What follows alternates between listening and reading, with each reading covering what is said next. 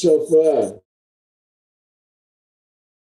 Hasharam Matazama, the Ten Commandments. Ra'ah, Yahaya, Rakah, Alahayim, Akarayim, Iopinia. No and not have other gods before me. La'ah, Thayosha, Lakah, Pasah, Wala'ah, Thayobadma. No or not thou make graven images to serve them. La'ah, Thalakwa, Sham, Yahweh, Ba, Shiwa. No or not thou take the Most High's name in vain. Zakar, Ha-Yuam, Ha, Shabbat, La, Kodashwa. Remember the Sabbath day, keep it holy. Kabal, Abakah, Wa, Makah, honor your father and mother. La'ata, Latazak, no and not thou murder. La'ata, Kanab, no and not thou adultery. La'ata, Ganab, no and not thou steal. La'ata, Anashikar, no and not thou testify falsely. La'ata, Kamad, Kala, Shira, La, Rakaya. No and not thou covet, which is our neighbors. Selah, hallelujah. Amen. Praise Yah. Hallelujah. Hallelujah. Selah. Thank you, Elder. Hallelujah. And everything you should do is in Yah's name. You've got to do everything that he says in his name. Yeah. Praise Yah. Praise Yah. Praise Yah. Romans 11:5. That's what we was talking about, that remnant. Praise Yah. Praise Yah. Praise Yah. Thank you, Yah. Praise Yah. Yes. Rome. Shalom! Welcome to National Assembly! Don't forget, shoes off at the door! Respect Yah's house. Hey, my eyes so. Hey, my eyes so.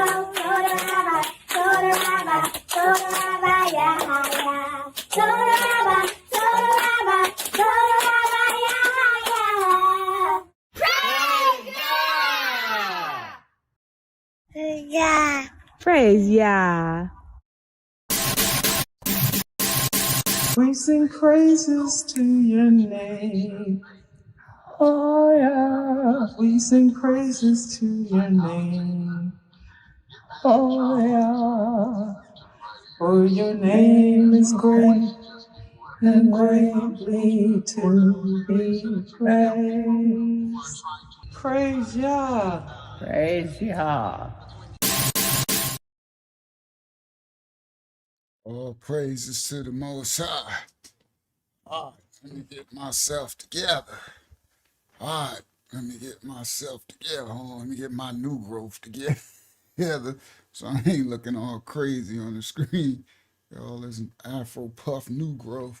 Shout out to the lamb's wool. Yeah. Shout out to the pure lamb's wool hair that they made us hate systemically. Why is it saying I got one bar? Hold on, let me come to the comment section. They starting off already. Connection is fairly good. Okay, there it go. Now it kicked in. I'm like, come on, what y'all talking about? I'm not even on the internet. I mean, I'm plugged in the Ethernet. All right.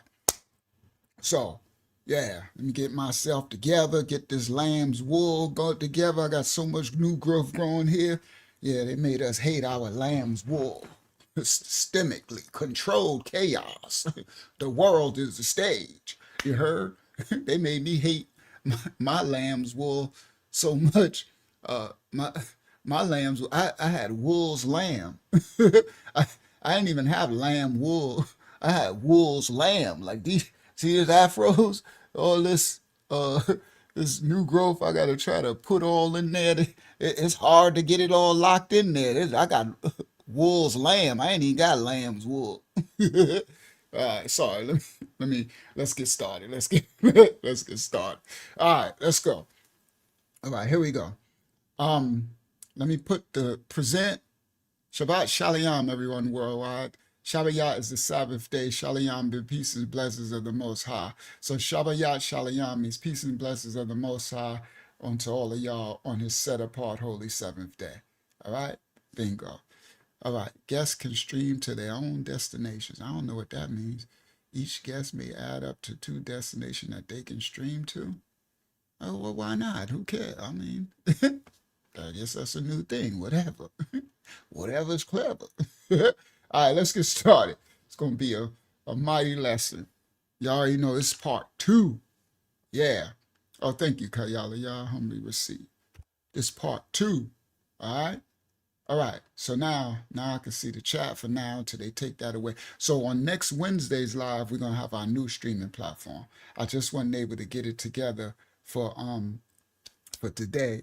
Rich Fly said, when you're in Rome, do what the Romans do. I just wasn't able to get it together for today because it's a lot I had to learn. But on next Wednesday, we're gonna have a brand new streaming platform. All right, right? Yeah. Now I learned to love my hair. Before, they taught us to hate our hair. Remember they had us straightening and doing all type of stuff. They had them in Cali doing jerry curls.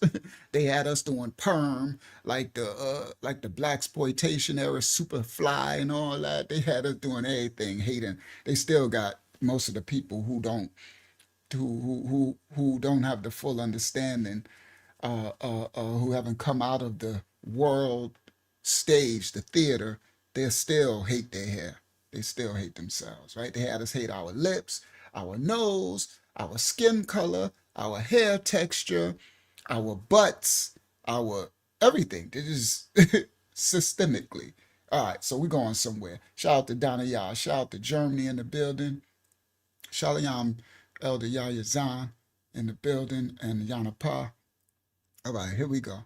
So now we're about to get started. All right, so to have scabs on your scalp from hair relaxers. I know. And Yadasa, remember the sisters used to go to school with burns on their head from the hottening comb from the straightener. Oh, my grandma used to burn a mess out of my sister in the morning. Right? Oh, only thing she do with me is put that green grease or sulfur 8 or something. So she was sitting her down, shut down. She'd be like, it smelled like burning hair. You hear like just burning. It just got us killing ourselves. Shout out to Davaya Ada. All right, here we go. Let's get started. Tonight's study is part 2. It's going to be crazy. The world is a stage, controlled chaos. So what I'm gonna do right now, I'm gonna do part of my intro first. All right. Oh yeah, burns, chemical burns, and then hot burns from the hot comb, and then later they got us with that chemical perm stuff. All right. So hold on. There you go. My sister came in. Shalom Hakyama. All right, so she can let anybody else that come in, she can let them in. Praise Yah. Now, let me tonight is gonna be a very, very mighty lesson. I gotta navigate all these clips. We're probably gonna have to have part 3, honestly. Because I got so much, there's no way. I'm smart, I'm learning now. There's no way we're gonna get through all this in this one. So we're probably gonna have to have part 3. All right. So, excuse me, but this is very, very understanding and fruitful. The world is a stage, controlled chaos. We're gonna also bring out some of the stage set of the experiments that was done on what they call the so-called black people. All right. So what I'm gonna do my intro first, so that as the other people come in a little later, they don't miss when the video stuff starts. All right. Yeah, we about to get it, Rama. Y'all, we going in. All right. So let me present, share screen, window, bang, share. So let me do that first, right? And who is that? Yasha? Shalom Yashiyaha and Ahavaya. All right, there it go. All right. So, and I seen from the last one, Pincy Lola, Yah bless, And some people they confuse Yasha, which is our brother, with Yasharallah, which is our sister. And they'll confuse the names because they look like they're written alike. Yasha is the one, he's a man. Yasharallah, she has a pink square. She tried to make it pink so hopefully people can see, but the Habariyah original Hebrew names look so much alike, right? All right, so here we go. This is the thumbnail. The world is a stage, right? And I put Candace Owens there, right? Y'all might have seen this one, right? Y'all might have seen this one, but this was the first one I had because look at her face. So I like this one, but it wasn't as clear as this one. So I went with this one, right? But the world is a stage, all right? Now, I put this together. Shout out, me and AI put this together. All right, shout out to Brother Run Rock. All right, so here we go. I got some videos, copyright disclaimers. We about to go in. Charleston gonna go in. I got some other people gonna go in. Oh, we got something coming out tonight. I know it's gonna have to be a part 3 because I got an end part. I'm like, there's no way we're gonna have enough time to do that end part. The end part is an hour by itself. All right, but here we go. Let's go. The world is a stage. It's an actual stage of deception. Now, I want y'all all to use your imagination. All right, let me see. Where's my level at? Where's my level at? All right, yeah, I'm kind of low. Let me bring it up. The world, there we go. The world is the stage. Let me bring it down a little and bring it to 50. The world is the stage. The world is the stage. I want y'all, yeah, there we go. All right, now later, when the videos start, y'all, that's okay. I just put her up there because the world is a stage. But, yeah, but just understand it's a stage full of actors. All right, so anyway, and that's why I put her in the thumbnail because she's part of the play actors. We're actually all part of the play actors. But anyway, let me, all right, the mic level. Y'all make sure y'all let me know right away if I start getting loud later when the videos start, because I don't want it to peak. All right. But I know this part, when I'm teaching like this, I'm rather calm. All right. So the world is a stage of deception, of deceit. Shout out to Brother Creedell. So I want all of y'all to use your imagination and picture the curtain rising of the stage. Picture the lights dimming. The world stage, the play is about to begin. See, the actors on this world stage, some wear suits and ties. Others wear police uniforms. See, the props of this stage play are their laws, their policies, their practices. And the script of the play has always been written in Black people's blood, what they call the Black people. For hundreds of years, the United States has carried out experiments, not just in laboratories, but in entire neighborhoods and communities. These experiments conducted were not just on animals, but also on human beings. But not just any human beings, not just any people, but on the so-called Black people in America, the descendants of the children of Yasharal, Israel from the Bible. This lineage marked by prophecy, this lineage that was chosen to do a work from the Most High, this lineage that got cursed when their ancestors turned away from the Most High's commandments and the covenant. See, for this new world theater that we are a part of this play, Deuteronomy 28:15 sets the stage for this play. And it reads, but it shall come to pass, if thou wilt not hearken unto the voice of the Most High Yah Allah Yah, to observe and do all his commandments and his statutes, which I command thee this day, that all these curses shall come upon thee and overtake thee. Deuteronomy 28:15 set the stage, children. Slavery was only the opening act. The world is the stage, and this play is far from over, children.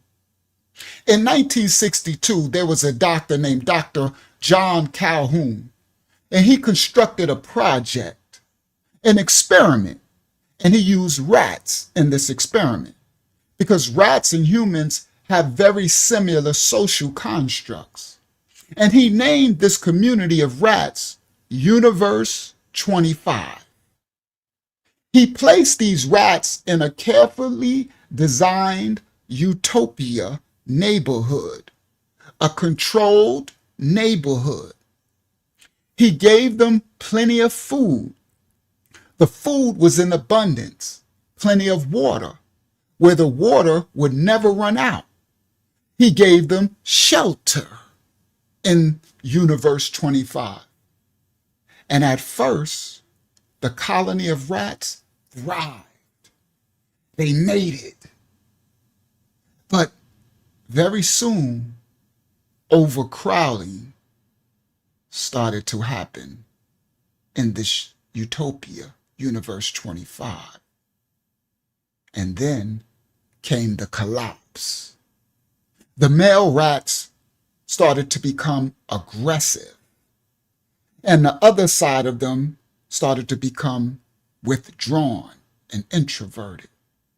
The mother rats started to abandon their young, and really soon cannibalism started, and they started to eat one another. The social hierarchy and roles of the rats started to disintegrate quickly. Even though these rats had everything they needed in this community, they still destroyed each other. How? What happened? Dr. Calhoun, who started this study, he called this behavioral sinkhole. He named this act. Now remember, they were given everything that they needed, but they just got overcrowded in this neighborhood. See, this experiment was just not about rats. It would become a mirror.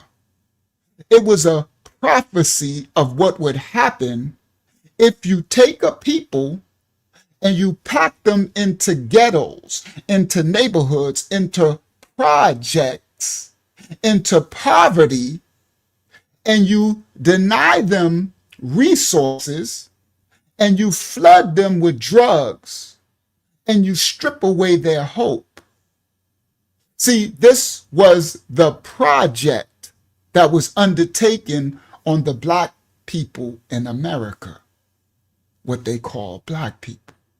So after this experiment, the system understood exactly what they needed to do going forward. They needed to expand these public housing projects that they created. And they needed to spread these projects and this poverty in these neighborhoods everywhere through America and everybody worldwide. Me, Uncle Yaayasha, I was born into this project. And mine was called Parkside Project. That's where I was raised and born. See, the system created redline districts. They called it urban overcrowding. They created these Black ghettos and they engineered it with their policies. So the so-called Blacks of America, we became the human Universe 25 project. See, Deuteronomy 28:16 said, "Cursed shalt thou be in the city, and cursed shalt thou be in the field." See, this rat experiment, Universe 25, was the actual science, and the black community became the stage. In 1932, the U.S. Public Health Service began the Tuskegee Syphilis Study. Hundreds of black men and women, hundreds of black men were told that they were receiving free health care. But in truth, they were being observed as syphilis ravaged their bodies, black men and women, sorry. So they were tricked into thinking they were receiving free health care, but they were actually being experimented on. They would be observed as this engineered disease was placed into their bodies unknowingly and ravaged their bodies. They were lied to. They were given a disease. They were denied treatment. And later, when penicillin became the cure in the 1940s, the doctors in this experiment withheld the cure from these black people. They did not give them the penicillin. They had a cure, but they allowed them to suffer. So for 40 years, these black men died slowly, painful deaths, just so that the white doctors could do their research and take their notes and make their studies. The book of Jeremiah 5:26 says, "For among my people are found wicked men, and these wicked men lay in wait. As he that setteth snares, they set a trap, and they catch men." Biblical.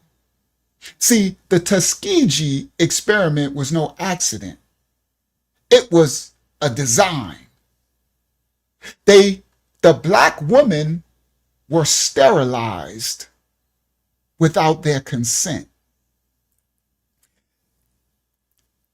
especially in the South. The black prisoners were used in experiments given radiation. They experimented on the prisoners with radiation without the prisoners' know-how. See, I'm speaking of some of the experiment. Oh, it's too many to mention here. See, the cells of a black sister named Henrietta Lacks. I did a study on this channel. I don't know if they took it down or not. The cells of Henrietta Lacks were stolen from her without her knowledge. And her cells were exploited for billions of dollars of profit. Even right now today, her cells are being sold all over the internet, while her descendants receive no monetary gain from it. See, what they call black people's flesh was and is treated as disposable. The stage is set, and the American audience just applauds at the destruction of these people in silence. Our people. The world is a stage show. Whenever black people began to prosper, the stage hands were told to tear down the set. You have Tulsa, Oklahoma, what most of y'all know about. In 1921, they called it Black Wall Street. A thriving black community, thriving in prosperity, wealth, banks, hospitals, businesses. And in one night, a mob, with the approval of the system, a white mob destroyed it. Planes dropped firebombs. Hundreds upon hundreds were killed. Thousands upon thousands left homeless. And all black wealth was erased and destroyed in this neighborhood by fire. Then you have Ocoee, Florida in 1920.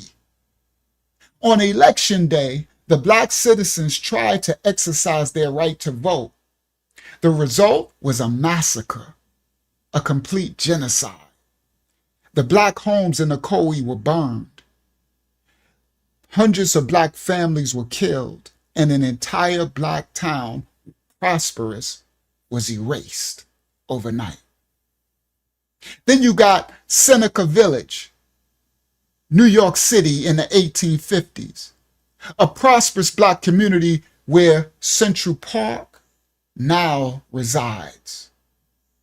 The black residents of this community were evicted.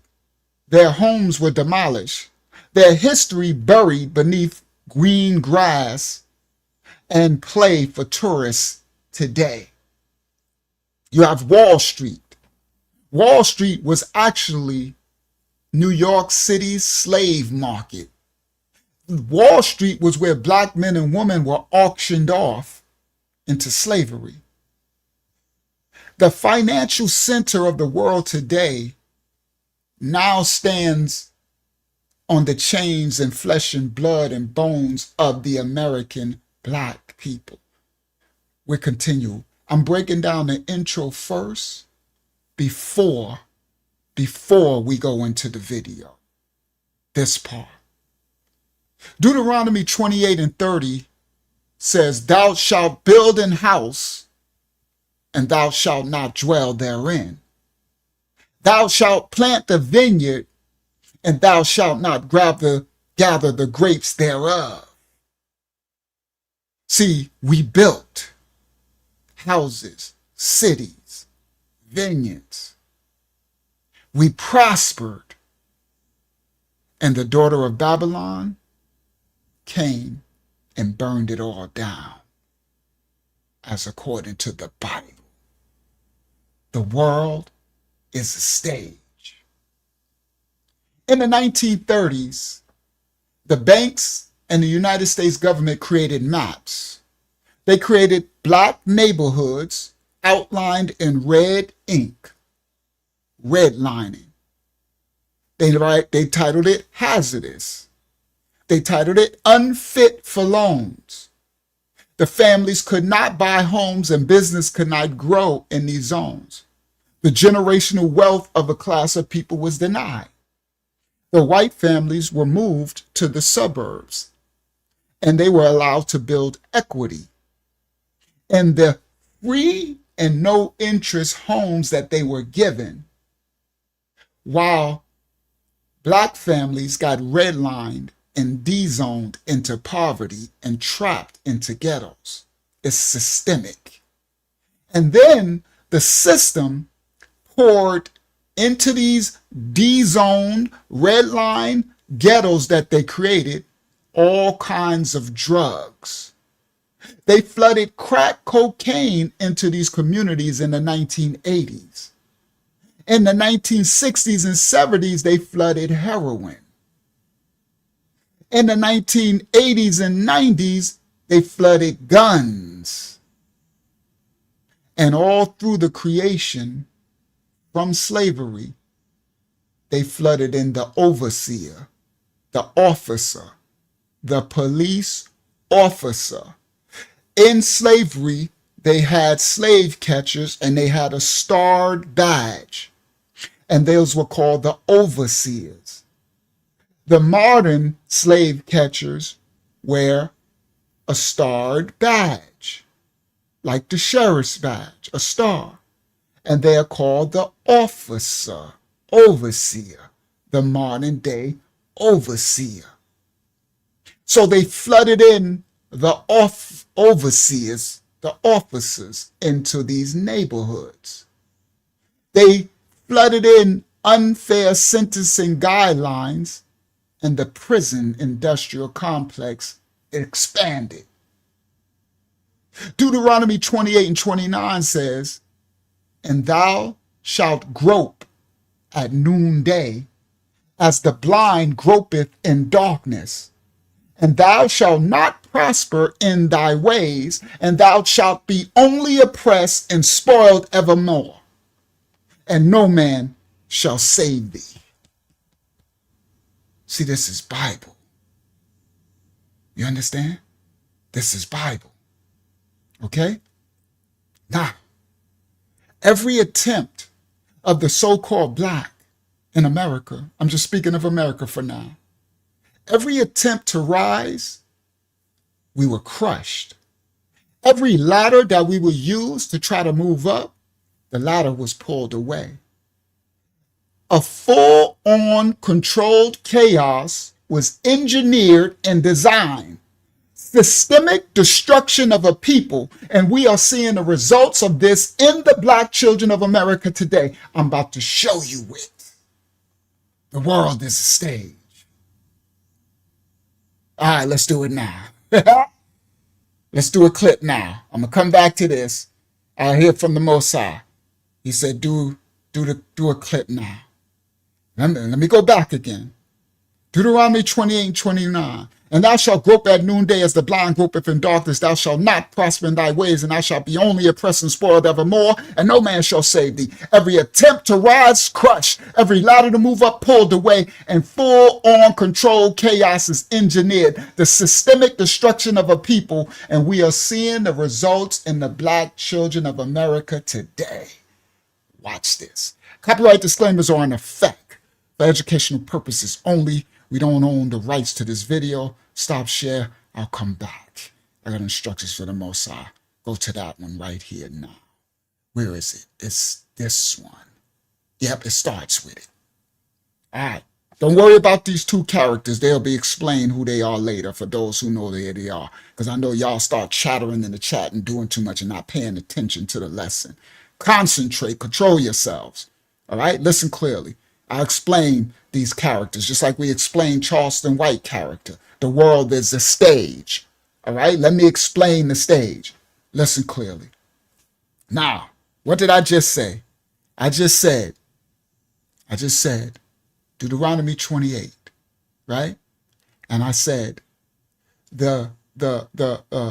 are seeing the systemic destruction of a people.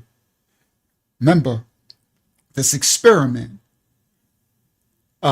And we are seeing the results in the children, the black children of America today, of all these experiments, which was prophesied in the Bible.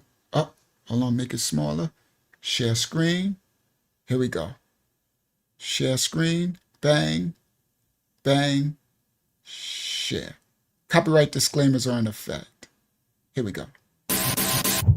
Self-hating, Sambo-ish, sellout blacks in America are in Los Angeles, California. This is a fact.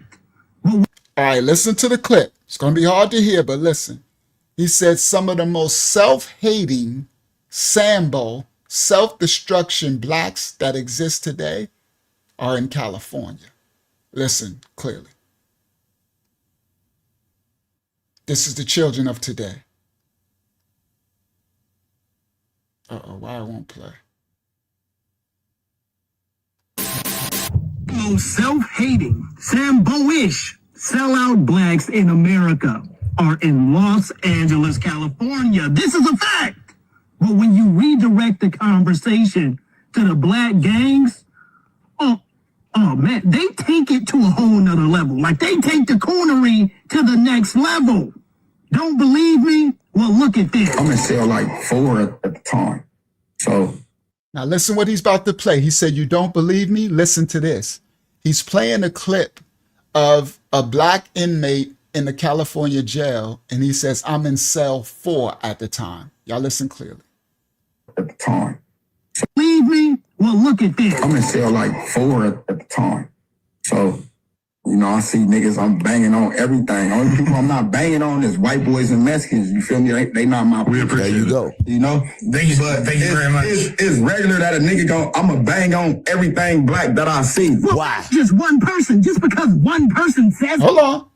So the young black brother that was being interviewed in the jail, he said, I'm sorry I can't take all the iggers out. He said, I'm banging on every igger I see.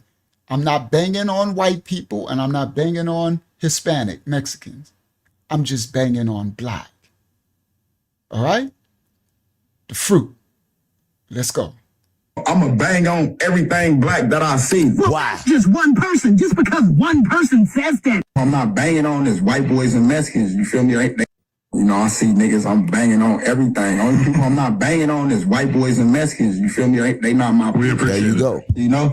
Thank you very much. It's regular that a nigga I'ma bang on everything black that I see. Why? Just one person. Just because one person says that doesn't mean that, well, look at this. But what about the serene? He said, okay, y'all probably gonna say that's just one person. Just because one person says that doesn't mean that's the way, that don't mean nothing. Listen. But what about the Serenos? They're pretty tough, aren't they? Yeah, we fuck with our Mexicans, though. Hell yeah. We used to beef with the Mexicans. So now they interviewing out on the street another California gang member. And he said, what about the Serenos, the Mexican gang? He said, oh, no, they cool. They listen. Hell yeah. We used to beef with the Mexicans. Hell yeah. We fuck with our Mexicans, though. Well, look at this. But what about the Serenos? Ramayah said, why are we banging at all, my brother? Because of the experiment. That's continue. That's why I said, y'all, I'm going to walk it on down. You understand? That's the question. I'm teaching Wristfly something, my brother from Sweden. And because the media fed this thing. This is the destruction. It's biblical. Why are we banging? Operation 25. Project, experiment. Why are we banging? Because our ancestors transgressed the Most High. Why are we banging? Let's go. Get it. Let's go. It's going to be you thought last time was a deep one. This going to get even deeper. We going even deeper for part 2. Yeah, we fuck with our Mexicans, though. Hell yeah. Fuck with our Mexicans. The Serenos, they're pretty. Well, look at this. But what about the Serenos? They're pretty tough, aren't they? Yeah, we fuck with our Mexicans, though. Hell yeah. We used to beef with the Mexicans, but they cool with us. Like, they good people. What about the Aryan bro? He said, what about the Serenos? He said, no, we tough with our Mexicans. They, we used to beef with them before, but they good. They cool people. They good people. Right? The Mexicans. But they killing one another. Listen. All right? Aryan Brotherhood. What about the... And then he said, what about the Aryan Brotherhood? That's the white gangs. And he's talking in the hood. They ain't now you're on the streets and stuff. And talking about them, what they do in jail and stuff, right? Listen. They good people. Hell yeah. We used to beef with the Mexicans, but they cool with us. Like, they good people. What about the Aryan Brotherhood? They cool. They do tattoos and shit sometimes, so we be in there with them. Like, that is really... He said, what about the Aryan Nation, the white? They're cool. They do tattoos for us and stuff sometimes in there. We good with them. They cool. But they killing everything black that they see. You understand? One another. Listen. In there with them. Like, that is... In there with them. They do tattoos. What about the Aryan Brotherhood? They cool. They do tattoos and shit sometimes, so we be in there with them. Like, that is really how they are. I'll never forget when I first got out here within the first few days. Obviously, I'm curious about LA because I don't know about LA. Therefore, I'm gonna want to take a walk. And in the midst of taking this walk, I go to a park where it's hundreds of people. And while I'm at this park walking through it, a black SUV pulls up to the side of me talking about where you from. And it's full of Negroids. Now, of course, I told them I'm from out of state and they drove off. But afterwards, I thought about it like, damn, I'm the only black person out here. Why me? It's all of these Mexicans, all of these white folks, and you want to bang on me. So the brother said he was finally visiting LA. He said, I'm there. I'm going to experience it. I walked through a park. And it's full. I'm the only black person in this whole park, full of Mexicans, white people, everything going on in the park. Everybody, kids playing in the park. And a black SUV full of black people pull up to me, talking about where you from. And he like, why do y'all want to, all right? Now, I wanted to show that clip. These Mexicans, all of these white folks, and you're the only black person out. Now, of course, I told him I'm from out and through it. A black SUV pulls up to the side of me talking about where you from. And it's full of Negroids. Now, of course, I told him I'm from out of state and they drove off. But afterwards, I thought about it like, damn, I'm the only black person out here. Why me? It's all of these Mexicans, all of these white folks, and you want to bang on me. All right, now let's continue. I'm gonna break down what's going on. Y'all give me a second. All the stuff. This is nothing to play with. All right, stop share. All right? Come back, share screen, share window. We going somewhere. Y'all just hold on. We just getting started. Y'all go get your popcorn and y'all put your feet up and y'all learn something because we going to show with proof. I got video clips coming. The world is a stage. All right? This is all prophesied in the Bible. This is the systemic destruction of a people. All these experiments, all these projects, all these things from ancient, we are seeing the results in the black children of America today. So what I just played you were the black children in America today and their mind state in the ghetto, in the projects, in the prison industry, in the jail systems, in the, right? Deuteronomy 28:37 said, and thou shalt become an astonishment, a proverb, and a byword among all nations where the Most High shall lead thee. And it has come to pass. We hear words like ghettos, iggers, thugs, welfare queens, super predators. See, these are not just insults. These are actually biblical curses. See, these proverbs and bywords reduced our people to stereotypes, all while at the same time making a mockery of our pain. See, then the media fed this image and information to the world stage. And now the whole world is mocking our pain. The world is a stage. See, even in entertainment, you had caricatures of blackness, and they were commodified and commercialized. Hollywood built billion-dollar empires on the backs of these proverbs and bywords of the scripture. And who was Hollywood created and run by, children? Who? What nation of people?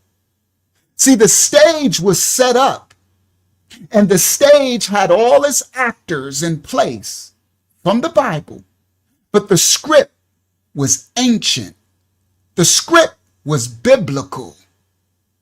The stage directors who created Hollywood knew exactly what they were doing by commodifying a commodity and commercializing the caricatures of blackness. Oh yeah, it went from blackface to iggers to pimps. Remember, we just talked about to prison, prison 1, prison 2, sweet back, and Goldie and the Mac, and further to colors, and you know, boys in it. Like, come on, the stage is set. The actors are there, the blacks. But the script that they're playing is an ancient script. The script was prophesied. Come on, Hakyama. See, the evidence is everywhere and it's undeniable. Deuteronomy 32. The Bible says, thy sons and thy daughters shall be given unto another people. And what happened? Families, black families torn apart in slavery, torn and sold to other people, put into foster care, split into juvenile detention in prisons. Deuteronomy verse 41, 32 and 41. Thou shalt beget sons and daughters, but thou shalt not enjoy them. They shall go into captivity. Verse 50. A nation of fierce countenance shall not regard the person of the old black person, nor show favor to the young black person. I'm saying black because we speaking the institutional system, what they call it. Speak the language of the land we in. Listen clearly. A nation of fierce countenance shall not regard the person of the old, nor show favor to the young. What do we got? Mass police shootings for old, young, men, women. lynchings, old, young, men, women, disregard for the young and the old alike. Verse 68, the Most High shall bring you into bondage again with ships, Egypt. The chattel slavery of the transatlantic, unmatched in any historical degradation of any people on earth. See, these curses are not just metaphors. They are our history, so-called black people, and they are being lived out today in our reality. So, Ramayah, you said, why are they banging? I'm showing you why they banging. Controlled chaos is part of the stage. The world is a stage. See, you had the Calhoun Rat Project experiment. You had the Tuskegee experiments. You have the Redlining D-Zone experiments. You got Seneca Village. You got Ocoee. You got Greenwood. You got North Carolina. They happen everywhere in America. These are not random events. These were acts in an ancient script of controlled chaos. Guess who's the director, Ramayah? Hashatan is the director of the play. And Babylon is the stage. And Black America is the target. The children of Yasharal. See, but Yah has promised us an ending. See, guys, the world is a stage. And for far too long, the children of Yasharal, the people of the book, have been the experiment on that stage. But the Most High is calling his children. He's calling us to step off the stage, children. He's calling us to see through the illusion. He's calling us to remember ourselves. He said, in the land of their captivities, they shall remember themselves. Come out of the play. Come out of the stage. The book of Revelation 18:4 says, come out of her, my people, that ye be not partakers of her sins, and that ye receive not of her plagues, the daughter of Babylon. He's calling the remnant out, Risra. It's all through the Bible, the prophecy, the revelation. See, everybody, right now, for the remnant, the play is ending. The curtain is falling. And the daughter of Babylon and the mother whore will be judged. The only question is, children, everybody listening, watching on the replay, which side will you be on? Where will you be when the stage burns? Whose side are you going to be on? I'm going to break down some facts, and then we're going to get into the first video. I think it's about 70 people here. They'll come in later. Seneca Village. Seneca Village is a village. It was a black land-owned community. It stood on Manhattan's west side before there was ever a place called Central Park. In 1825, local landowners, white landowners, by the name of John and Elizabeth Whitehead, they had subdivided farmland. This is New York City. They subdivided their farmland into 200 lots in what we call now Manhattan's west side, where Central Park exists today. So these two white landowners, John and Elizabeth Whitehead, subdivided their farmland into 200 lots, and they began selling the lots, the land, to any buyers who wanted to buy. And significantly, some of the free black New Yorkers who were seeking for stable property ownership stepped up and bought the property. The first was a young man named Andrew Williams. Now, y'all listen clearly. He was a 25-year-old black man. Now, if you fast forward today, that same person at the beginning of those videos are probably 25. The one to I bang on all niggas. I'm show you the systemic, listen, Wristfly, how this thing was created and how it got propagated and promulgated to a state that it's in today. Now, this in 1825, now listen clearly, slavery we didn't get freed from slavery until in 1856, the Jordan Granger, he put forth the proclamation of free. I think, when did we get slavery? Because I know 1856 was the proclamation. I think it's they do it for June 2, 1870 or something, when they actually freed us from slavery. Now listen, we talking 1825. Slavery is still going on in the South. It's no longer, it's abolished in New York. So these are the free blacks in New York, 1825. So white landowners, John and Elizabeth Whitehead, subdivided their 200 lots and they began selling it to anybody that wanted to buy. And significantly, black New Yorkers who were seeking stable property ownership bought the property. Andrew Williams, a 25-year-old black shoe shiner, shining shoes, he bought the first 3 lots of this land, thank you, 1865, for $125. Right now, that's probably what? 1,825, that's probably what? 300,000, 500,000 or something. Okay. Thank you, guys. Thank you, Tashi P. Thank you, Akiyama. Now listen, in 1825, slavery wasn't abolished to 1865. All right. So this is what, 40 years early? Andrew, a 25-year-old black man, shoe shining, bought the first 3 property lots from John and Elizabeth Whitehead. Next, Epiphany Davis. These are blacks, young black people. Epiphany Davis, she was a black store clerk. I think I don't know. I think Epiphany might be a girl name. I'm not sure, right? I'll just say she for now. She bought 12 lots of the land for $578. Listen clearly, because they'll tell you that we never had anything.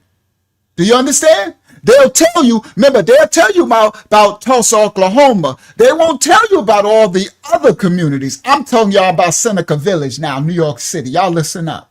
All right? Now, I thought, Epiphany. That's why I'm like, it's probably a girl. Now, listen clearly.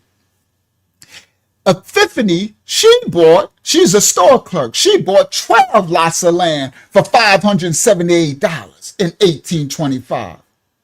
The AME Black Zion Church purchased 6 lots the same week. And these transactions started this community of Seneca Village, the foundation. Look this up in the Central Park Conservancy and the Indiana University Library Collection. Just giving my receipts for the staff. Now, why did these blacks want to own land? The land mattered because in 1821, the United States, listen, Wristfly, the United States Constitution imposed a $250 property requirement in order for black men to vote. Listen, in 1821, the United States Constitution imposed a $250 property land requirement in order for black men to be able to vote.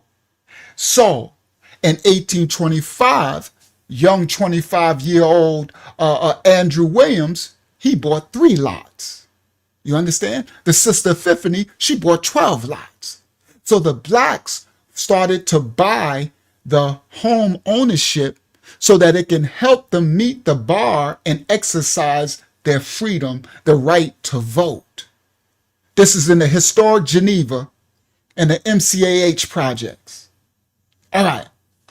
So by 1855, so the blacks created this village, home ownership, all right, in Manhattan.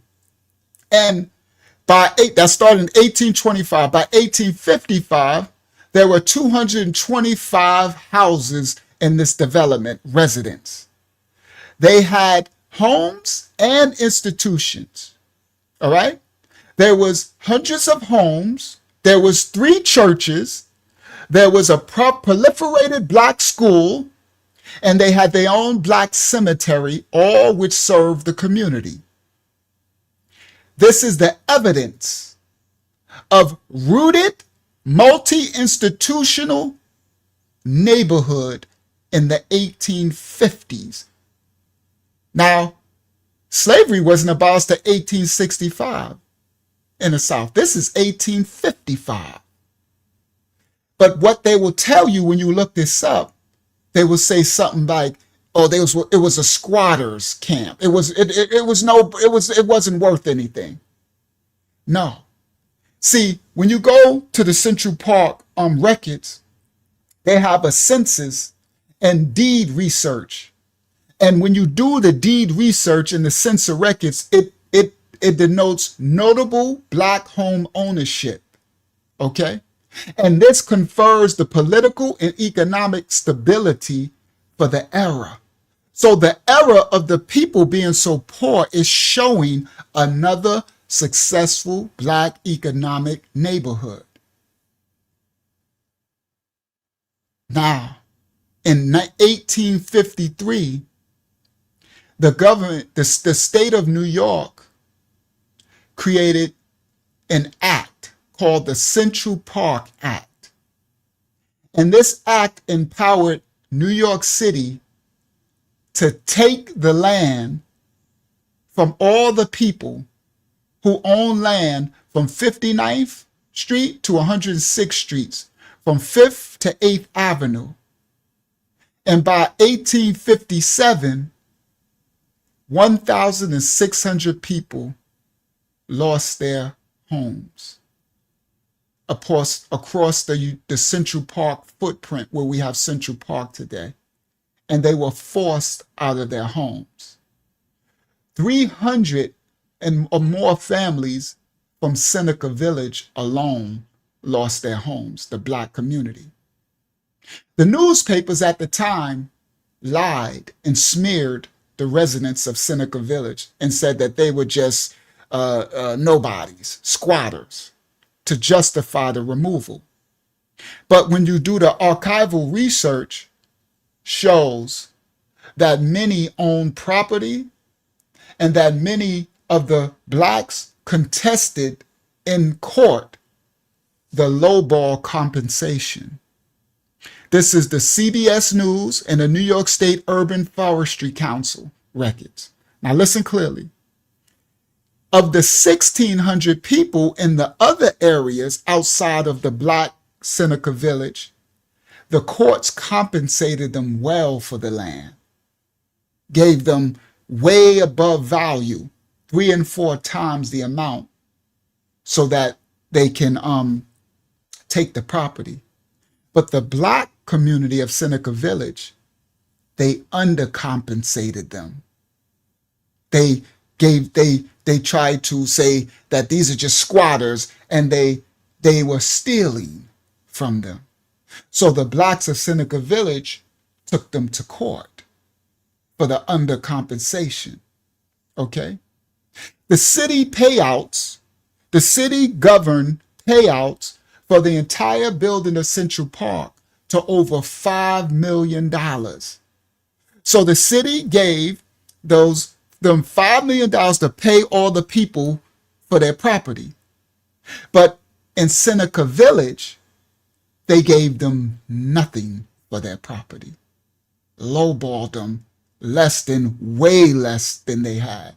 And with them taking the property, the blacks would lose their right to vote because you needed property worth $250 at least. This is from the Columbia University Press blog and from the New York State Urban Forestry Council. Now let's continue. In 2011, scholars did excavations from the Rothschild Foundation, Wall, and Copeland. And when they did these excavations under Central Park, they recovered thousands of artifacts. This is the black Seneca Village neighborhood where Central Park was built on top of it. They discovered porcelain cookware.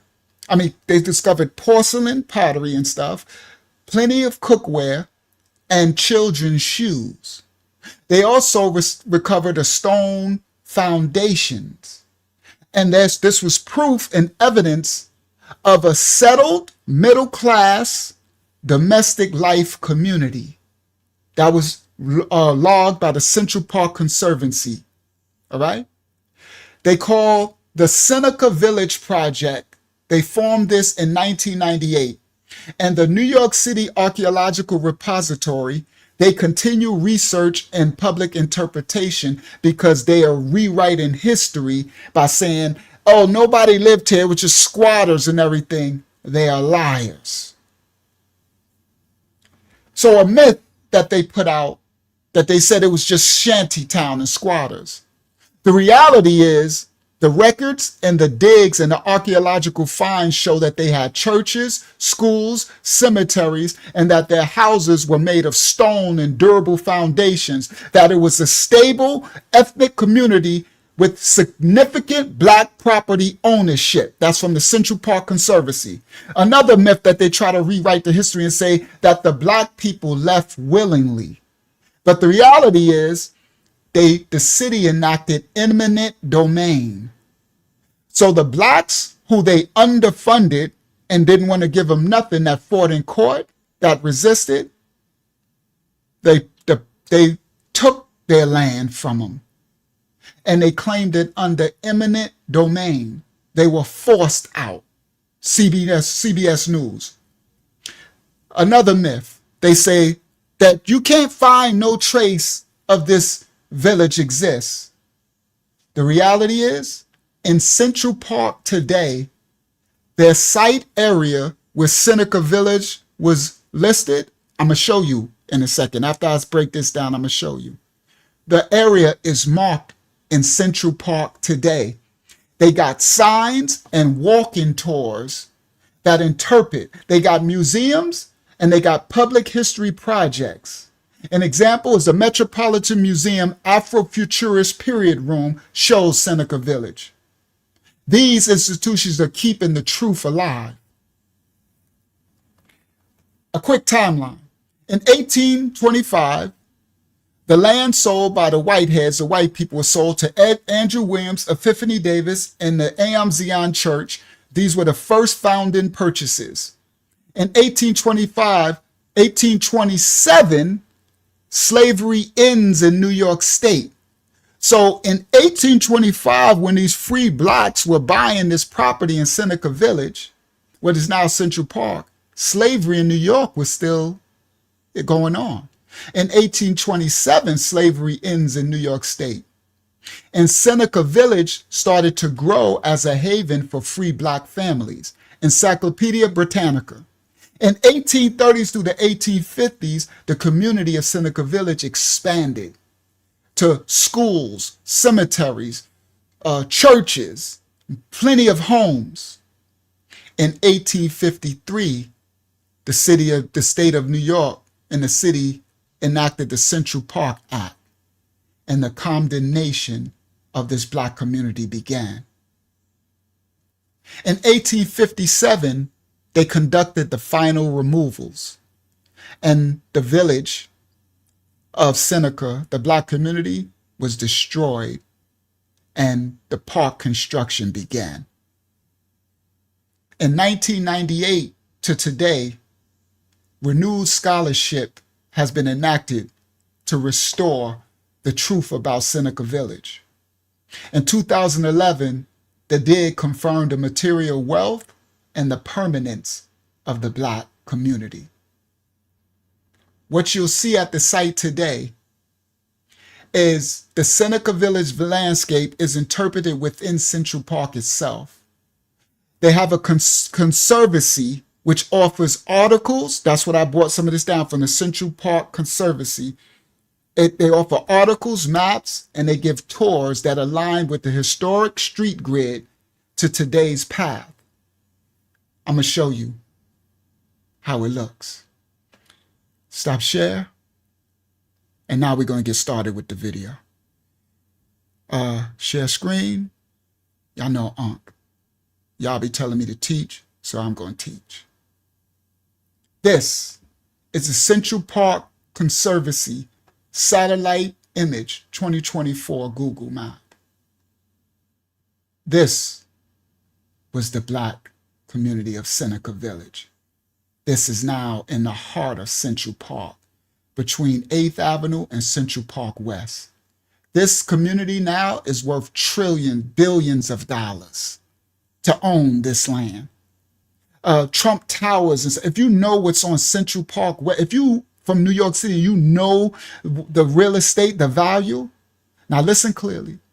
If they wouldn't have destroyed this black community from the Bible, from the curses and stuff, these black people would be trillionaires today who own this property.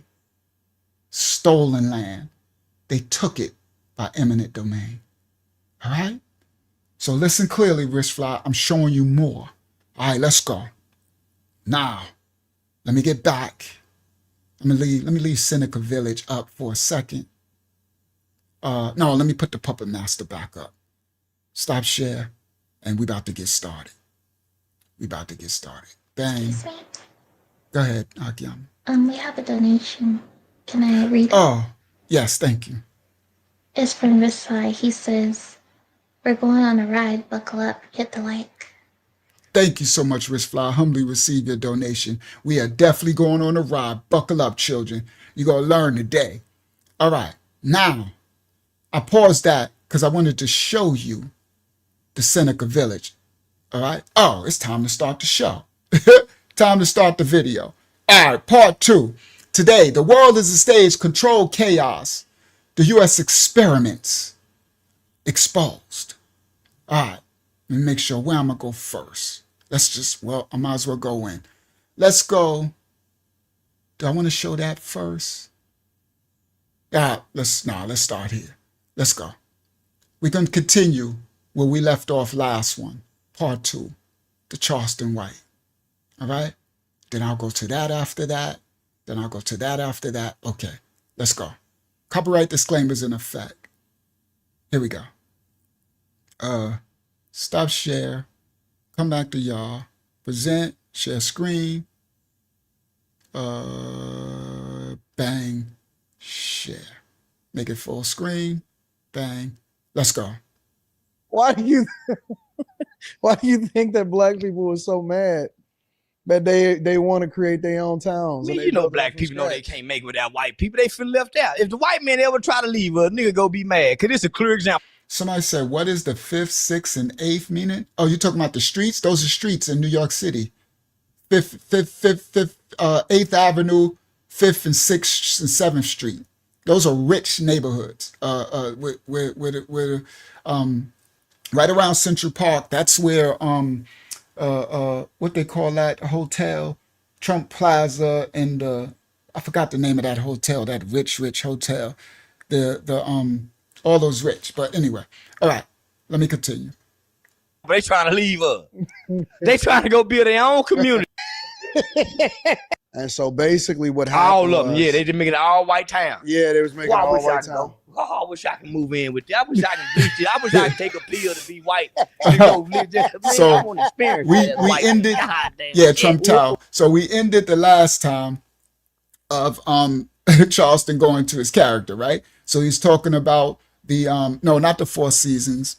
What's that rich one? The really rich, it's on the edge of my tongue. Not the Ritz-Carlton. The what's it called? I can't think of it. If it come to me, I'll say it.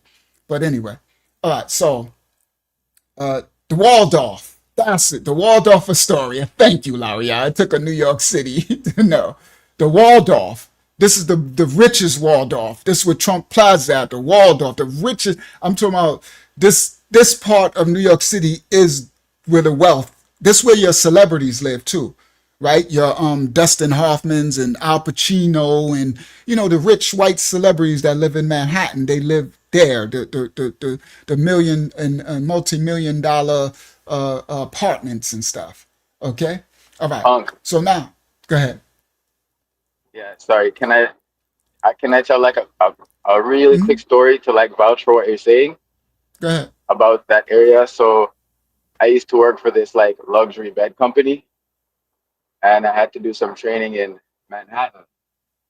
And one of the places that my trainer took me into was one of the apartments on Fifth Avenue. that, you know, they have the concierge and they let you into the elevator and they wind the door closed and all that, let you up. So we went into a couple of apartments, and it's an apartment building, right? But you already know what they look like, those old looking buildings, but you could tell they're old money buildings. And when we went in, like one floor is one apartment. That's how like rich these people are. Like one floor is just one apartment. Each floor is a different owner. And these apartments will be $50, $100 million for the apartment. And if you try to rent it, it would probably be like a $300,000, $500,000 a month for the rent. This is how rich this is. But it's off stolen property. You understand? Okay. Thank you, Yasha. Systemically. So now this part of the last study is when Charleston White was in character, and he said about the whites that are moving out to the Ozark, right?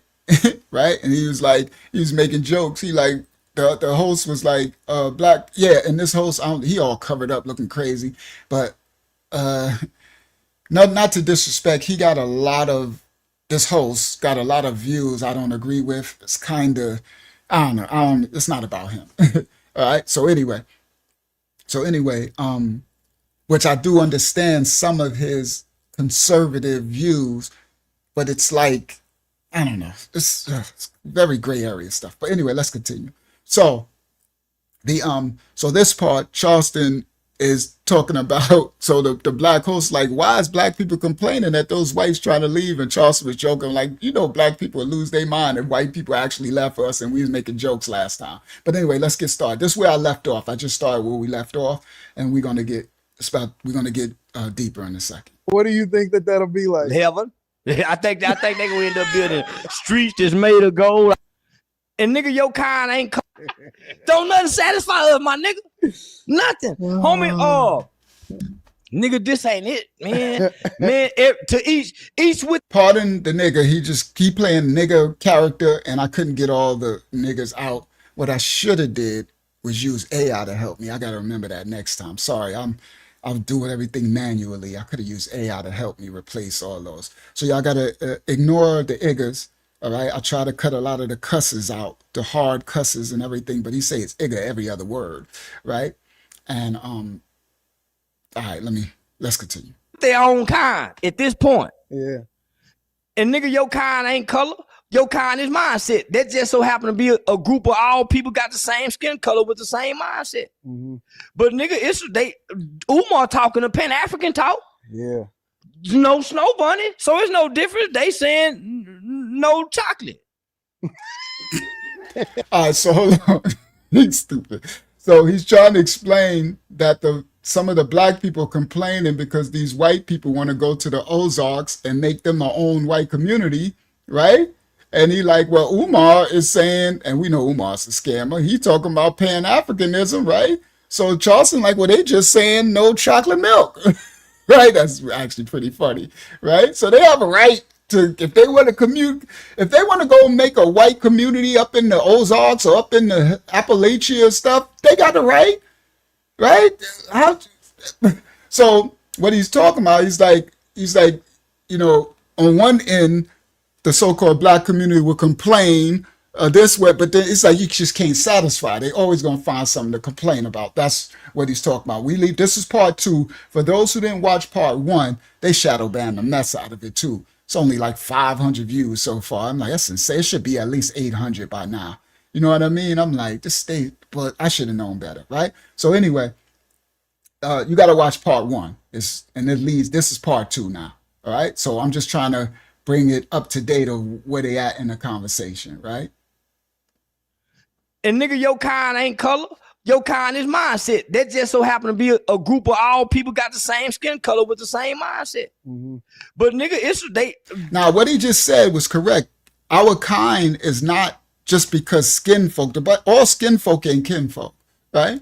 So my kind ain't that person at the beginning of the video, that young brother who said he gonna bang on all black people, right?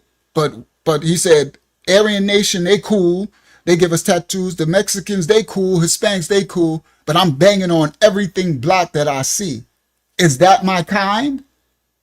He might look like, right, skin folk. We might have the same complexion, but we don't have the same mindset.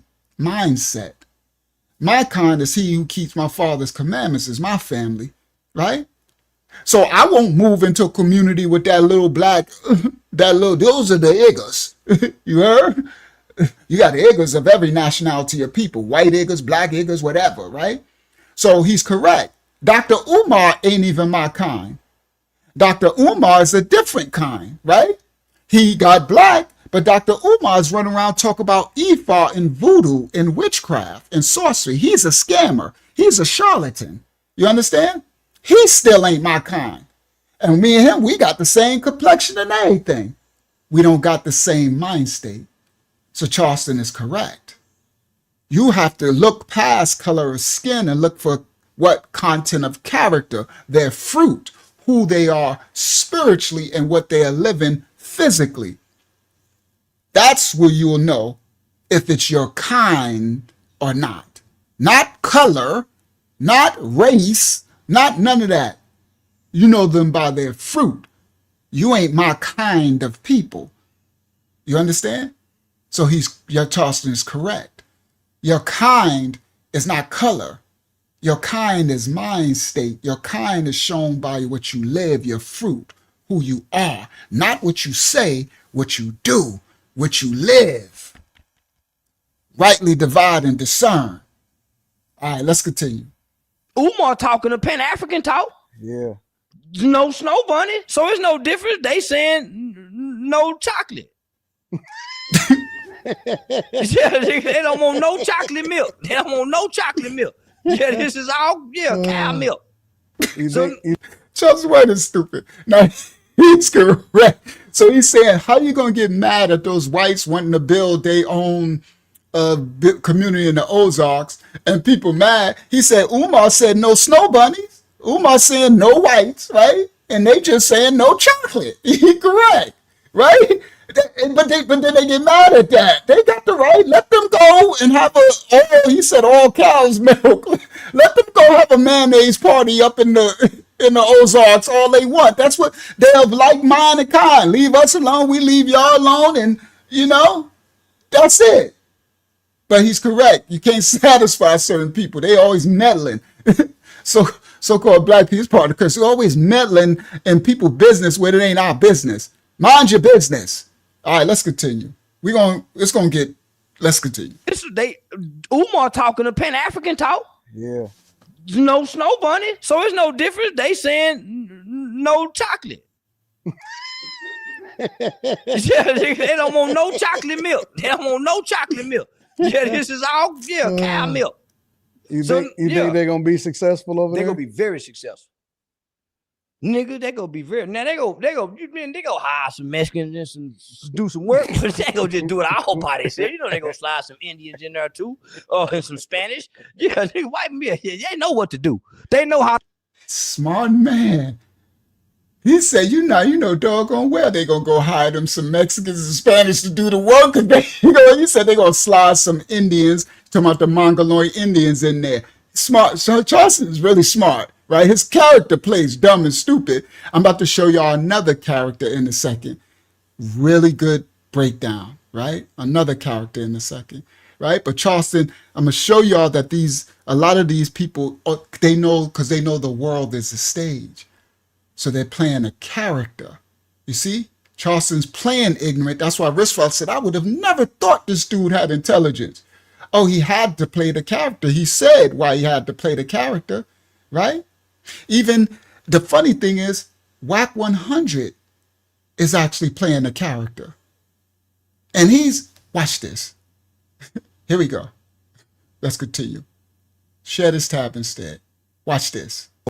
All this is going, what do you think California, like the future of California itself, like, because like I heard that it's like All right, listen. So this is Only when black person out here. this is when the young brother was talking about what he did Why in Cali, me? and they It's want all of to. these black. Mexicans, all of these white folks, and Now you want to listen. bang on me. So all this shit going, what do you think California, like the future of California itself, like, because like I heard that it's like really bad in California and it ain't gonna change.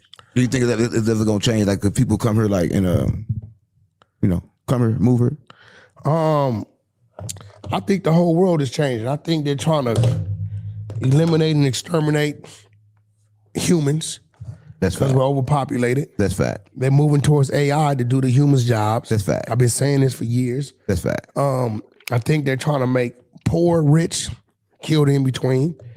How do you know this is true? I think people that's in these high-priced places need to sell their homes, relocate to the South, or places they can afford, or even overseas where you can buy a home for 60, 70,000 and become a school teacher or whatever. I think people need to start rethinking what they were set for their future plans to be, to thinking about what survival has to be. Yeah, I won't, bro, I'm gonna be real. Like, you know why I understood when you be doing the facial expressions and all the crazy stuff? Right. Now, what I'm showing y'all, these are two characters. They're both becoming multimillionaires now. For those who don't know who this is, it's okay. Y'all don't need to go. You think Charleston White is a horrible character. This little dude, and he's saying he's all into some type of Ifa witchcraft and all that, but he's still playing the character. Another lesson, I'm going to break down who he really is, right? Because I got the foundation. But what WAC 100 is talking about, he says he understands when he plays this facial, all this character, he's playing a fool, like he's an idiot, right? And WAC is playing a character, right? Now listen. Crazy stuff, right? What you do, you know why I understood when you be doing the facial expressions and all the crazy stuff, right? What you do, right? Because I do the same thing. Watch this. You see what he said? He said, you know why I understood that character you playing, you do all the crazy facial expressions and doing all this stuff? WAC said, because I do the same thing. Watch this. He said, watch this. You think over the years, if I sat here, people gonna watch this because it's WAC at 607. 100% they're gonna watch. Right? And I know your damn camera probably got me coming to your door, and I know you can use it, and you got my consent to use it because I came to your door. Right. For promo, right? So people gonna probably think it's a problem. Right. Before they. Let me explain what he said. He said, do you think that over these years since I came on the internet, that if I sat here talking calmly like that, he said, you think people would watch this? Watch me? He said, they only gonna watch this video that he put out. And right now that video is at 400,000, 500,000. He said, because it's WAC 100 and that's his name, the other dude, right? Doing the video. And we both already like crash outs on the internet. We got these characters. He says, so the people are gonna watch. And he says, and because I came to your door and I know you got the footage and they think with my name and your name, it's gonna be a crash out show. So the black people are gonna watch this. Now, this is the same thing Charleston White be saying. Now listen clearly. Listen what he's saying now. They see this, but the dog that lays on the porch versus the barking dog behind the gate, who gets more attention? So he gave him a euphemism. He said, the dog who lays down on the porch nice and calm and relaxed, or the barking dog who's barking his head off behind the gate, which dog gets more attention? The barking dog behind the gate, right? Right. Nigga, Pablo, you got me fucked up. Nigga, woo, woo, woo, woo, woo. Kids, check this out. Don't follow none of these. You don't need to gangbang, go to the military, go to the law enforcement. I do what you do. I know what to do to make them look. We get scared of. You see what he just did? He just went right into the WAC 100 character. Now, the science behind this man got companies overseas with nation states, all in China. He's broken 7- and 8-figure deals, $1 million deals all over the world, setting his family and stuff up, right? But he plays this, he just broke into the character. You see, watch. I know what to do to make them law enforcement. I do what you do. The barking dog. The dog that lays on the porch versus the barking dog behind the gate, who gets more attention? The barking dog behind the gate, right? Right. Nigga, Pablo, you got me fucked up. Nigga, woo, woo, woo, woo, woo. Kids, check this out. Don't follow none of these. You don't need the gang bang, go to the military, go to the law enforcement. I do what you do. I know what to do to make So I took the curses out. It was much more dramatic with the curse. He said, Igga, I'm Pyru, I'm blood. He said, I'll bang on these mother effers. And then he broke and said, kids, don't follow nothing that those Iggas do. See, the character will get the experimented black children from the experiment, Wristfly. He said they're not going to hear him if he just talk like he's talking in this interview. They are already traumatized. The project experiment has already worked. We are seeing the results of it in these generations, Wristfly. So they spread this to the world, and the world is like, well, it's just a black culture, and a black not understand it's an engineered culture. The world is a stage. So Wack is showing, he like, I'm not a crash out. I'm playing a character because the only way that I can reach the youth with the real message I want to give them is to be the Igga. You get it? That's why Charleston said, I wore my suit and tie and had all my programs, juveniles program and everything, but I couldn't get one person to listen to me. So Charleston created the Igga character. So now when he speaks, he's talking Igganese, as Elder Yahya San said. He's talking Igga language, because in Rome, you speak as the Romans do. You got to speak the language of these children who've been programmed this way. You got to reach them somehow. So it would take the wise man the ability to play the part of a fool. So Wack just broke into the character and then broke right back out of it. And he says to this little dude, it's an elder, he's younger than me though, I understand the character you're playing. He's correct. I know what to do. You don't need the gang bang, go to the military. You got me fucked up. Nigga, woo, woo, woo, woo, woo. Kids, check this out. Don't follow none of these. You don't need the gang bang, go to the military, go to the law enforcement. I do what you do. See, what he's saying is correct. The only way that those kids that are under the witchcraft, the spell of these experiments at the world stage and the curses is to speak their language. You understand? So this Igganese thing, so what he did, he went into character that will wait. The kids will listen to that. They're not going to listen to you stand there because you look like the enemy, that you're the system. They don't even know that they're under a witchcraft, a spell. So he says he broke into, I'm a Pyru blood. I'll do this and I'll kill this. I'll do this. Then he said, kids, don't listen to nothing these mother effers say. Then the kids will listen. You could go to schools and you could be this. That's when I started, when I came home. Which one was it? It wasn't the 25 to life. Oh, it was when I was in the program, the drug program, completing when the Most High gave me my second chance at life. From the 25, they put me in an inpatient drug program, which is worse than jail, right? I was in there for almost 2 years. And in it, I was speaking, and I was trying to speak for the strong program, Sutton Resistance Against Gang Violence program, right?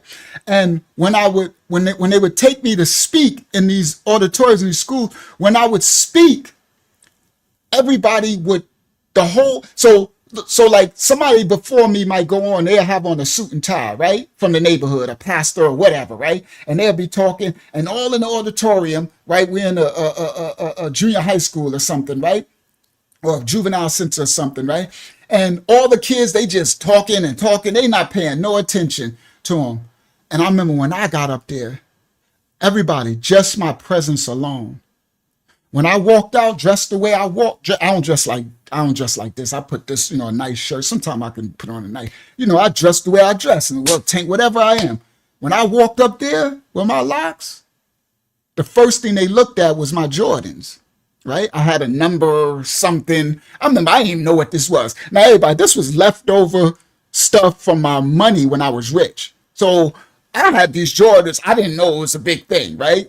Till they like, those are the numbers such and such. I'm like, I had 1,000 pair of Jordans and Timbs. I was getting my money in the 2000, you know. So this was leftover from that I got in my storage unit. So anyway, so when I walk out there, they're like, yo, right? And so they looking at me, and a hush, just off my presence, my energy, a little hush came over.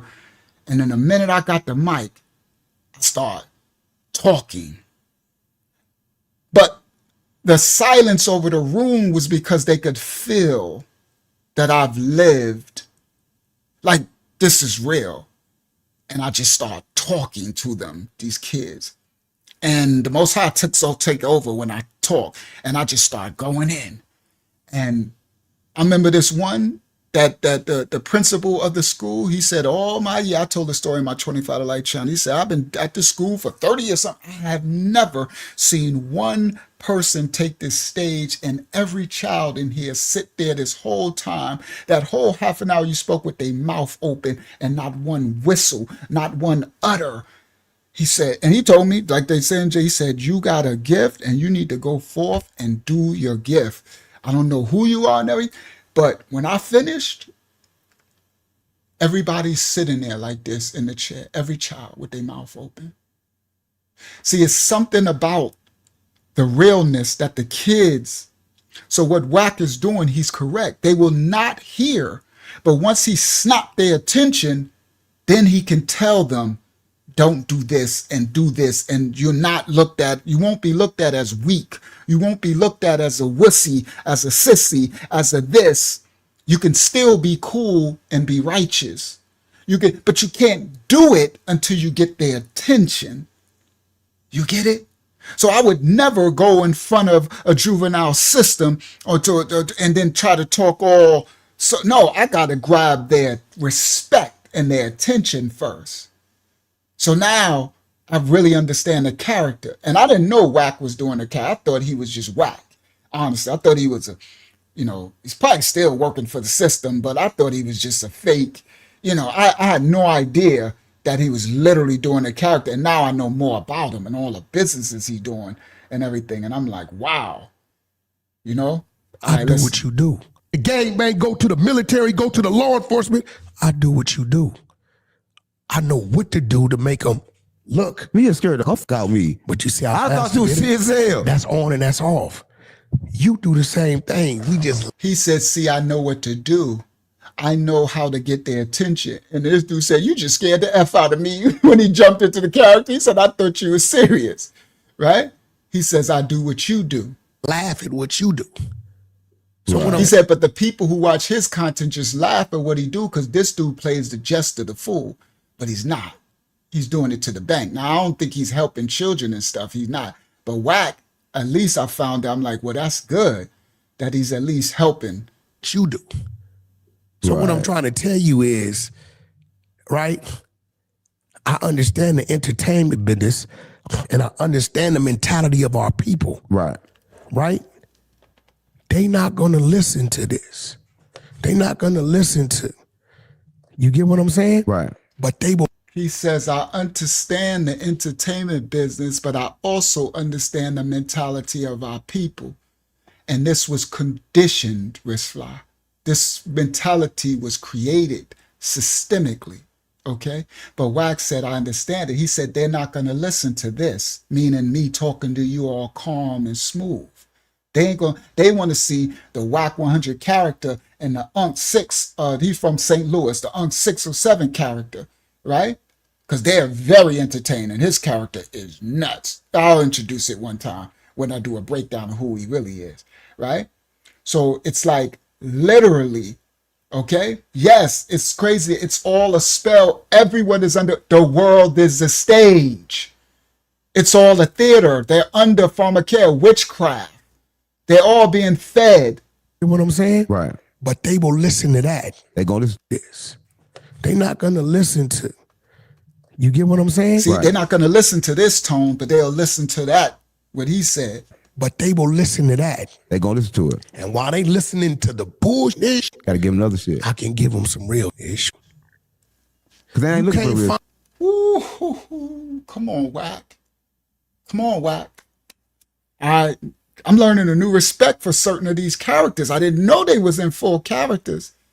He says, why they entertained by the bullish that I'm kicking, I can slide in the well. That's exactly what Charleston do. Yo, this is crazy. Crazy. They gonna listen to it. And while they listening to the bullshit, gotta give them other shit. I can give them some real ish. Cause they ain't you looking for can't real find shit. nobody who can tell you I orchestrated them getting jumped into a gang, that I robbed them. None of that type of stuff. For over 2 decades, I've been telling people I'm not a gangbanger. I've had people call me and say, Whack, my friend want to talk to you. Hey, man, I'm a Crip, but my son, like, he wanted to be a cop, but he didn't want to tell me. But he said you gave him the courage because you come from the streets and you was saying to the kids, go to law enforcement, go to the military. So he went and did it because of you, bro. Wow. Right? And our people are ass backwards. They hear somebody want to be a cop in the hood, what they call them? Shit, we need some cops. They killing us all. No, what they call them? Bitches, all snitch ass niggas. Yeah. But then when the man is killing us and strangling us or walking up to the car and popping us because they don't understand us, they're scared of us, we say they the new KKK, right? Right. But then you telling our youth who understand us because they grew up in a home with us, if you go do that, you's a bitch and we're going to do something to you. Who else better to have in that squad car pulling you over than us? Mac 10, I swear. What he's saying is Bible, bro. I lived it. In my community, Strong Island, in the 80s, all through the crack era, it was policed by white cops from the suburbs, right? I live in the projects, Parkside Projects, New York City, Strong Island. And the white cops that patrolled Brooklyn, the Bronx, and all things, they were bussed in from suburbs out on Long Island, Jersey and stuff. And they would come in and they would shoot first. It was like a foreign invader. They didn't understand the culture, the people, nothing. So they were like they were at war, right? During I think it was the 90s, the middle to the late 90s, I think, our Hempstead community started hiring the black cops from the neighborhood. Let me tell y'all something, the difference that happened. Now, these cops were still cops. They were still in blue. They would still lock us up. But the threat of being unalived, the threat of being arrested, put it in the back of the car, not taken to the police station to be booked, but driven on some black dark street and beat to death, and then have a gun planted on you and say, that's my reality threat. That every time I got in the back, I would be so scared, bro. And it's dark, and I'm like, please, I hope they just drive to the police station. Please drive to the police station, right? This reality, when they start, now I was in my sin and crime. When they start hiring the black cops that went to school older than me and stuff and all of them, I can name some. Art Barrett was one. Big, what's the name over on Facebook? Aaron Cross from football. Art used to play basketball. He became one. A lot, right? Now, they would still, if they caught us, lock us up. But it was more of, they wouldn't kill us. They wouldn't unalive us. They wouldn't plant drugs. They would treat us. They would do their job. And, right? It was a whole different world. I remember so many times that I was like, oh crap, I'm getting pulled over. And I know my life can be taken. And then I look and I see somebody black get out the car. This was back then. I ain't talking about Atlanta now, where you got these blacks selling out too. Because then you'll get your black sellouts, right, too. So again, I'm just talking about the general, when it was just nothing but another nation of people policing our neighborhoods, and the difference, how it felt. And Rock is correct. I felt Like, man, I wish we had more black. I wanted my son Rashawn to be one. I was trying to keep his record clean because I'm like, we need more blacks in that position who are not selling us out for the system.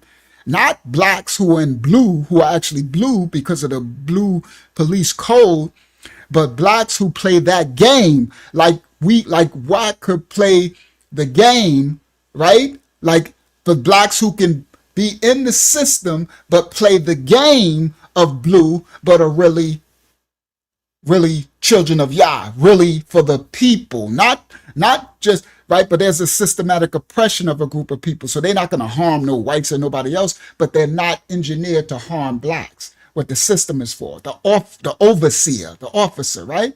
So I was like, I tried my best, but Rashawn was his own individual, and he got himself into trouble before I can steer him, and before I can, and I remember it was one time.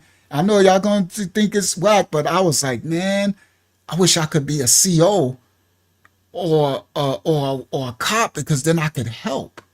That's how I felt. I watched. They had all the power. First of all, I watched that. I'm like, they got the guns. They can. So I'm carrying a gun illegally, and I can get my life. They carrying a gun legal and getting paid for it. But then they got the power where I see everybody scared, and so I'm like, so I can have a job making good money, carry a gun, have power and respect, but I can also help, where I'm watching the other nation of people torture me and my people.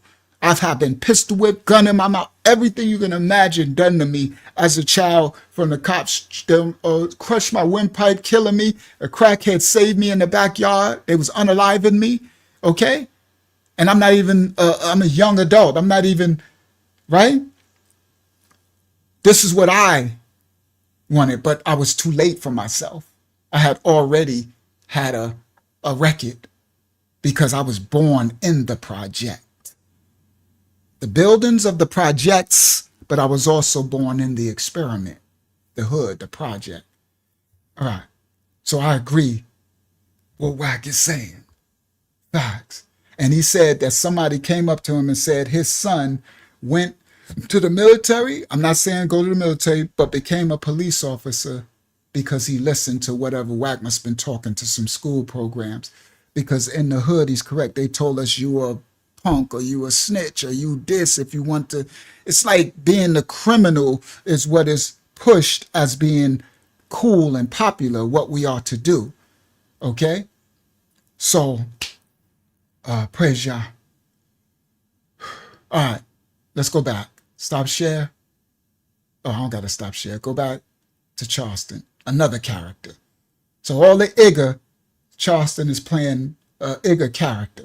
And y'all seeing his intelligence through the character. I cut out all the character. I couldn't get all the words he say. He's speaking Igga-ese. So, and he's doing it because he wants the children to watch. The children who are still stuck under the experiment, if he just talk in proper, they've been conditioned, Wristfly, to tune out, to turn it off. This is a systemic conditioning of a generation of children. This is all prophesied. So listen, so somebody got to speak the language. It's crazy when you look at it. The world stage. Listen. This is all, cow milk. You think they're going to be successful over there? They're going to be very successful. Nigga, they gonna be very now. They go hire some. You talking about the whites that's making the community in the Ozarks? He said, now they ain't gonna do the work themselves because he right. They smart. They gonna say they only all want. But he said, but they gonna hire some Mexicans. They're gonna bring some natives in there, and they gonna have them do the work. He right about that. They ain't gonna do all the work themselves, right? Mexicans just do some work, but they gonna just do it all by themselves. You know they don't want no chocolate milk. They don't want no chocolate milk. Yeah, this is all cow milk. You think they're gonna be successful over there? They're gonna be very successful. Nigga, they gonna be very now. They go hire some Mexicans and do some work, but they gonna just do it all by themselves. You know they gonna slide some Indians in there too, and some Spanish. Yeah, nigga, white men, they know what to do. They know how to rebuild and build a country. They know how to start from the dirt and the ground up. We the ones don't know how to do it. Let me correct him. He said they know how to rebuild and build a country. They actually know how to steal. I'm just keeping it 100. They know how to destroy. They know how to, they call it enslave, take a country. They know how to take land and build on it. Yeah, and get others to build it for them. I agree with that. Not too many throughout all history. You can go back to Greco-Roman, you can go all the way back where it was really just building. You can go all the way back to the Moors, you can go back to the Hebrew, you can go all the way back.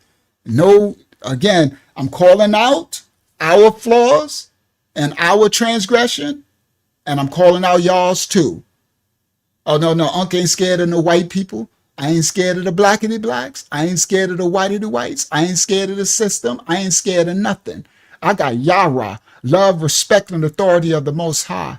And I respect and love and will guide and lead any of his children, no matter what color of the skin they got. But I know you by your fruit. You heard? So they got generalities of people that that apply to nation states of people. And the Most High knew that. That's why he got this group of people in the Bible to come, you see, to come because he understood the continents. He understood that there was a set of people who are more spiritually cold.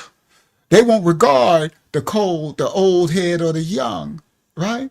Now, it's a remnant of those people who would be spiritually warm, just like it's a remnant of all. See? But he knew who he was going to get to come round us up. And they conspired with the other nations, the Hamites, the African, all that, for the people of the book. These were the blacks that they would put from the Bible and listen. And then those who say they are the tribe of Judah or not used some of those people as well, sheeple. You see? And they are the actual synagogue of Hashatan, the ones who really those are the puppet masters. They call them Zionists. Sorry, I don't know. I can't believe I just said that out loud. Boy, let me stop before I get her struck. All right, I forgot I got to play. Oh, that just can't. I guess y'all wanted me to say it because everything on me didn't want it to come out my mouth, and it just said that. I guess the Holy Spirit just said, "Say it." You gonna say it today? Because everything in me just, it's so funny because the spirit of Yah speaks through me, and I know when it's happening that sometimes I can't even stop it. I couldn't even grab it. I did not want to say that. Oh my goodness, praise Yah. Let Yah's will be done, right? All right, let our Father cover me. All right. So anyway, these are the puppet masters, right? These are the stage directors, the play. And it just so be they created what? The what's the name? The media and the Hollywood, the entertainment. They took over the music, all of it. All right? Yo, that was bad. Yeah, and I said it nice and slow and calm and that wasn't me. That was, I don't know what spirit, maybe that was your Aya Sabayath, the heavenly host, the warrior, because I did not want to say that. All right, not that I'm scared, it's just I gotta be wise as a serpent. You understand? And understand what playground we playing on. And they watching everything we say. I wouldn't be surprised if now we get a proof this video is like they did us last time, right? So I got to be careful. All right, so anyway, let's continue. I'm like I didn't say that. Sorry. Not sorry.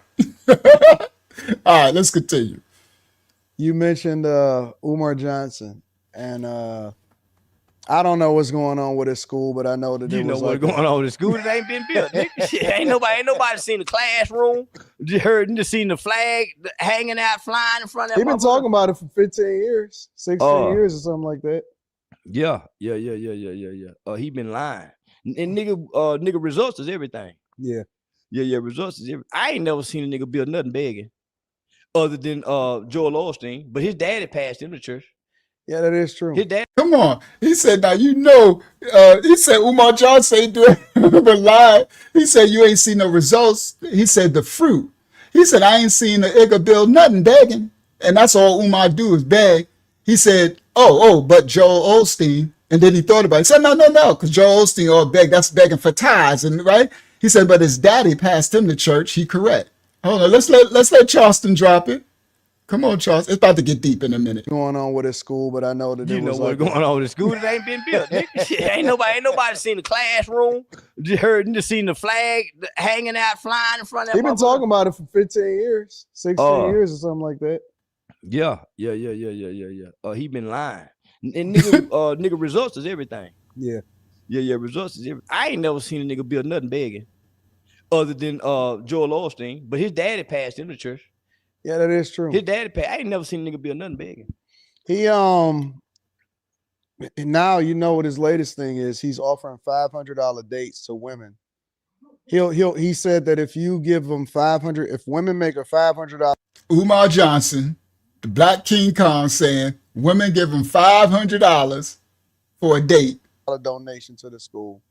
He'll take them out to the restaurant of their choice. That's the latest pitch. Give him a $5 donation for his fantasy school. He'll take him out on a date. Man, they probably arresting him. That's he's secretly trying. That's sex. He's trying to be a sex worker on the cool. Man, that nigga trying to redress a sex worker. Who paying $500 for a nigga? Man, he trying to redress sex worker. Get that sex worker. Nigga paying $500 for them to come to have dinner with him, and they got to drive and travel to him. They got to cross state lines to do it. Yeah, that's why the FBI on him right now. They'll seize all this shit.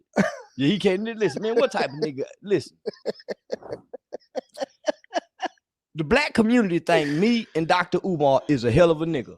No bullshit. Sometimes they want me and him to sit down so bad together because they think he a hell of a nigga and they think I'm a hell of a nigga. Would you ever sit down with him? For the right amount of money. Yeah, I can't, because I won't embarrass him. But because I know he's nothing what he's professing to be. That's why he won't sit down with me.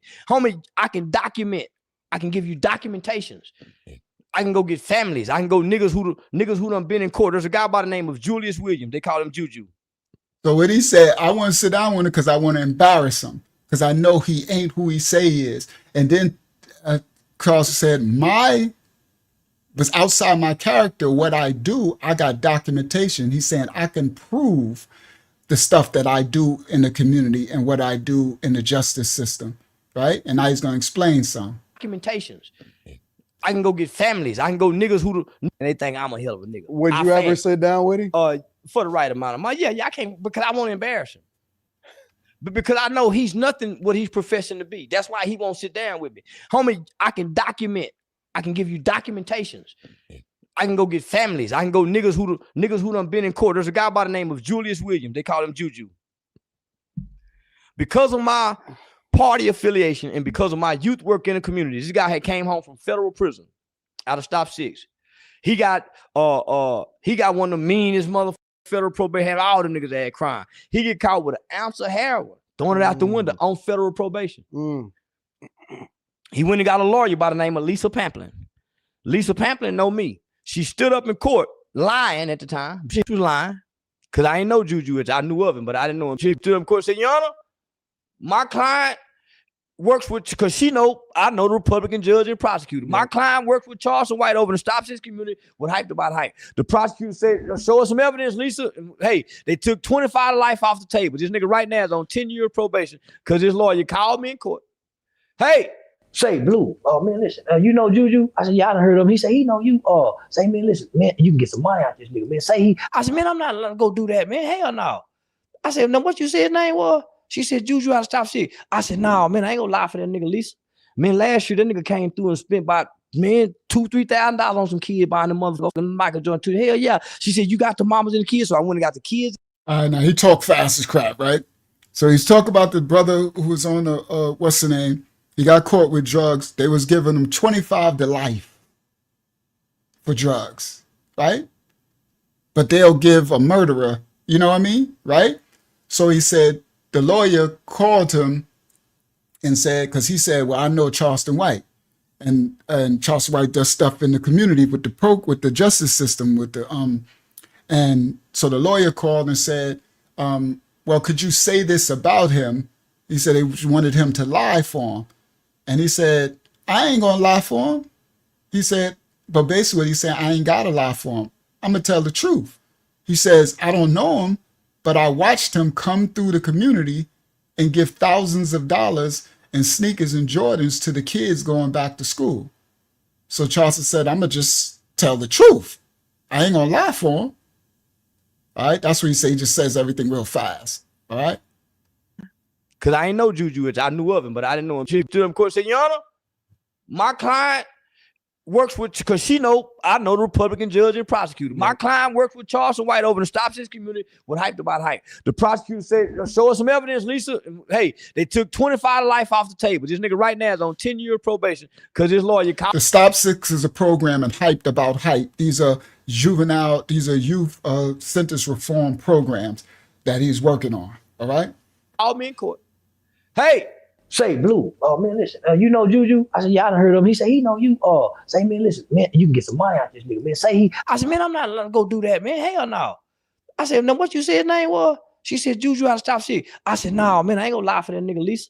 Man, last year that nigga came through and spent about $2,000-$3,000 on some kids buying the motherfucking Michael Jordan too. Hell yeah. She said, you got the mamas and the kids. So I went and got the kids and the mama. They took that 25 to life. Homie, it ain't what you know, it's who you know. Yeah. So he says, so he went and got the kids and the mamas who benefited from the brother who was drug dealing and stuff, who actually, Stop Six is a hood. Okay, thank you.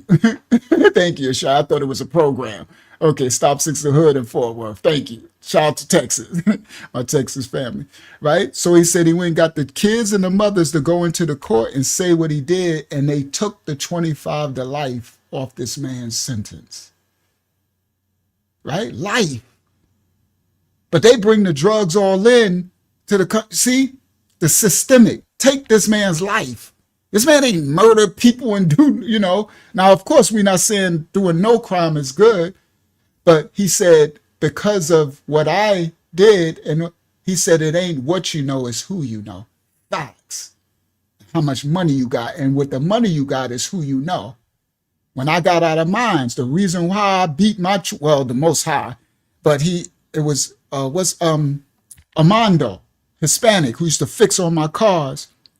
I told the story in Twin Fella. I'm not going to tell it here. I'm going to do it quick for those who don't know my story.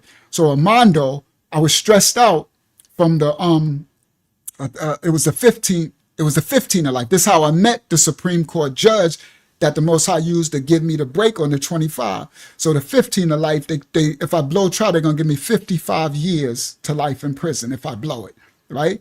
I'm trying to get them to reduce it to at least 10 years, and I'll take the 10 years, right?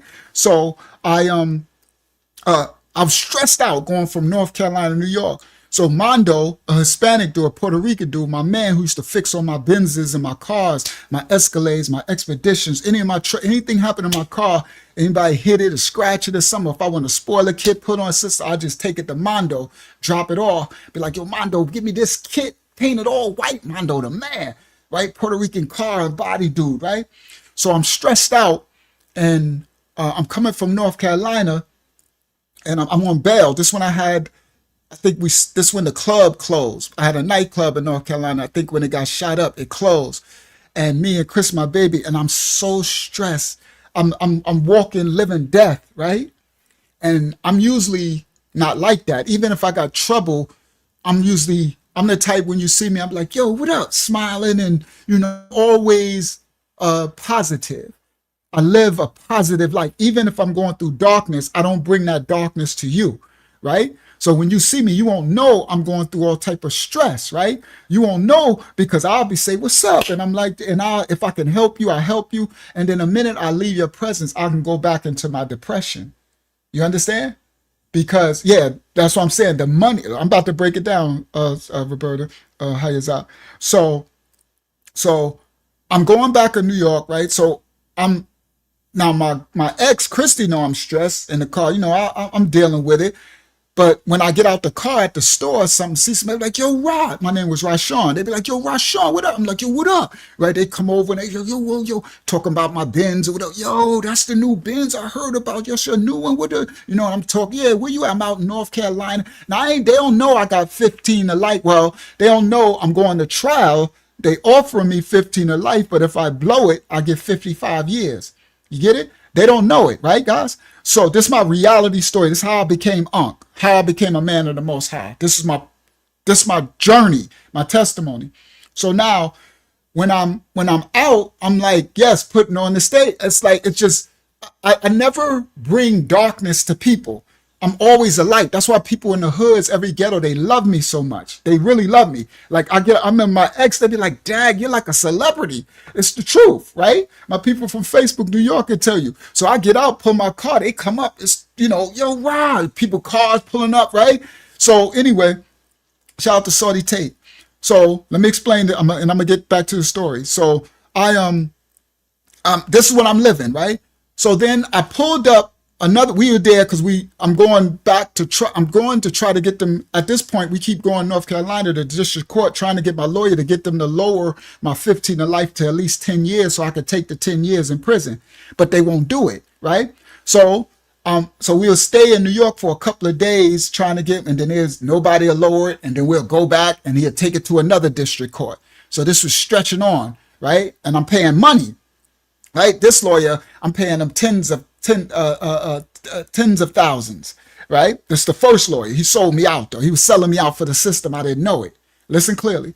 So this is what Charleston's saying is who you know, right? The first lawyer, Czar, my man, hooked me up with it. But he was playing for the system because what was against me, the system wanted me really bad. They tried to make me king of the bloods in Hempstead, which I wasn't. And they was trying to take me down and make precedents, law precedents, and use me as the case to make precedents. So they was trying to give me life, bro. They was going to give me 15 to life, but the life, they was going to like do me in with it. So they wasn't trying to drop it. And then they said, if I take it to trial, they're going to give me 55 years of life. Now, this is what I'm facing. This is my real story, reality. So I'm up there. I'm stressed out, but nobody know it. So I pull up to the store on Peninsula Boulevard in Hempstead on the strip. And Mondo's mechanic shop, who used to fix on my cars, I ain't seen Mondo in a while, right? His shop is on Peninsula. So he must have been going to the store to get some drinks and snacks for a shop. So I was going in the store, that bodega, and he was coming out. And so when I seen him, I was like, he's like, Sean, he called me, yo, Sean. And I'm like, Mondo, right? That's my dude. That's my dude, right? Mondo, a good dude, Puerto Rican, good dude, right? Good people, right? My kind of people, right? Now, so Mondo like, Sean. So I'm like, what up, Mondo, right? So I give him a pound and I'm talking, he like, yeah, Sean. And he seen the black bean. He said, that's your new one? I'm like, yeah. He said, oh, when you gonna bring that to me? He's like, oh, I know you gonna hook that. I'm like, yeah, I might put the kid on it or whatever. I said, but but nah, I'm gonna get something else. I said, that's temporary. I was supposed to get the Porsche. That's when the Cayenne dropped. He said, oh, I said, yeah. I said, so later, I said, if I get when I get the Kanye Porsche, I'll bring that to you to hook up. And so then he's like, yeah. So we talking everything. And then I'm like, all right, we about to leave. Now listen, guys, this is the Most High. I'm about to leave. And I start to walk off. And he says, yo, Sean. And I turn around. And he's looking at me. Now I'm going in. He says, what's wrong with you? Listen clearly. This is about to make me emotional. I have to control. Because I got life behind this. That's what saved my life. He said, what's wrong with you? So I turn around. I'm like, what you mean? Right? Listen, Westfly.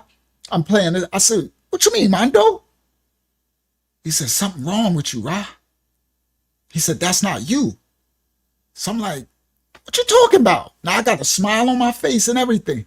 So I'm like, what you talking about? Sorry, guys. This is that real. That immediately, y'all know what it's like to lose your life, Joe, bro. It's for real. All right? Pardon me for this. These tears are new. These tears came in that prison sentence. When my life was taken, the Most High rebuilt me and made me more human. I didn't have tears before that. Now listen. So he said, what's wrong with you? So I'm like, what you mean? Ain't nothing wrong, right? I'm like, Mondo, nah, I'm good. He like, come here, right? So I walked up to him and he said, what's wrong with you? I said, what are you talking about? He says, I know your spirit. Your spirit, you have light in your spirit. I see darkness. And I couldn't believe what he was saying. Yo, Fly, he was seeing through the mask, bro. And I was like, in my face, I just couldn't believe what he said. And he said, "Are you okay?" And I said, "Nah, Mondo. They're giving me life in prison." And he was like, "What?" And I was like, "Yeah, bro." I'm like, "They're giving me life in prison." And he was like, "What happened?" And I said, "Bro, it was the music. I did a music video on my rap group." He said, "I thought you was," I said, "I am legit. I'm doing North Carolina." I'm like, and I explained. He was like, "No, no." I said, "Mondo, I got the lawyer Czar. He knows Czar, because my partner took him to get his trucks fixed." I said, "Czar got me this lawyer, right? I paid him 10 racks. I paid 4 racks. So I paid him 10 G's. I said, but he's selling me out, Mondo."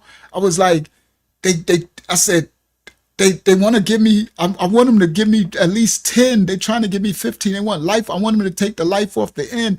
But the lawyer's telling me to take it to trial, take the 15 or go to trial. And they're going to give me 55 years to life. So Mondo like, no, this is what I need you to do. He says, "Do you got a suit and tie?" I said, "Huh?" I said, "No." He said, "Can you buy a suit and tie?" I said, "Yeah." He said, "You need to leave me right now and go and buy yourself a suit and tie. Buy a black suit with a blue tie with a white shirt." He said, "Make sure get a nice suit and buy you some shoes." He says, "I'm going to take you to this lawyer." He says, "Do you got money?" So I said, "Well, I got this. I had money that was tied up from the bail, right? Because I was out on bail. I was out on what was it? I can't remember. 100,000, right? I'm out on bail. I got this money tied up. I'm like, yes, I can get my hand on 20. I can get 20,000 cash right now, and then I can get another 30 in a couple of days. I just gotta get it out of the bank and stuff. They make you clear it." I said, and then I got my assets that's for the bail. And he said, okay, you can get 20,000. You can have $20,000 and at least by tomorrow, the day after. I said, yes, I can have that right away. And then I can have another 30, right? He said, okay, that's enough. He said, get you a suit and bring the $20,000. He said, now this is what I want you to do. He says, I'm going to introduce you to this lawyer. And this lawyer is the man, but you cannot lie to him, right? He says, I'm going to bring you to his office. You have to have a suit and tie, and you have to have at least $20,000. Okay? You need to go get into a cashier's check, right? I said, okay. He says, now, he's going to interview you before he takes your case. Listen, guys, he don't care about my $20,000. He don't care. He says, honestly, he's probably going to charge me $50,000 for the case. He ended up charging me 50, but at the end, I end up paying 75, I think, altogether. But then it was 100 it cost me, then another 25 to the courts once it was all over with. All right. This was my prior life. For those who know my testimony, my 25 to Life Testimony TV channel, I tell the whole story. And those who know, y'all see my houses, my cars, my Benzes, my Bentleys, me growing up. I showed the pictures and stuff. I ain't gonna do it right now. I'll do, it is what it is. Just listen. So he says, you need to wear the suit and tie, and then he's gonna interview you to take the case. He's not going to take the case for your money. He don't give a crap how much money you got. He says, when he interview you, you tell him the truth. And I'm like, what? He says, do not, whatever you do, lie to him. He says, if you guilty, tell him you guilty. He says, just tell the truth. And if he take your case, he'll get you out of this. I'm like, what? This was at the time that they was locking people up. The 9/11, the Twin Towers. It was a time of not 9/11. Yeah, 2000. Yeah, after that. Yeah, that time. when they had this thing where they was locked, people were in internment camps, people, they were locked. It was a whole glitch in the system. And Armando's brother was visiting from Puerto Rico and got caught without a green card. So he was in like an internment camp from the 9/11 laws that they was ushering in there. And this lawyer named, y'all can look him up, Bruce Barquette. He a famous, rich lawyer, like a Johnny Cochran type, white man, right? So long story short, I went to the office with the suit and tie. He interviewed me with his investigators. There's about 5 of them in the room, one his lady Marie and him. And they scrutinized me. It felt like I was on trial. But at the end of it, Bruce discerned that I was telling the truth, and he took my case. And about 3 years later, in another case, we beat that in the Supreme Court, right? He took me to the Supreme Court. We beat that. And then I didn't listen to the Most High.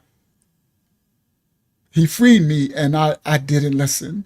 And I ended up getting another case, 25 to life. I was done. And I didn't have no money for a lawyer this time. No, this is the market crash of 06, 07, and I was screwed. And at the end of that, I did almost 3 years fighting that, 25 to life. And I ended up going back to that same Supreme Court judge, that Armando from the law. Okay, this what Charles mean by is who you know. That lawyer took me from district court and took me to the Supreme Court.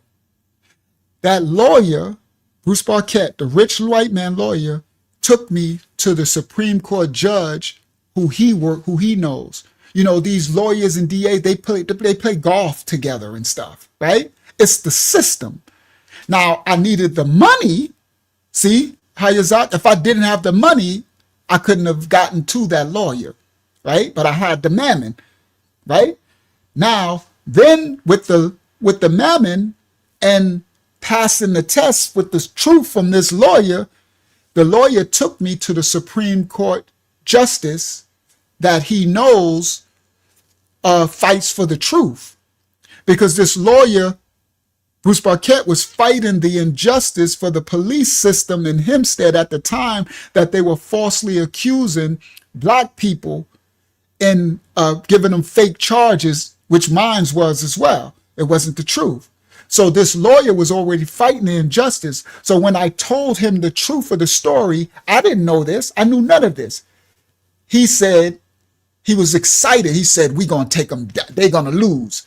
And so he took me to a Supreme Court justice who was fighting against the corruption of the system. Listen, guys. Now, yes, the 2001, the George Bush era, when they were scaring people, they had all these laws, Saudi.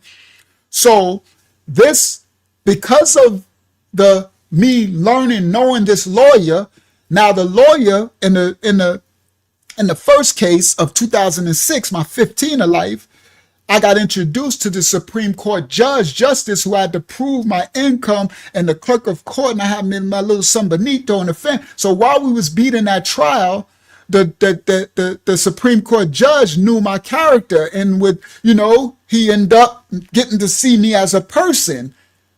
See, it's who you know. Now, fast forward, when I got to 25 to life, I had no way to get out of that. And that's when I told the story that lawyer who was taking my case free of charge put Supreme Court justices' names on a piece of paper in a hat. When I told you his wife was like, you need to drop this nigga. He ain't got no money. And the lawyer wasn't going to let me get to 25 to life because he was seeing something of the God in him, that white lawyer. And I had no money no more. And he put the names in the hat. And then one of the name that he pulled out of the hat of the 12 Supreme Court justices was the same judge that Bruce Barquette took me to the first 15 of life, who knew me. Do y'all get it? This was the Most High. This is how I got free. This is why I'm sold out to Yah, to the Father. I'm supposed to still be in some prison upstate New York right now. You understand? Instead of teaching y'all here with my freedom. That's why I serve the Most High in spirit and truth no matter what. And he pulled the court, that name, And then the lawyer, I told the story before, the lawyer came down like, how do you know the Supreme Court? I said, well, how did you pick these? I put the names in a hat. This is all Yah. And they took me upstairs, and that Supreme Court justice was like, what are you doing in jail? I thought you went back to North Carolina. But I had never left New York. Me and my baby and Chrissy, my baby mama, I didn't listen when Yah said leave. And I still tried to make some money in New York before we went back to North Carolina, and the same system caught me again. They had put a low jack on my Benz, wrist fly. They had my car bugged. All right. Not sorry that I told testimony. It's about true testimony. That's why you have to understand who you watching, who you following in ministry, who you find out their story. Who are you? I don't give a crap that somebody teaching the Bible on YouTube. Y'all ain't tell them to teach. You better know these people's story. What is your story? How did you become a man of Yah? Who told you to teach? What did you go through? What did you go through? You had to go through hell and high water for the Most High to tell you you're going to lead his children that are in a burning building, his children that are under the curses, the remnant for every nation, kindred, and tongue, the white, the black, the Asian, the Spanish, who are going to come for you to lead them. You have to have a testimony that nobody can deny. You're going to have a testimony that will make you cry. You have to have a testimony that every time you tell it, you break down and sob. That's how you know the truth. I don't give a crap about no Instagram, YouTube. People talk about they know this and they know the language and they know this and they know that and they go. Y'all keep following these folios, these false prophets, these false teachers. You know them by their fruit. Who are you? How did you get to be called to teach this word on YouTube? Show me your testimony. I want to hear it. I got time today. That's what you tell these people. I got time today. Go ahead. Tell me. And I should be crying. If not holding back, you should be crying. If anything, if I don't cry, you should be crying. You should be so tormented by this story that I see my Father in you. I know he called you to do this work. Other than that, you looking for subscribers and YouTube and money, and you looking for popularity. The devil's a lie. Y'all ain't called none of these people to teach the word of his word. None of them. It's a remnant that can teach the word. Who sent you? It ain't a lot. They lied to y'all.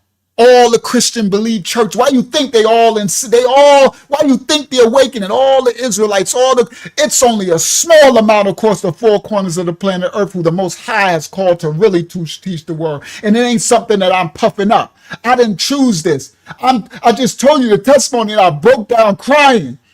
And I don't cry. I never cry. I'll punch all y'all in the face in my streets, in my world, in the world. No game with these, no game with that gun game, no game with nothing. I was no game in the streets because I'm born from Hempstead, Parkside, Strong Island, Bed-Stuy, Brooklyn, Jamaica, Queens. You heard places I'm going. Then I went to North Cat putting it in. You heard that part during the crack era from the 70s to 80s. I grew up in the project. Nothing fake at all. Didn't even cry. No mama and dad. None of that. All right, let's continue. So Tolson's correct when he said, it's who you know. You know the right people. You got the right connect. If you got the right connect and the right level of connect, you won't even need the money. Because money is nothing to the serpent seed. They create the money out of thin air. That's the channel. Hakyama posted it. For those who want to know the testimony, watch. Because they'll fund it for you. If you have a place in their heart or if they see something in you or want to use you, yeah, they'll fund it for you. Yeah, watch your language, Rich Fly. No cussing. All right, praise y'all. And this video, I took the cusses out and some of them slipped, so we don't do cussing. Praise the Most High. All right, let's continue. So he's correct. So because that person, they was giving him 25 to life, because he was doing things and he said he know Charleston White, the lawyer's like, man, if I could prove to the courts that you know Charleston White and his community, we could probably get you a fair sentence for what you did. And it worked. So that's what Charleston said is who you know. All right, let's continue. Ooh, oh man, listen, you know Juju? I said, yeah, I done heard of him. He said, he know you. Say, man, listen, man, you can get some money out this nigga, man. Say he. I said, man, I'm not letting go do that, man. Hell no. I said, no, what you said his name was? She said, Juju out of Stop Shit. I said, no, man, I ain't gonna lie for that nigga, Lisa.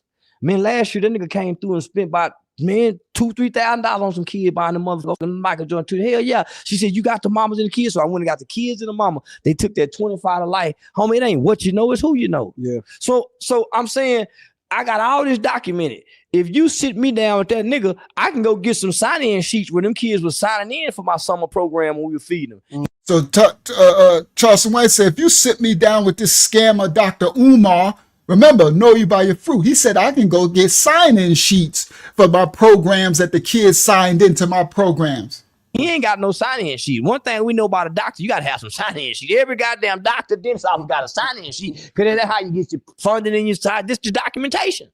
So he ain't got none of that. Where a classmate says, hey, man, we used to go to school with Dr. Umar John. Nigga ain't got none of that. This nigga just show up talking children's psychology talk with no results. Mm-hmm. With no results, homie. So I'm saying he can't, nigga, don't too many niggas want to sit down with me and really have a serious conversation about why I say this, why I do this, and I take you back to how I got here and why I'm doing all this. Y'all made me change, nigga. I started out doing this shit every way which right possible, nigga. With tears in my eyes, with no money in my pocket, with a broken heart, nigga. Went celibate for 11 months, nigga, unintentionally, but just, nigga, just in purpose. Did you hear what he just said? He said, won't nobody really sit down with him and get to the real Charleston White and find out why I do this character. He said, y'all created this, y'all did this. Because the first time I came and I did everything the right way. Suit and tie, no cussing, no smoking, no drinking, nothing, with tears in my eyes and a broken heart for what's happening to the kids and they wouldn't receive me. So he created a character. The world is a stage, Wristfly. Let's go. With no money in my pocket, with a broken heart, nigga. Homie. So I'm saying he can't, nigga, don't too many niggas want to sit down with me and really have a serious conversation about why I say this, why I do this, and I take you back to how I got here and why I'm doing all this. Y'all made me change, nigga. I started out doing this shit every way which right possible, nigga. With tears in my eyes, with no money in my pocket, with a broken heart, nigga. Went celibate for 11 months, nigga, unintentionally, but just, nigga, just in purpose. It was just in purpose, though, homie. Because a woman wasn't, because I had just started a youth program and I had other men who was coming home from prison. And he said went celibate for 11 months, but it wasn't his intent. He was just in his purpose. You get what I'm saying? He says, so the host is laughing, but the host missed what he was meaning. He says, I wasn't intending to be celibate. I was just so wrapped up in serving my purpose that I wasn't focused on no smashing. Possible, nigga. With tears in my eyes, with no money in my pocket, with a broken heart, nigga.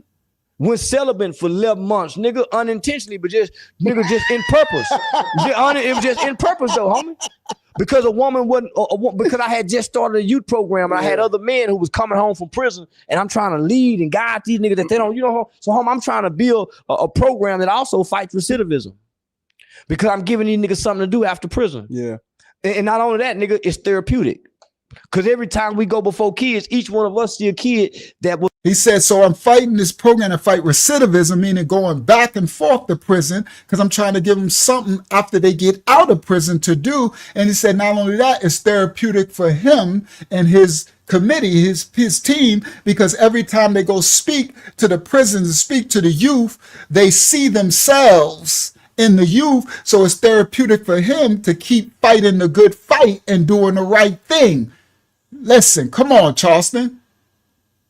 Because I had just started a youth program and I had other men who was coming home from prison, and I'm trying to lead and guide these niggas that they don't, you know, so I'm trying to build a program that also fights recidivism.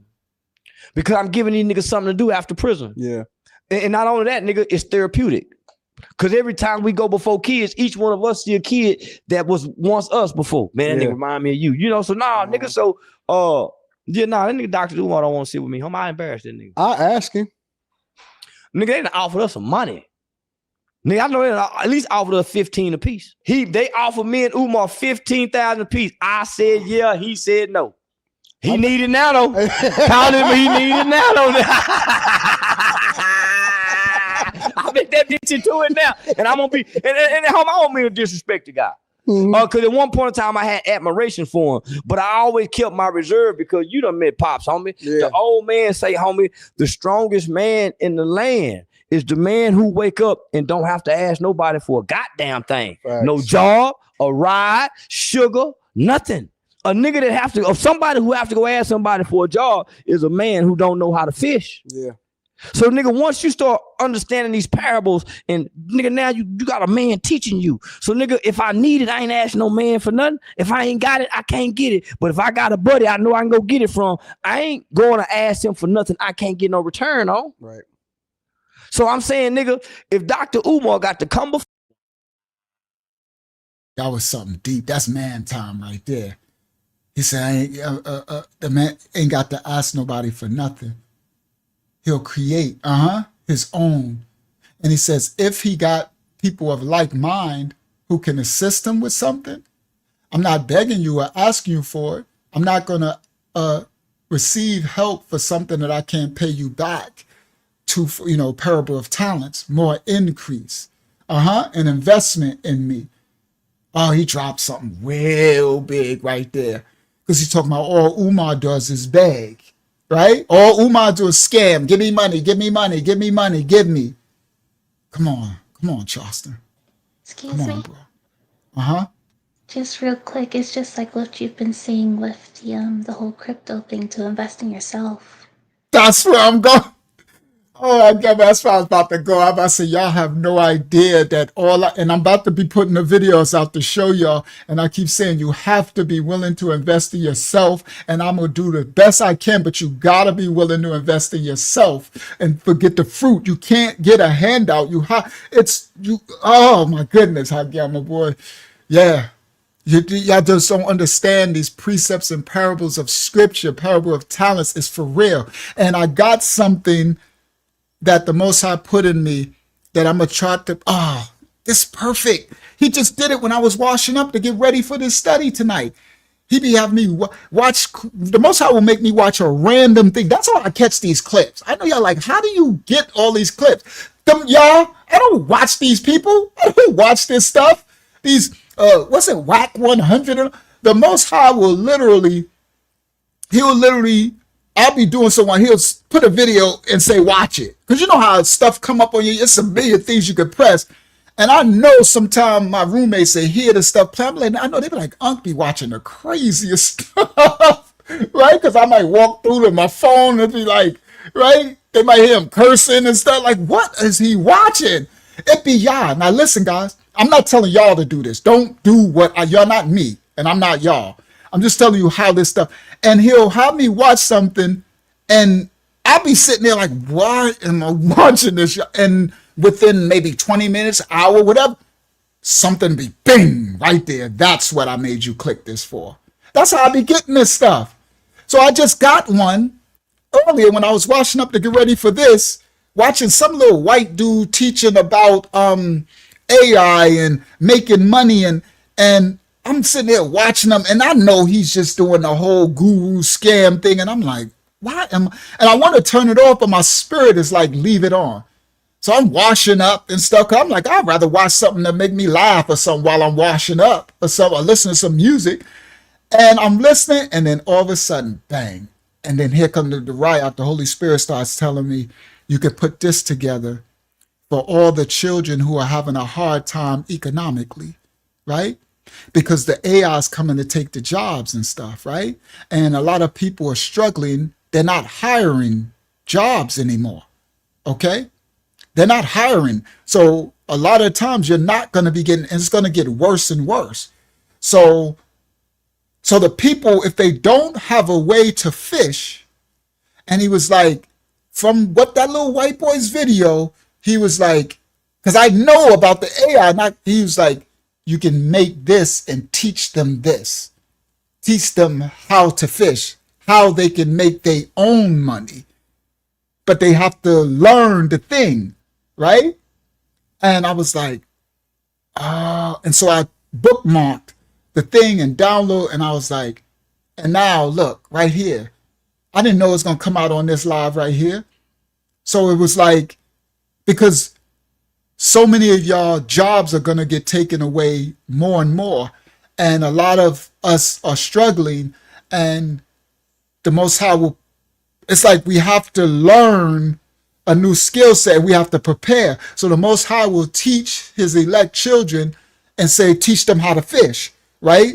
Someone that you can trust, who's not trying to get nothing from you, right? Who not trying to sell you their program, and right, that's that guru stuff, right? Sell you something which you really ain't gonna learn how to actually do anything to make any money, right? Yeah, like Umar and everybody else. So I was like, okay, that's why you had me watch this little clip. That was right before this study. And now playing this, what Charleston just said. So praise y'all. So for those who are really struggling and going through some crazy financial stuff, I'm gonna put this thing together. I gotta find out where to put it. It's like, how can I put it out on my ministry channel? I don't know. It's like, maybe I'll title it something. Usually those videos don't get watched. I remember I did a video about money something, and I don't know if they shadow ban or people just like, I don't want to hear that. I want to hear the Bible or something, right? You can get so caught up in wanting to just hear the Bible all the time that you miss real life application that can help you. You understand? It's all biblical. If you see any video title that I put, I don't give a crap what the title say. You will be a fool not to watch it. Because if you don't understand Yah in me, the Most High, that no matter what the title says, the word of Yah is going to come out. I mean, the Most High wants to teach something. I don't give a crap if I title it, I don't know, the Bank of America way to just, I don't care. Just watch it. It's going to benefit your spirit. It's going to be Bible. You want to just hear somebody quote the doggone words of the Bible all day, then go continue to watch these false prophets and all this crap and stay in your spiritual condition, physical, mental, physical, spiritual condition. All right. Let's continue with the lesson. I'm loud. No, you're okay. There's just one question, please. Go ahead. Risply asks, what are parable of the talents? Oh, that's too long to break down. I'm not about to break that down now. Watch the studies, Wristfly. Continue to watch the lessons. It's on too many lessons. Not about this. We doing a whole nother thing. The parable of talents is the scripture. Somebody put the scripture and have them read it. I'm not about, you think I'm about to break down the parable of the talents? I got 50 lessons on that. Watch the lessons. Study to show yourself approved. All right, it'll come out. Continue to sojourn in the Tuesday study. It'll come out another time on another lesson. It always shows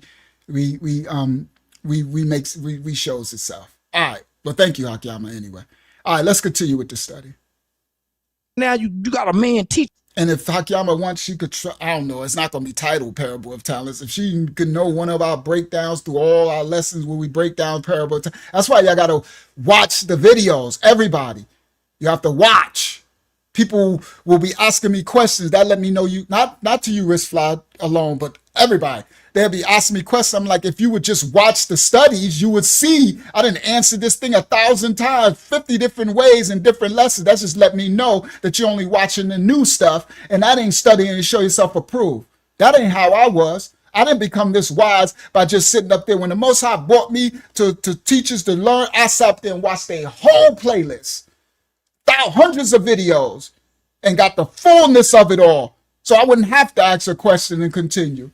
All right, I know I got thousands, but continue to watch. It'll come out. It's okay, young king. And I'm glad that there's thousands of it. You know why? Because you won't run out of fruit. So now if you stop watching these other folios, that's the problem. The problem is y'all be watching other people too.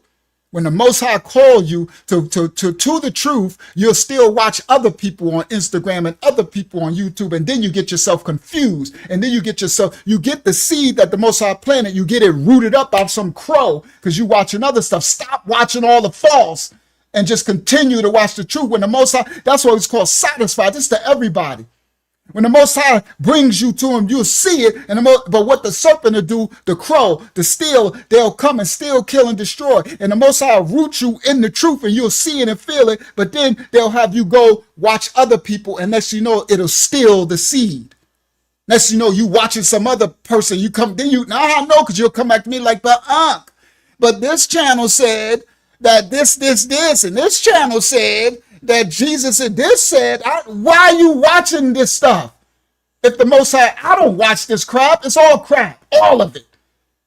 Ask them to show, instead of watching anything, ask them, this is what you do, everybody worldwide. Before you watch any other ministry, even if you've been watching it, write the minister, write the man, because I know they don't got no 25 to life channel like me. They ain't got no testament for you to know. Ask that minister, tell me who you are in Yah. What is your purpose, testimony? How did you get to Yah? I need to know who you are, and watch them not answer you. Watch them not be able to say, oh, you want to know everything about my walk, my path, who I am? You want to know my fruit? Here, I got a whole testimony. Or here's my full testament of my whole journey they will not even answer you more than likely. That right there will have you're watching people you don't know. Who are you? You don't know. I don't receive none of that. Sorry, let me continue. Let's continue. You. So nigga, if I need it, I ain't asking no man for nothing. So nigga, once you start understanding these parables, and nigga, now you got a man teaching you. So nigga, if I need it, I ain't asking no man for nothing. If I ain't got it, I can't get it. But if I got a buddy I know I can go get it from, I ain't going to ask him for nothing I can't get no return on. Right. So I'm saying, nigga, if Dr. Umar got to come before the world, because if I go broke, nigga, I ain't got to come ask y'all for nothing. Mm-hmm. So now, nigga, for that nigga to have to publicly come before and he done talked to all this queen talk, all this sister talk. You mean to tell me ain't none of them sisters? You might need to get you a white bitch. Nigga, I know some nigga, man, white bitch go, man, you go get your white bitch. Shit, Susie Tuesday, nigga. Oh, yeah, nigga. Yeah, Raquisha, ain't it? Why do you think that Now he just being stupid. He almost said Rakisha, Larry. He said Rakisha. He said if Dr. Umar took all that, black woman this, this is what he said. I cut it out because he's saying itches and all that. He said if Dr. Umar took all this, because he never hold black woman accountable for nothing. That's part of his ruse, his hustle, right? The black woman could do no wrong, right? She is the mother of this, and she is this. She is just the queen, my black queens, and right? He never. It's like the pastor pork belly, right? They never, right? So he said, now Umar broke. He said, well, now if you can't go and those same black women won't give you your money, he said, then you need to go find you a white itch. Now he's making jokes, right? He said you need to go find. He said, Raquisha ain't it? Because they dropped you like a hot potato once they found out you, right?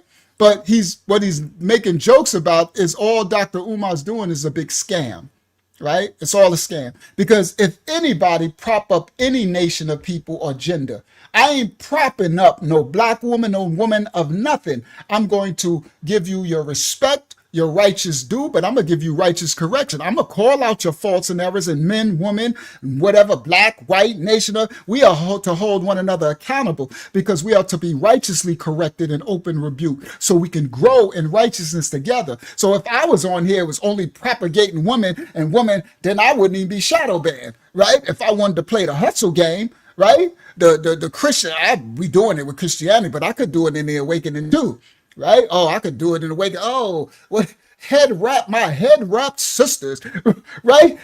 Yo, I could be on here to my head wrapped sisters of the Queen of Zion, or the daughters of the Queen of Sarah, of what's the other one they love, Deborah. You woman of Deborah, who the judges, you woman prophetess art loose of the melanin of your spiral cord melanin hair of your woman of the womb. The Mashiach came to the womb of the black woman, and the melanin of the woman, and the woman, you are thou the most high, you are God. Right? I wouldn't be like that. It would be really good.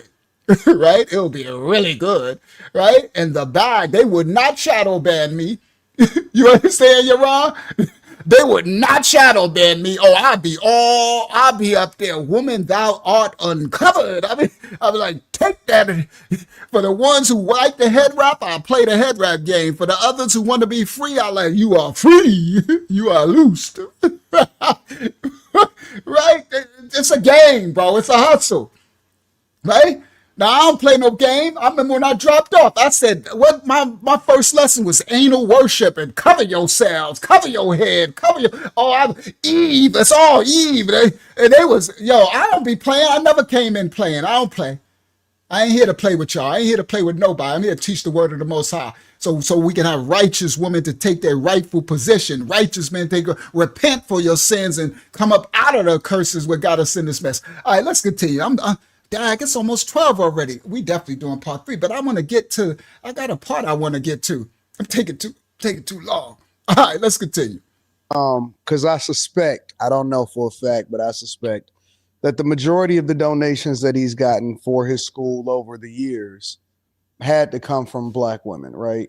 Why do you think that Black women are so easily finessed when it comes to pro-Black talk, the community? They're emotionally responsive and emotionally driven, and he panders to them. He panhandles to their emotions. That's true.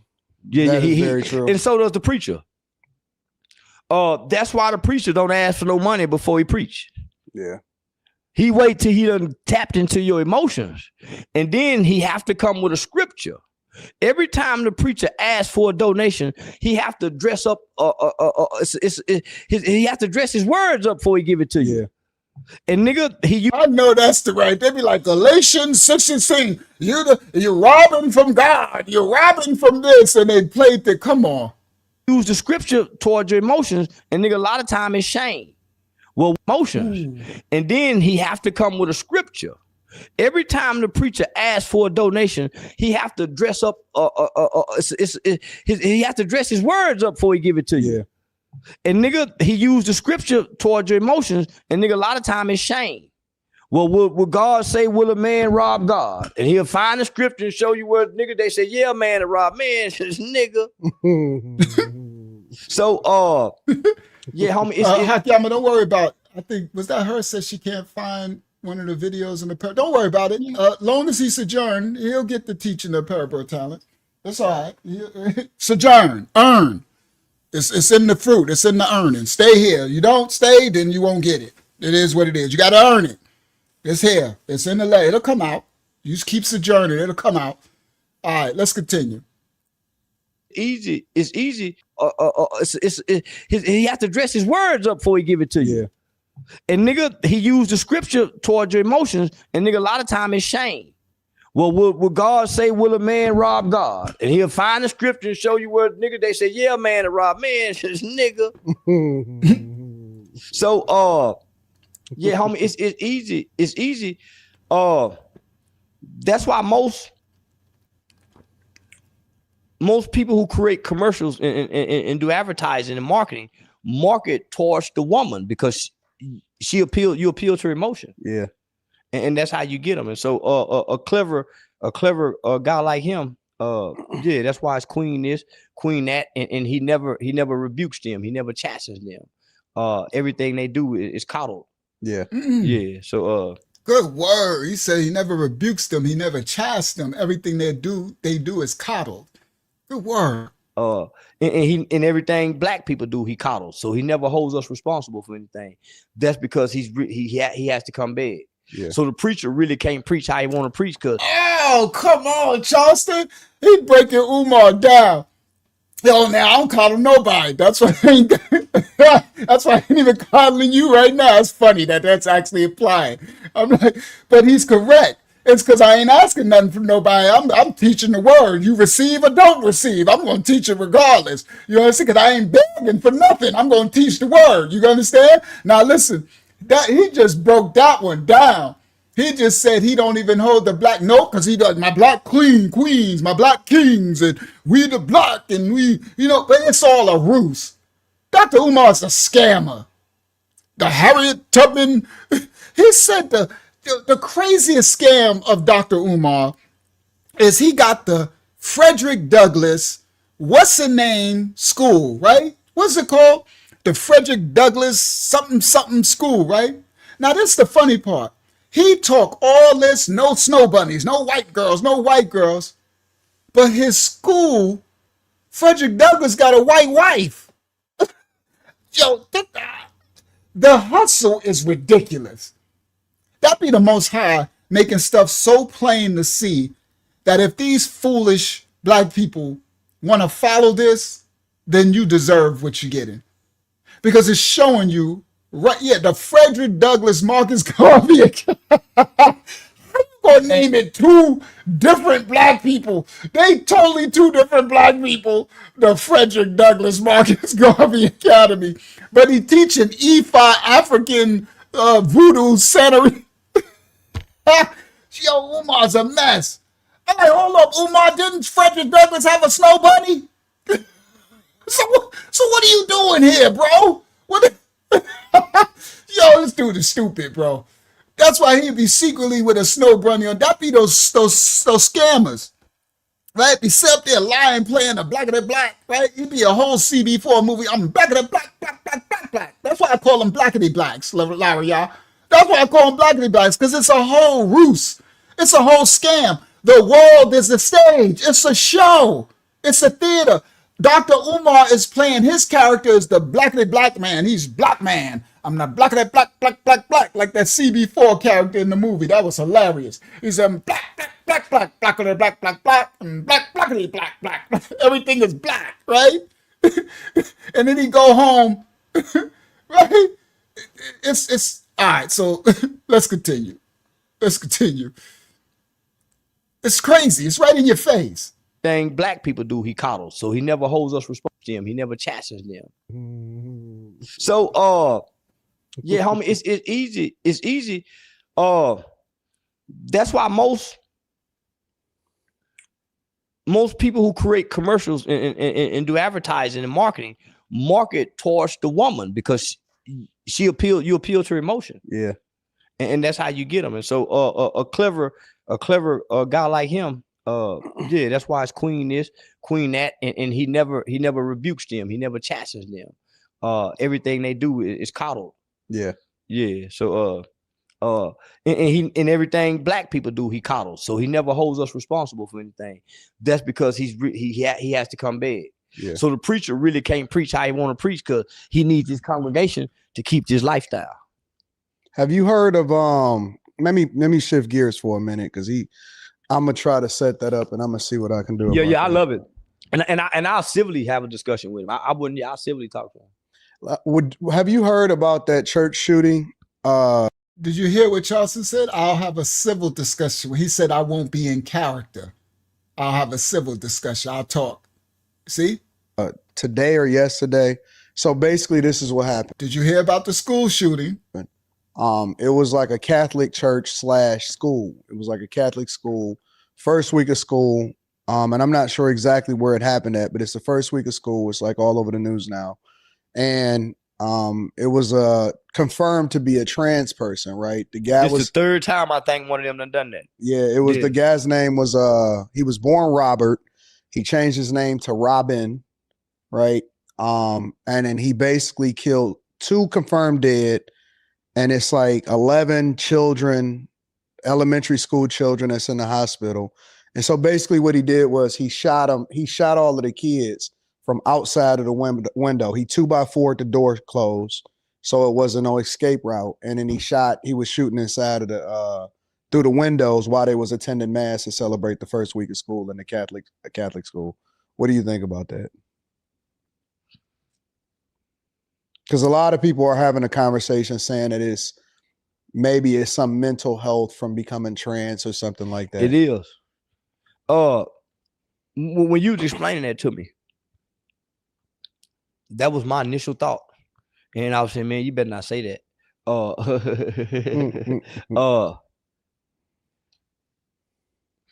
See, he's smart. See? Charleston thinks before he speaks a lot of the times. That's why he does and he pauses. And he says he was going to say about it being mental illness. He said, but he thought, boy, you better not say that. So see, he's thinking about over the big picture of what he's doing. You got it? And so he has to, it's like me trying to watch the certain things that I say that can get our channel took. Right? It's just, you have to play a game. You have to understand, you have to be wise as a serpent and harmless as a dove. So it wouldn't be wise to say something that could get our channel taken. It'll be wiser not to say it and teach it in a different way. You see? So, listen. That's my first thought. When you were saying that it was a trans person? Well, not that it was a trans person. When you said it was a trans person and this person does that, and so I was trying to figure out a way how I was going to respond to that without sounding like I was bashing gay people. Well, let me also add some additional context. Because I was going to say something comical, right? So he did kill himself before the police can get to him, and he was 20 something years old. I don't know exactly how old he is. So it's like the third trans person that done killed kids and shot up. So I think it was Nashville, Tennessee, like 2 years ago. Yeah. And there was another one before that. So nigga, up until 72, maybe 74, nigga, homosexuality was considered a mental illness. Yeah, it was. Nigga, it was in the psychiatrist's books. Yeah. Nigga, it was assessed as a nigga. It's funny you say that because that's one of the things that I had started agreeing with Umar Johnson with when he first popped on the scene. He was talking about that. That was a lot of what he was. In the very, very, very early stages in the beginning when he first popped up, he was kind of talking about that. That's what kind of attracted me to what he was talking about at the time. So, homie, you have to, a trans person have to rewire their brain. Yeah. That's no different than a sociopath. Nigga, man, shit you gotta go through not to be what your nature created. Man, what the fuck? No, man, so your mind have to do something to your mind have to flip some kind of way. But nigga, this just the beginning. Because never he can't talk. What he's trying to express, he says, something really major have to happen to you to make you not become what you were created to be, male or female, right? He said your mind has to flip, right? To make this happen in your brain to say, I'm actually not, right? It's like I'm not this, what I really am, right? Before, other than somebody doing an experiment on these people, have they been able to transform like this? You create, man, what the fuck? No, man, so your mind have to do something to your mind have to flip some kind of way. But nigga, this just the beginning. Because never before, other than somebody doing an experiment on these people, have they been able to transform like this. So nigga, we don't have 40 years of trans people existing. Let's look down 20 years from now and watch they be the new Jeffrey Dahmers. No, nigga, these people, nigga, somebody go get Caitlyn Jenner and talk to Bruce. Somebody find the camera. What camera? That's my camera. Which one mine? Right there. Somebody find Caitlyn Jenner and let us ask Caitlyn that we can talk to Bruce. And ask Bruce how he doing in there. And watch what he say. He gonna want out this motherfucker. Give me back my dick. I promise he want his dick back. I promise Bruce want to be free.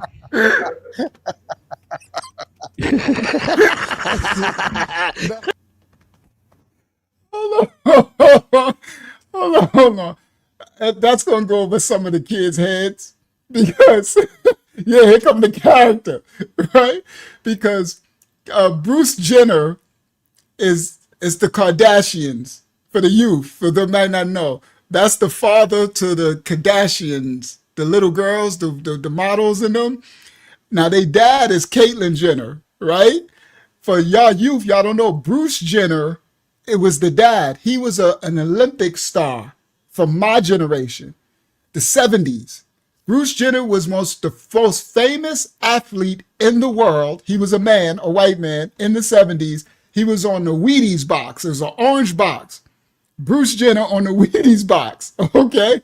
So for my generation, we know Bruce Jenner as one of the most top athletes in the world.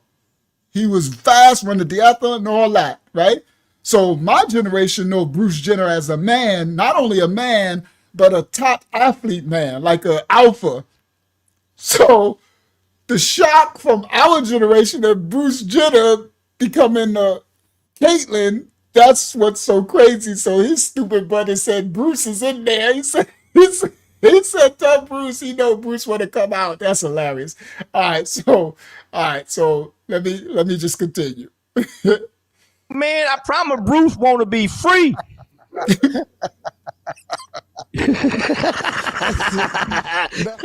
You know what? It's crazy because I just be thinking to myself, that gotta be a mental illness to want to chop off your stuff, bro. It's a conditioning. It's years of conditioning.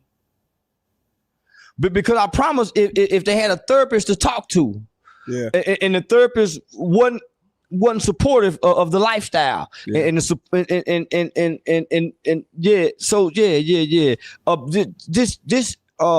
it's conditioning and programming. Yeah. Because you can't never say turn right and say turning right is turning left. Yeah. That's what they're doing. Yeah, that is true. You can't. Come on, he said it's conditioning. He said if they had a therapist that wouldn't support it and would tell, he said, and never in history could you say turn right, but then that means actually turn left, which is what they're doing. So they're conditioning to make anything be whatever it is they want to be, right? I can identify as an alligator. You know what I mean? Crazy. Woe to those who call evil good and good evil. Come on. It's conditioning. He's correct. Look at a frog and say that's a lizard. You can't do that in nature. So how can we? Yeah. Because you can't never say turn right and say turning right is turning left. Yeah. That's what they're doing. Yeah, that is true. You can't look at a frog and say that's a lizard. You can't do that in nature. So how can we? So homie. So let me just say this about school shootings, and I always say this. Can we document any one time that a black school ever had a massive? Now they might have some shootings outside the school, right? Or they may have one student get into it with altercation with another student. But there's never been in the history of America where somebody's went into a black school and shot it up like these schools. Yeah. I feel for the families. I couldn't imagine. Yeah, I feel really bad about that. That kind of got me a little bit because when they were showing all of the parents pulling up to the schools and trying to pick up their kids, and it was the first week of school. Well, just think, homie, that act of violence is gonna sow a seed that's gonna sprout and nurture, that's gonna create some more kids to become violent, just having been exposed to that. Yeah. Whether that's in domestic violence relationship because of the trauma, homie, that does a lot of future harm. Ooh. Yeah, it does. He dropped something there.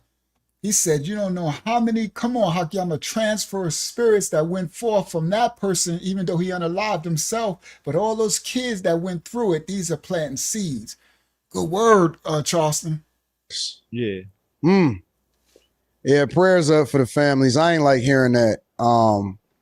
Because, it's one thing. The first responders, homie, the ambulance, homie, so much, man. But the people that got to go clean it up, the people that got to deal with the man, everybody's going to be traumatized. Yeah, it's a breakout of gang violence out in Los Angeles. It's been 10 shootings over the last 3 days or something like that over in Los Angeles, over on Figueroa and all of that.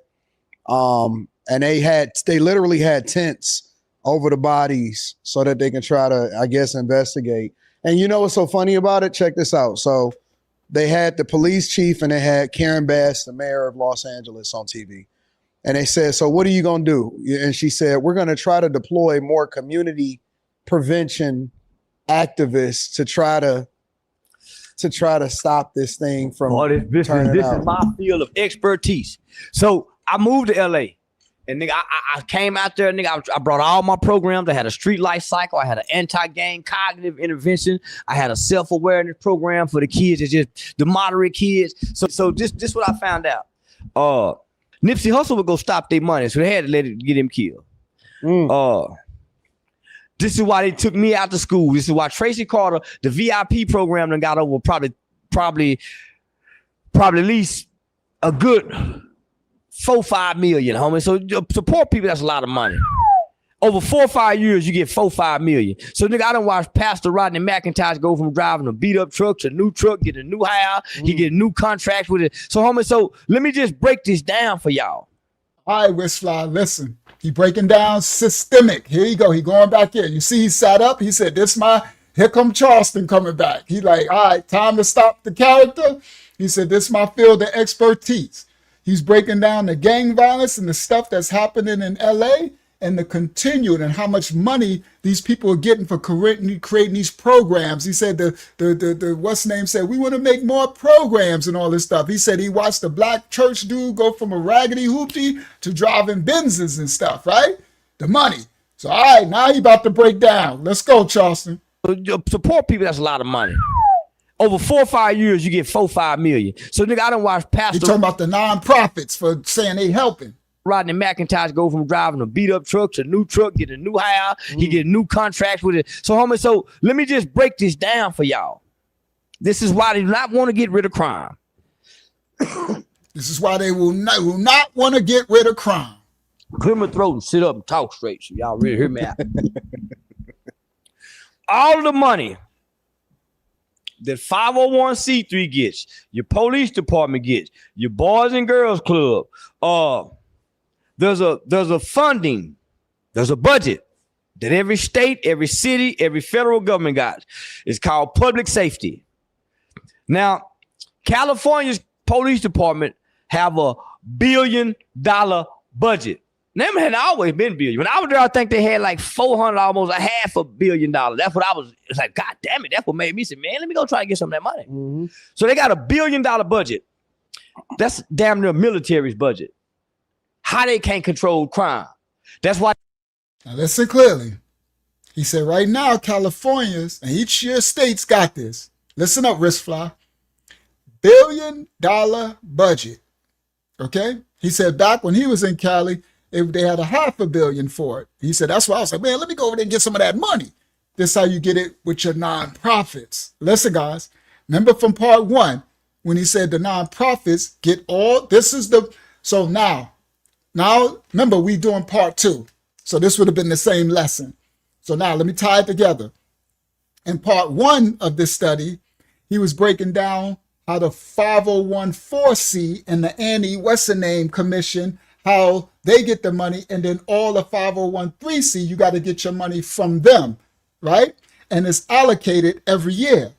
Now listen, he says, so when he says, I was like, man, let me go get some of that money.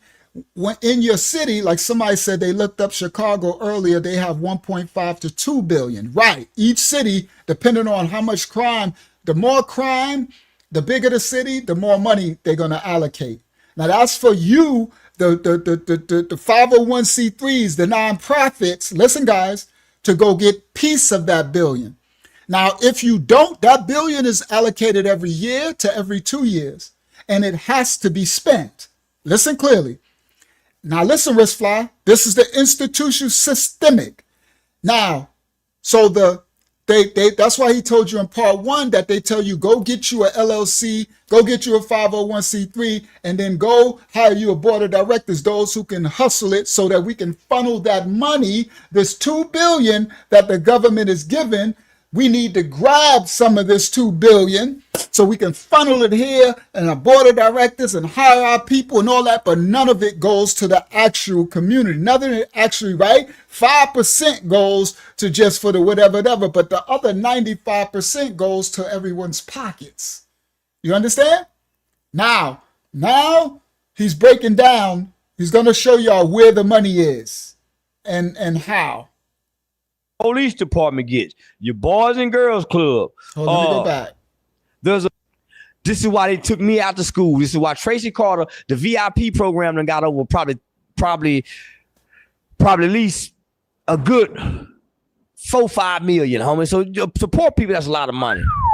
Over 4 or 5 years, you get 4-5 million. So nigga, I done watched Pastor Rodney McIntosh go from driving a beat up truck to a new truck, get a new house, he get new contracts with it. So homie, so let me just break this down for y'all. This is why they do not want to get rid of crime. Clear my throat and sit up and talk straight so y'all really hear me out. All of the money that 501c3 gets, your police department gets, your boys and girls club, there's a funding, there's a budget that every state, every city, every federal government got. It's called public safety. Now, California's police department have $1 billion budget. Them had always been billion. When I was there, I think they had like 400, almost $500 million. That's what I was. It's like, God damn it. That's what made me say, man, let me go try to get some of that money. Mm-hmm. So they got $1 billion budget. That's damn near military's budget. Mm-hmm. How they can't control crime. That's why they got all these gangbanging niggas with these programs that's still promoting gangbanging and still doing shooting that's getting paid like Big U was doing. Mm-hmm. That's why they had to snatch his ass up because he was taking the money, funding it to the gang. Nipsey was going to do it. All of them do it. In the name of 501c3, community outreach, youth help work programs, what the mayor said. Mm-hmm. So let me break this down for you. Stop right there. If you want some help and you want some money and you need funding, look to your local police department. All your funding is over there. They like the NFL. They got the contract money. You know why? Your federal government give them all the money. That's why Trump said, if y'all don't do this, I ain't giving y'all no money. All the courts. It falls under the umbrella of public safety. So that's your courts, your police department. That's under public safety. Crime prevention, crime intervention. So the police got $1 billion budget. 600 million belong to the police department. That's a lot of goddamn money. That is a lot of money. We ain't really fighting crime. We sitting over here. We sitting in the car. They call us. We come respond. We're not fighting crime. We're reacting to it. We're not being proactive. So we really letting it create. Whoa. Did y'all hear him break that down? He said the police station out of that $2 billion, that billion, 600 million go to them. He said, we're not fighting crime.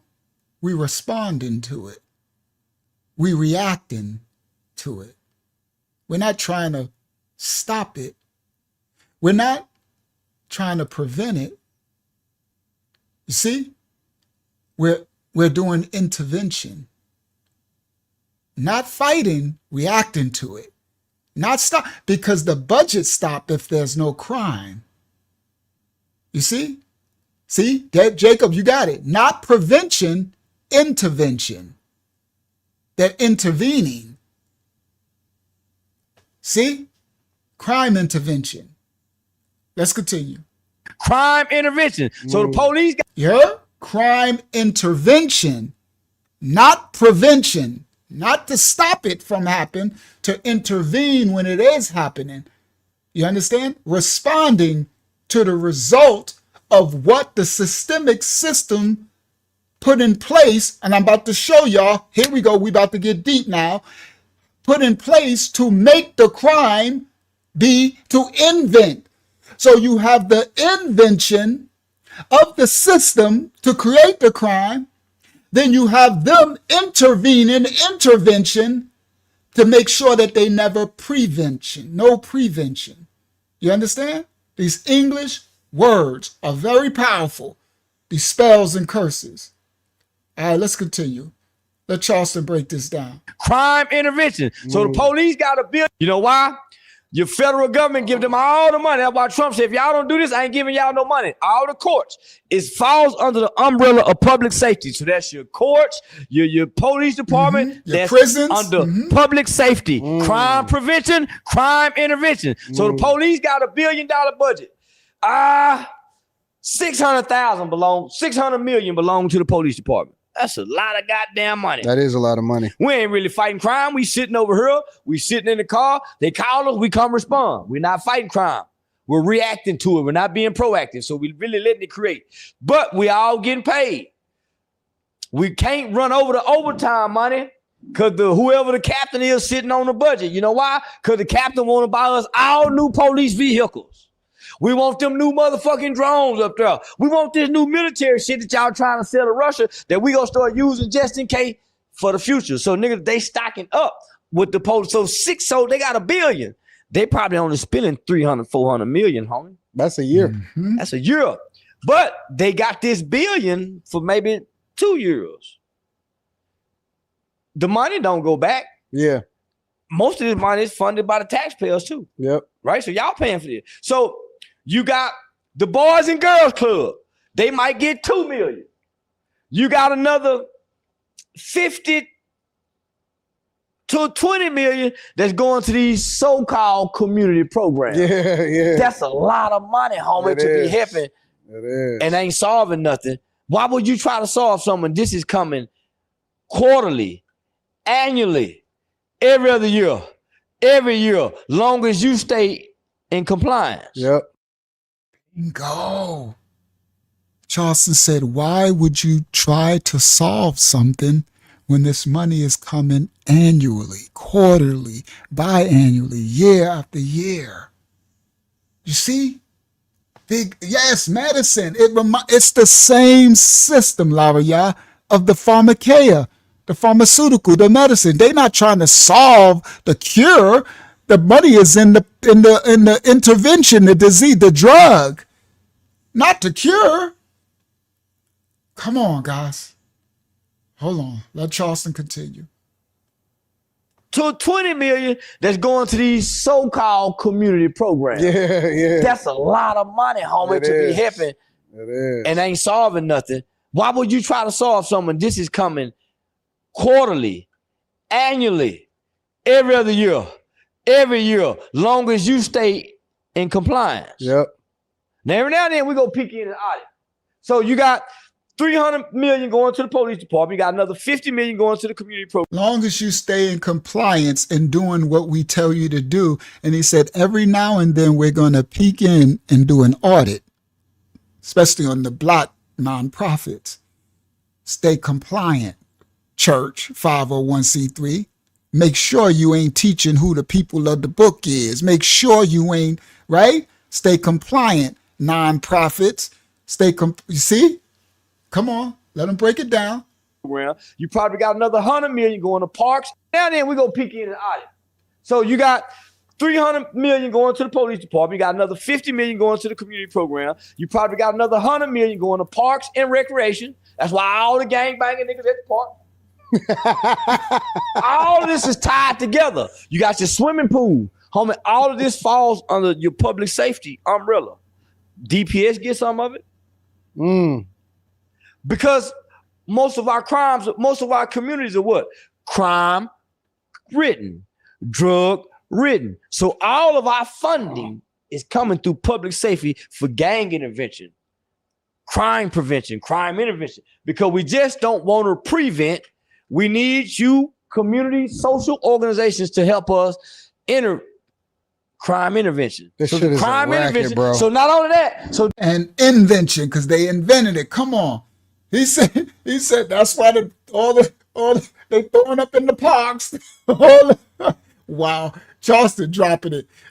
Let him go. Then you got the funding coming to help us enter crime intervention. This shit is crime a racket, intervention. bro. So not only that, so then you got the funding coming to the schools for the after school program. Yeah. Your Title IV school funded, that some of your public safety money is going to go because we got problems after school that commit crimes. You got Planned Parenthood. You got all these five. That's why everybody said, man, I'm going to give me a nonprofit. Yeah. To come eat out this pot over here, homie.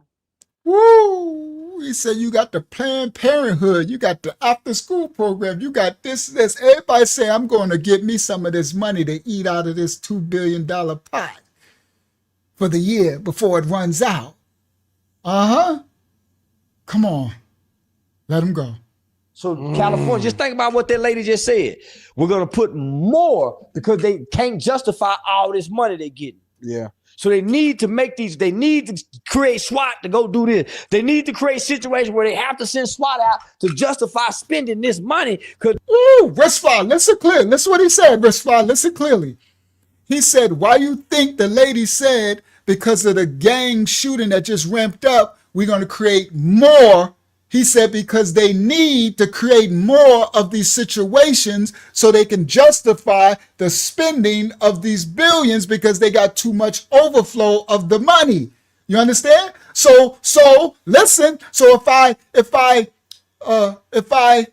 just hypothesizing, if I what's the name, recruit one of these gangbangers and say, you know what, hey, I'll give you a reduction of this sentence, or I'll give you probation, or I'll give you this, or you go, and if you go do this thing and start this war, right? Now you start this war with this faction and give me some killings to go on. Now it's an emergency, and now we can start more non-profits, more institutions, and now it could justify the allocation of all this money, right? Hypothetically, of course, right? Allegedly, right? I'm just hypothetical, right? So now you understand and see, right, guys? So it's like, so that's why Charleston's breaking it down. He like, this is what actually justifies the actual spending. And they need to keep inventing more trauma. Chicago, anybody? They got to keep inventing more problems so that they can make more non-profit and spend the money to show where because the money keeps coming, right? It'll overflow. So if they got the $2 billion, when the budget is up, they need to show and allocate, okay, we sent this to here and this to there, but they got so much of the money, they need more crime. You get it, Wristfly? They need more crime to justify the spending. And they got to spend the money because it ain't going back. The money doesn't go back to the taxpayers. It doesn't go back. So the system says you got to spend it. You see, Wristfly? So the system is saying you need to go out there and produce more crime. Make these people, so that's why the police system, they got that quota that they got to fill, and they just write, and they just do anything, lock them. You need to cause chaos so that we can justify the money. All right? So that this new bag, and then the money grows. So the more crime that they grow, the more money. Next year, they can get $3 billion. You understand? And now we got $3 billion to spend. You understand? And everybody all these people that making these agencies that say they're helping get to spend this money, and everybody getting rich and the poor is getting poor and the crime. You get it? Let's continue. I mean, I'm thinking me a nonprofit. Yeah. The school that commit crimes. Crime intervention. This so shit the is crime a racket, intervention. bro. So not only that, so then you got the funding coming to the school for the after school program. Yeah. Your Title IV school funded, that some of your public safety money is going to go because we got problems after school that commit crimes. You got Planned Parenthood. You got all these five. That's why everybody said, man, I'm going to give me a nonprofit. Yeah. To come eat out this pot over here, homie. So California, just think about what that lady just said. We're going to put more because they can't justify all this money they're getting. Yeah. So they need to make these, they need to create SWAT to go do this. They need to create situations where they have to send SWAT out to justify spending this money because it's just sitting there, homie. You know why? For the most part, black people don't know how to go use it. So guess what they saying? Hey, listen, we've been having $200 million for the having come get it. But you don't know the people downtown to go apply for it. You don't know the grant language. You don't know grant writers. So guess what they do? Hey, we can send some of this money over here. He just broke it down. He said because they got this money sitting over here for the black people, but the black people don't know how to come get it. You don't know how to speak the grant language. You don't have the right representation. You don't know where to get it. And that money is sitting there. So they're going to make sure you don't know. My people destroyed for a lack of knowledge so they can send that money over there. Come on, Charleston. Hold on. Have to send SWAT out to justify spending this money because it's just sitting there, homie. You know why? For the most part, black people don't know how to go use it. So guess what they saying? Hey, listen, we've been having $200 million for the having come get it. But you don't know the people downtown to go apply for it. You don't know the grant language. You don't know grant writers. So guess what they do? Hey, we can send some of this money over here. The judge will create a program, a new diversion program for the court. We'll put some of this money over here. Man, how much shit, man? So it's just literally a racket. That was a bomb. You're like, the judge create a new system, a divergent system for you. For this is over here. We're gonna take that money, put it over here. We're gonna put this over here. Okay, somebody else. Who I'm gonna go get an LLC and nonprofit. I'm gonna create a program saying it's gonna be the Chicago City of Public Safety to help the children of the Black Jew from old block of the this of the this, and then we're gonna send that money over here. And then I'm gonna send that to allocate the money. They gotta spend it. Y'all seeing it? If you solve the problem, now we got. So they don't. So California, just think, have to send SWAT out to justify. Solve the problem. Now we got to reallocate this money, these jobs, and some of this money over here. The judge will create a program, a new diversion program for the court. We'll put some of this money over here. Man, how much shit, man? So This is just literally a racket. But if you solve the problem, now we got to reallocate this money, these jobs is taken away. So they don't really want. You hear what he just said? But if you actually solve the problem in one of these communities or something, then they got to reallocate the money because now we don't got nothing to spend this money on. You solve the problem. You see what he's saying?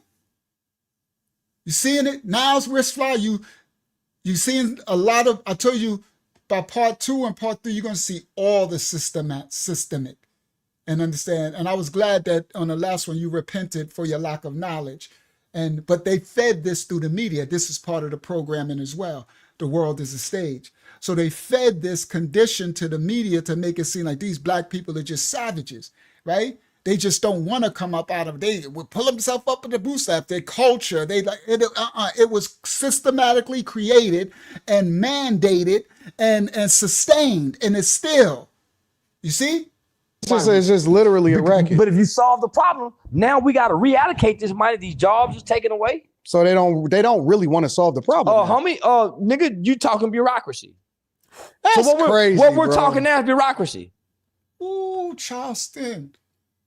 The whole says they don't really want to solve the problem. They say, oh no, you're talking bureaucracy now. You're talking government to DC language, the bureaucrats. Oh yeah, you're talking system out that solve the problem. The money ain't in the cure. The money is in the disease. The money ain't in the money is in the sin. The mammon is in the sin. Associated with 501c3s in the middle of the problem. Between bureaucracies, your people that's working. It's just literally a racket. But if you solve the problem, now we got to reallocate this money, these jobs is taken away. So they don't really want to solve the problem. Homie, nigga, you talking bureaucracy. That's crazy. What we're talking now is bureaucracy. Associated with 501c3s in the middle of the problem. Between bureaucracies, your people that's working at the food stamp office, nigga in the motherfucker in the middle of solving the problem, because the people that's trying to solve the problem get to talk to the people that's giving them the money. Yeah. That's why only certain people get invited downtown. Mm-hmm. Only certain people get invited to speak to the mayor and the mayor's office. No, he said at the nonprofit, he said you got the government bureaucracy with the nonprofit in the middle. Woo! Yo, Charleston, bro. May the Most High cover this young man. Solving the problem because the people that's trying to solve the problem get to talk to the people that's giving them the money. Yeah. That's why only certain people get invited downtown. It's only certain people have certain access. You only know certain people that go talk to this person to apply for this grant that's coming out. Yeah. That's crazy, bro. So That's insane. Only certain people he's correct, get to go talk to certain people to apply for this grant that's coming out. You won't even know the grant is coming out. They make this stuff every year, these billions of dollars, and you won't even know. More or less be able to know who to go talk to or be invited in to be able to speak. Trying to solve the problem, get to talk to the people that's giving them the money. Yeah. That's why only certain people get invited downtown. It's only certain people have certain access. You only know certain people that go talk to this person to apply for this grant that's coming out. Now, let me tie that into the part 1. Remember, guys, in part 1, he said you hire a board of directors, right? He said you get the LLC, they tell you, then get the 501c3. Then you hire a board of directors, but you hire someone in the community that has connections, that know people. He said, and they be the ones that go get the funding. This is what he's talking about. I remember this is 2 parts. I would have did this all in the first part. Y'all see it? Let Charleston tie it up. That's the direct. Remember, he said that's the one who says, I'm on the board of directors for such and such, and I. right? He said, no, you don't hire your family member. You hire the one that got the power, the know-how, the connections to be able to get down there to go get the money. You have the right person. Now, once you get the funding, then you create the building. Then you let your mama and them be the CEO and your cousin be security and such. He's talking, this is the system that the nonprofit, this part 2, control chaos. The world is a stage. Let's go. Trying to solve the problem, get to talk to the people that's giving them the money. Yeah. That's why only certain people get invited downtown. It's why only certain people have certain access. You only know certain people that go talk to this person to apply for this grant that's coming out. Yeah. That's crazy, bro. So That's nigga, insane. once I learned all that, homie, I said, nigga, I don't need the 501c3. I need to figure out how to create some money. So I started selling barbecue.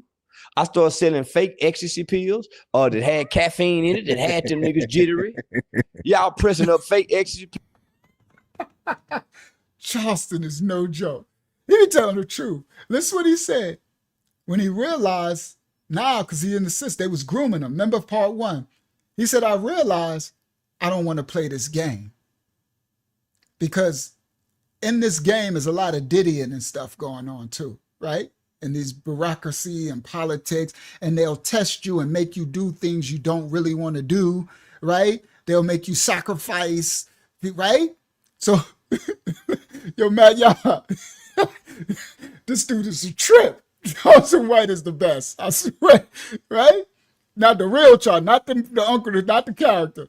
Now listen, he said once he realized, he said, man, I don't want no 501c3. I need to figure out how to go get the bag money. Listen, now y'all understand the character he made on when he realized YouTube was a bag, and he realized, like WAC 100 said, that these black people will not listen to me. I can't get attention if I be a man of righteousness, of truth. I got to act like a fool. I got to act like a igger.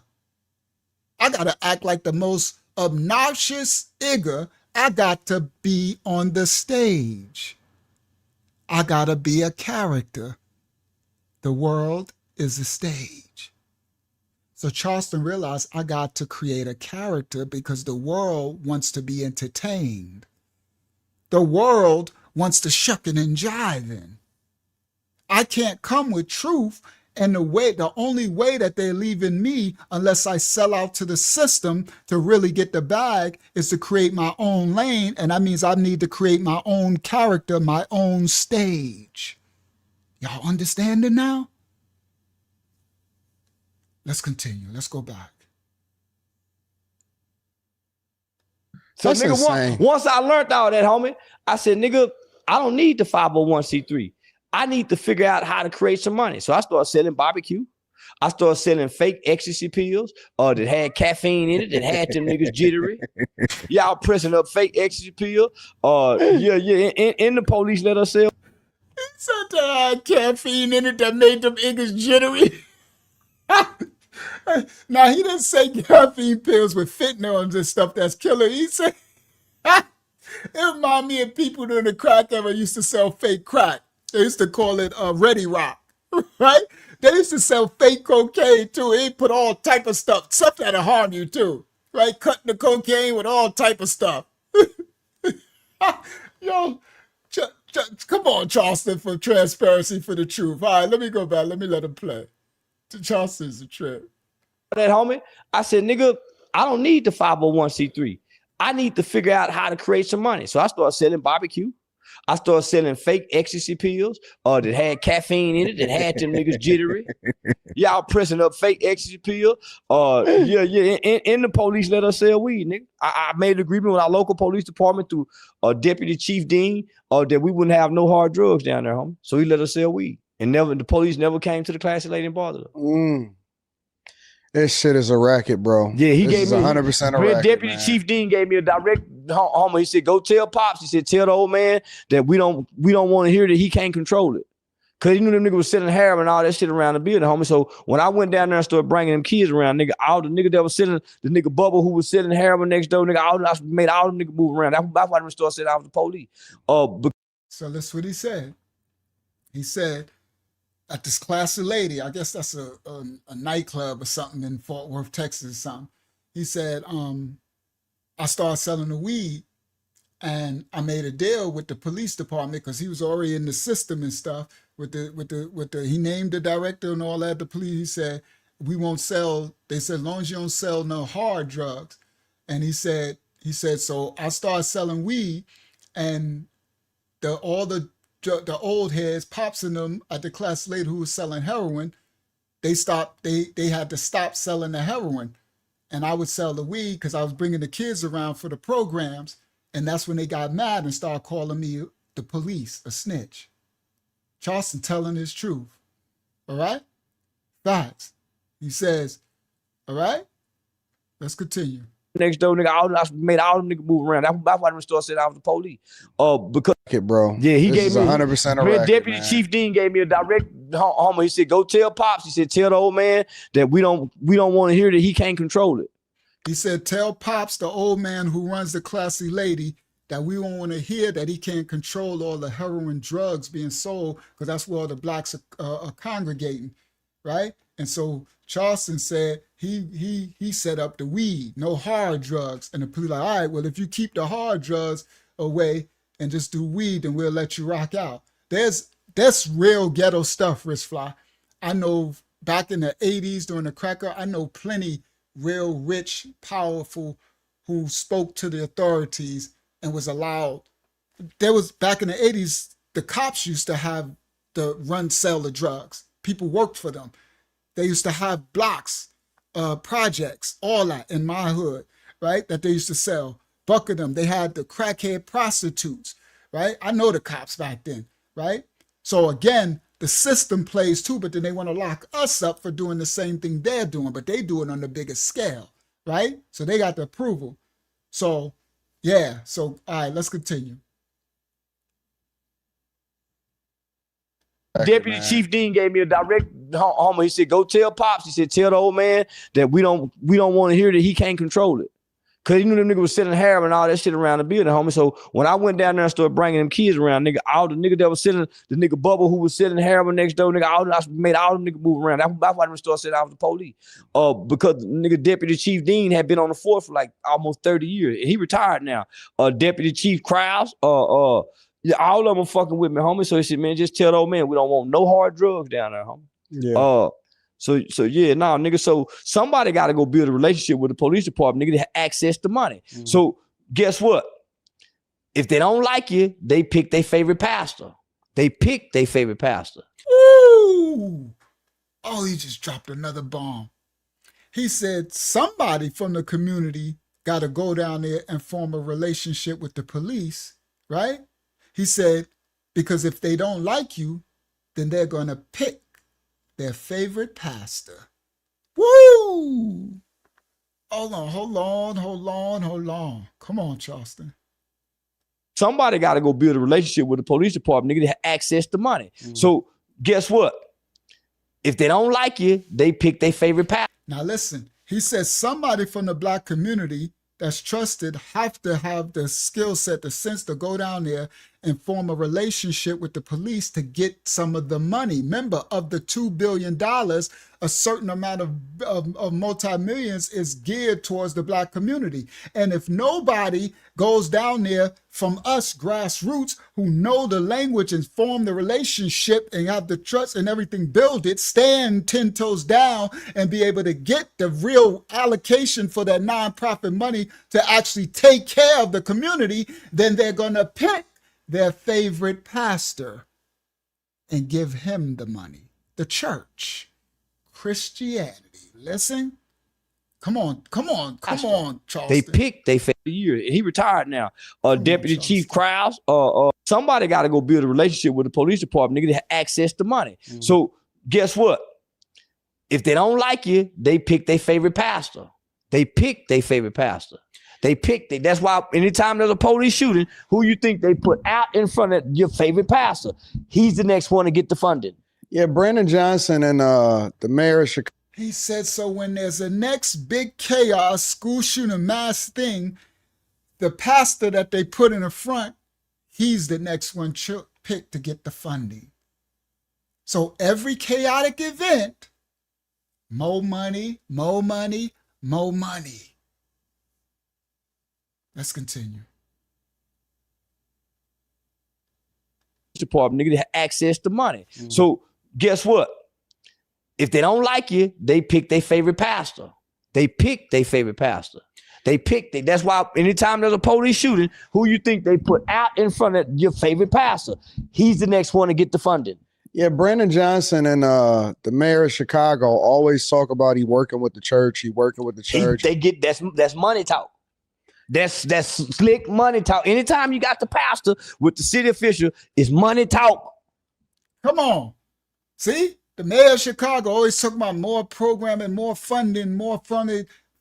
Charleston said that's money talk. Anytime you got that pastor sitting there with the city officials, all mammon. Uh-huh. Yeah, he was doing that during the migrant crisis too. Money talk.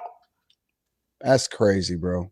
It's crazy. Because our government, homie, is so much funding involved in this. Homie, it's so much money. Yeah. Homie, so much tax write-off. Man, nigga, I was adopted by the 10-star Republican Women's Club. They give me my nigga. That's why, he said I was adopted by the 10-star Republican Club. He talking about when he was playing the system. He was there. So Charleston is talking what he know. All right, let's go. You hear, Saudi? Tell him he dropping it, right, Saudi? Homie, that's why, they heart was broke when I went nigga. Nigga, that's money talk. That's slick money talk. Anytime you got the pastor with the city official, it's money talk. Yeah, he was doing that during the migrant crisis too. Money talk. That's crazy, bro. It's crazy. Because our government, homie, is so much funding involved in this. Homie, it's so much money. Yeah. Homie, so much tax write-off. Man, nigga, I was adopted by the 10-star Republican Women's Club. They give me my nigga. That's why, homie, they heart was broke when I went nigga. Nigga, I started growing my dread. Nigga, they heart was broke when I started saying all that wild stuff about why, homie, I fell from political grace, homie. It was I was ashamed at one point in time, but nigga, but my justification, nigga, I'm doing this for the nigga. Yeah. So that's what made me start pushing nigga, homie, because I had felt shame, nigga. Like now, here we go. Now everybody listen. This is why he made the character. He said, I fell from political grace. They was grooming him to be the poster child. He said they really was, he explaining the character. He said he was ashamed of himself. He said, but he did it.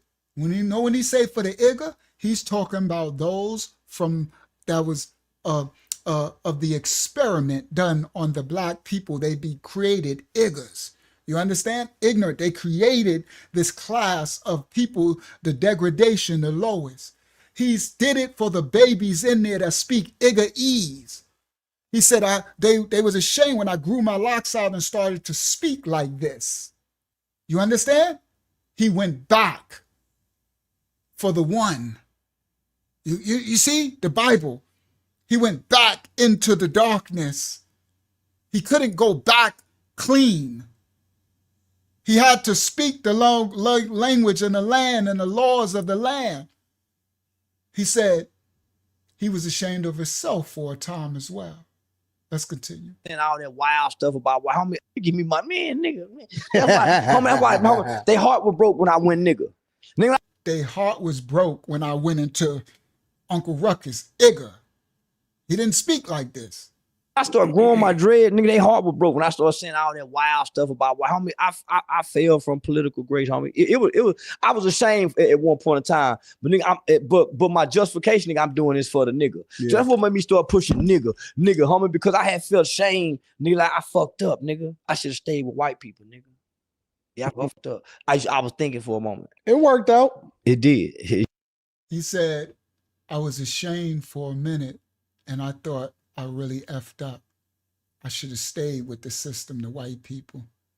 I thought I really messed up, right? Listen.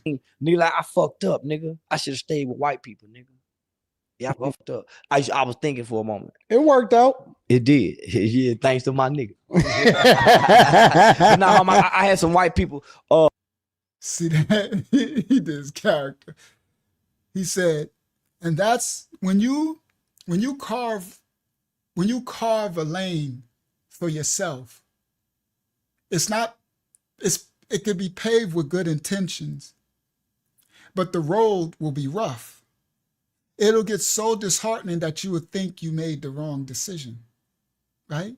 You'll think, I think I messed up. I should have stayed sold out. I should have stayed with the system. I wouldn't be like I'm screwed now. I'm in a limbo land. I got no respect for the streets. I get no, like, I left like my golden spoon. But I'm trying to do it to try to save the youth that's stuck in Igor soup. You see what I mean? But the host said, but I think you came out on the other side. And he said, yeah, thanks to my Igors. And then he lied. So for those who don't understand that Igor, the reason why he keeps saying Igor and the reason why the certain so-called blacks speak like that, because that word we created it, we took it to be my brother. Let me explain something to y'all. Cause I remember Sister Amanda came last time and she got triggered, right? And I'm glad that Rama Yah tried to explain to her, but she won't really understand, right? Because praise Yah, she don't really have this experience. And she was like, I think that y'all should stop.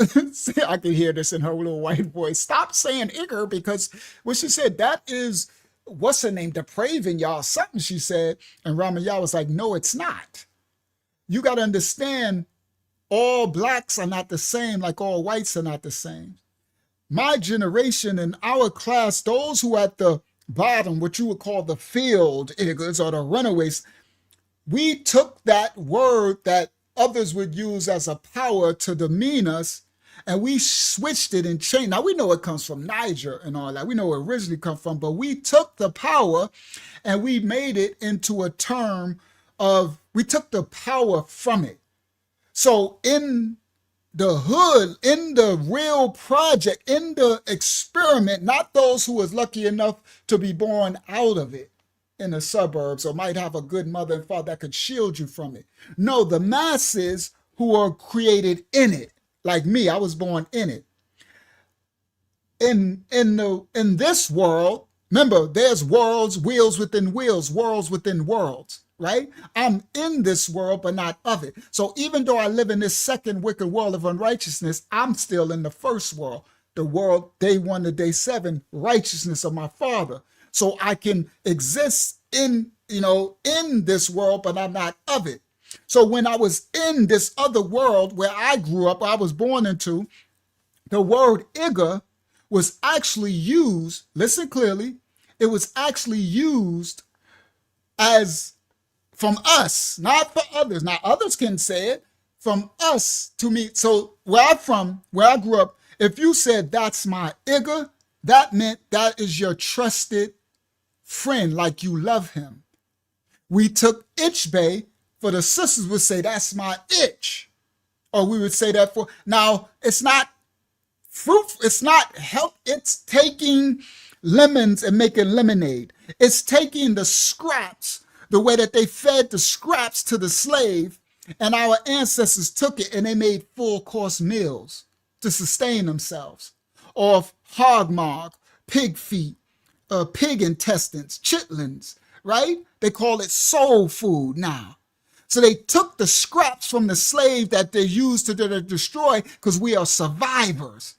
This is, now I know the elders and those outside be like, y'all need to, y'all don't, it's a generation, it's a separate, you don't. So Charleston went full Igor to go back to speak this language, this Ebonic tongue, because those who are under this spell of this sorcery of this stage in this character stage set that don't know that this is a stage that are being used by it. Some of us, I would have to come in, and even though I don't say the word Igor, I will speak in a tone and in a message type of way that those in that world can see that I'm a real Igor. It's like trying to go and speak a Spanish language or a German language or a Scandinavian language or some type of African tongue and not understanding the euphemism and the slangs and the ebonics of it, right? So it's a reconcocted from that word that they try to use to destroy, and it was used as a term of endearment. It's like what you're trying to use, what you did to my ancestors, that word that you used to stab them with, I'm going to take the power from it and make it a term of endearment. And now you can't harm me with the word unless you willfully come and say Igor with the hard R, and I know your heart behind it. And then you are my enemy. You see, that's why some people get a pass if they earned it. You understand? From other nations. Now you got this next generation. They just say it because now, because of the generations from us doing it, right? Taking the power away from this word. Now these new generations, they just, it just means a man, a male, a brother, a dude. Igor means a male, right? And then while others try to, it's how you use it. It's always the spirit behind it. So a so-called black in it, we will know when someone got the wrong spirit behind using it. And some of us are sensitive, be like, man, y'all can't use it. It's ours. Because sometimes we like to have our own.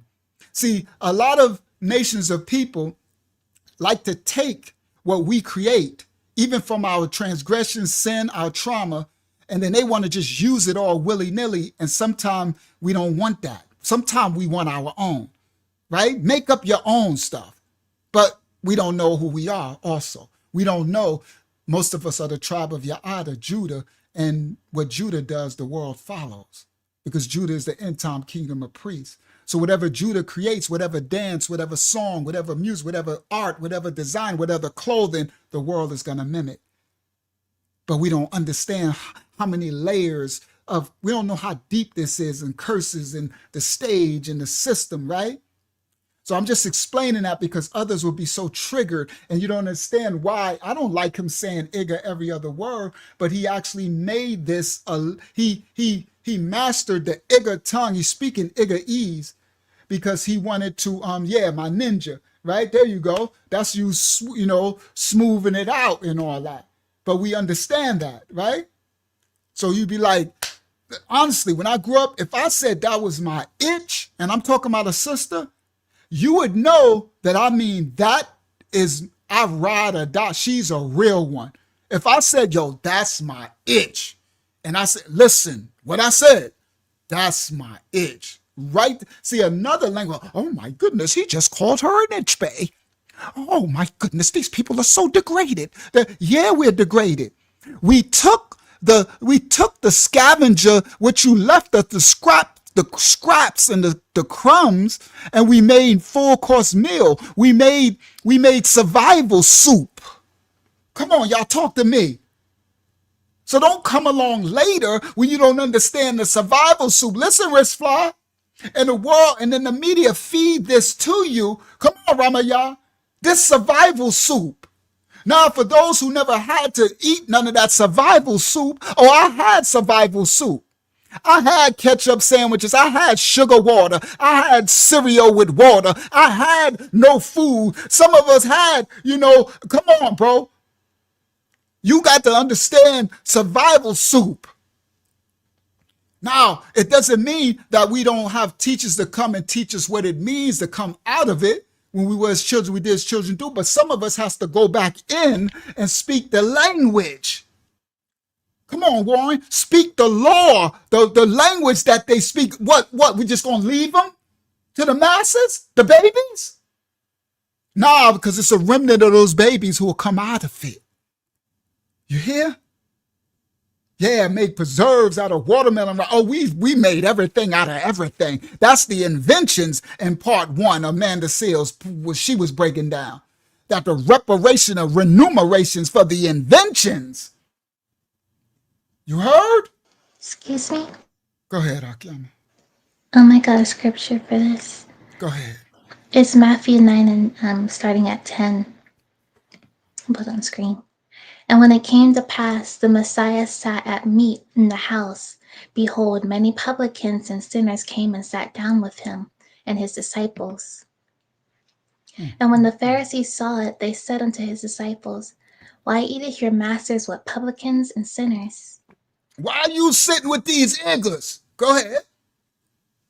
And when the Messiah heard that, he said unto them, They that be whole need not physicians, but they that are sick. Verse 13. They that already have a mom and a dad and a system and went to school and they got this and they going that and that, they don't need the healing. They don't need me to come and sit with the iggers are sick. But you want me to forget the iggers. You want me to forget the downtrodden. You want me to forget the lower class. You want me to forget them. Go ahead, Akiyama. Verse 13. But go ye and learn what that meaneth. I will have mercy and not sacrifice, for I am not come to call the righteous, but the sinner to repentance. Come on.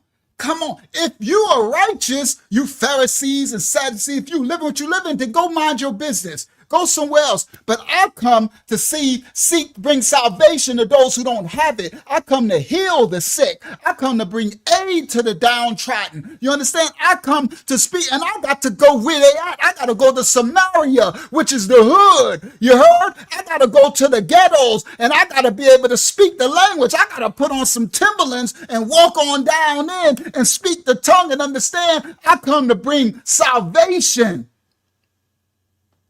Come on, we the survivors of the curses. Come on. This is all Bible. It's all Bible. No matter what the Most High had me to teach, it's always going to be Bible. Because everything we live in is prophecy, children. Every nation of people, listen clearly. It's all prophecy. So that's why, I know the sister, man, she probably turned it off because, it probably hurt her ears hearing all the igger. But you're going to have to toughen up. I couldn't get all the iggers out, but sometimes we got to hear. You can't be just stay clean, or you got to get dirty sometime. You got to get in the war and the fight. Get your clothes dirty sometime. You got to fight, bro. Let's continue. And all that wild stuff about homie, I fell from political grace, homie. It was I was ashamed at one point in time, but nigga, but my justification, nigga, I'm doing this for the nigga. Yeah. So that's what made me start pushing nigga, homie, because I had felt shame, nigga, like I fucked up, nigga. I should have stayed with white people, nigga. Yeah, I fucked up. I was thinking for a moment. It worked out. It did. Yeah, thanks to my nigga. Now, I had some white people. Homie, so that's why they put me in the mental hospital. They had to come see my nigga because I had went to such an extreme, and maybe I had went crazy, nigga. Cause nigga, he said they put him in a mental institution. Those white people from the system said that look. Our Charleston White, he didn't went insane. He grew his hair out into the dreadlocks, like the dreadlock Jamaican rosters, and he's just saying igger, and he's saying these things about the white people, and he's just, he doesn't want any mayonnaise sandwiches anymore, and he doesn't like Grey Poupon. He got hot sauce in his pockets. He got Carhartt pants and Timberland boots in the middle of the summer. Charleston has lost his mind. Charleston, the plane has left the building. Houston, we have a problem. He had hot sauce in his Timberland boots in the summertime. He's saying igger every sentence. This is not the Charleston that we've been grooming for the Republicans Club. What is... Oh, yeah, they locked him in the institution. He went to a mental insane asylum. Yeah, it's Grey Poupon. He doesn't want the Grey Poupon. Okay, let's continue. Thomas, so that's why they put me in the mental hospital. They had to come see my nigga because I had went to such an extreme, and maybe I had went crazy, nigga. Cause nigga, I was bucking like nigga, I was ready to die. Nigga, that's why they had to, nigga. They had because they like, man, this is not the Charles, nigga. I had went from this character got me put in a mental asylum, homie. Because they said, man, something happened. Because they thought I was on drugs. So the first thing they did was took me. You see what he said, Akiyama? This character got me put in a mental asylum. He wasn't too sure because once you start to do it, you lose your. I know you can lose yourself when you start to do a work. That's a mighty work that'll take you through the valley of the shadow of death. you can lose your sanity a little bit. You can lose your ground, and you can question. You can like, I don't, am I losing it? Many of men don't make it out or make it through. Let's continue. Got me put in a mental asylum, homie, Yeah. because they said, man, something happened such an extreme. And maybe I had went crazy, nigga. Cause nigga, I was bucking like nigga, I was ready to die.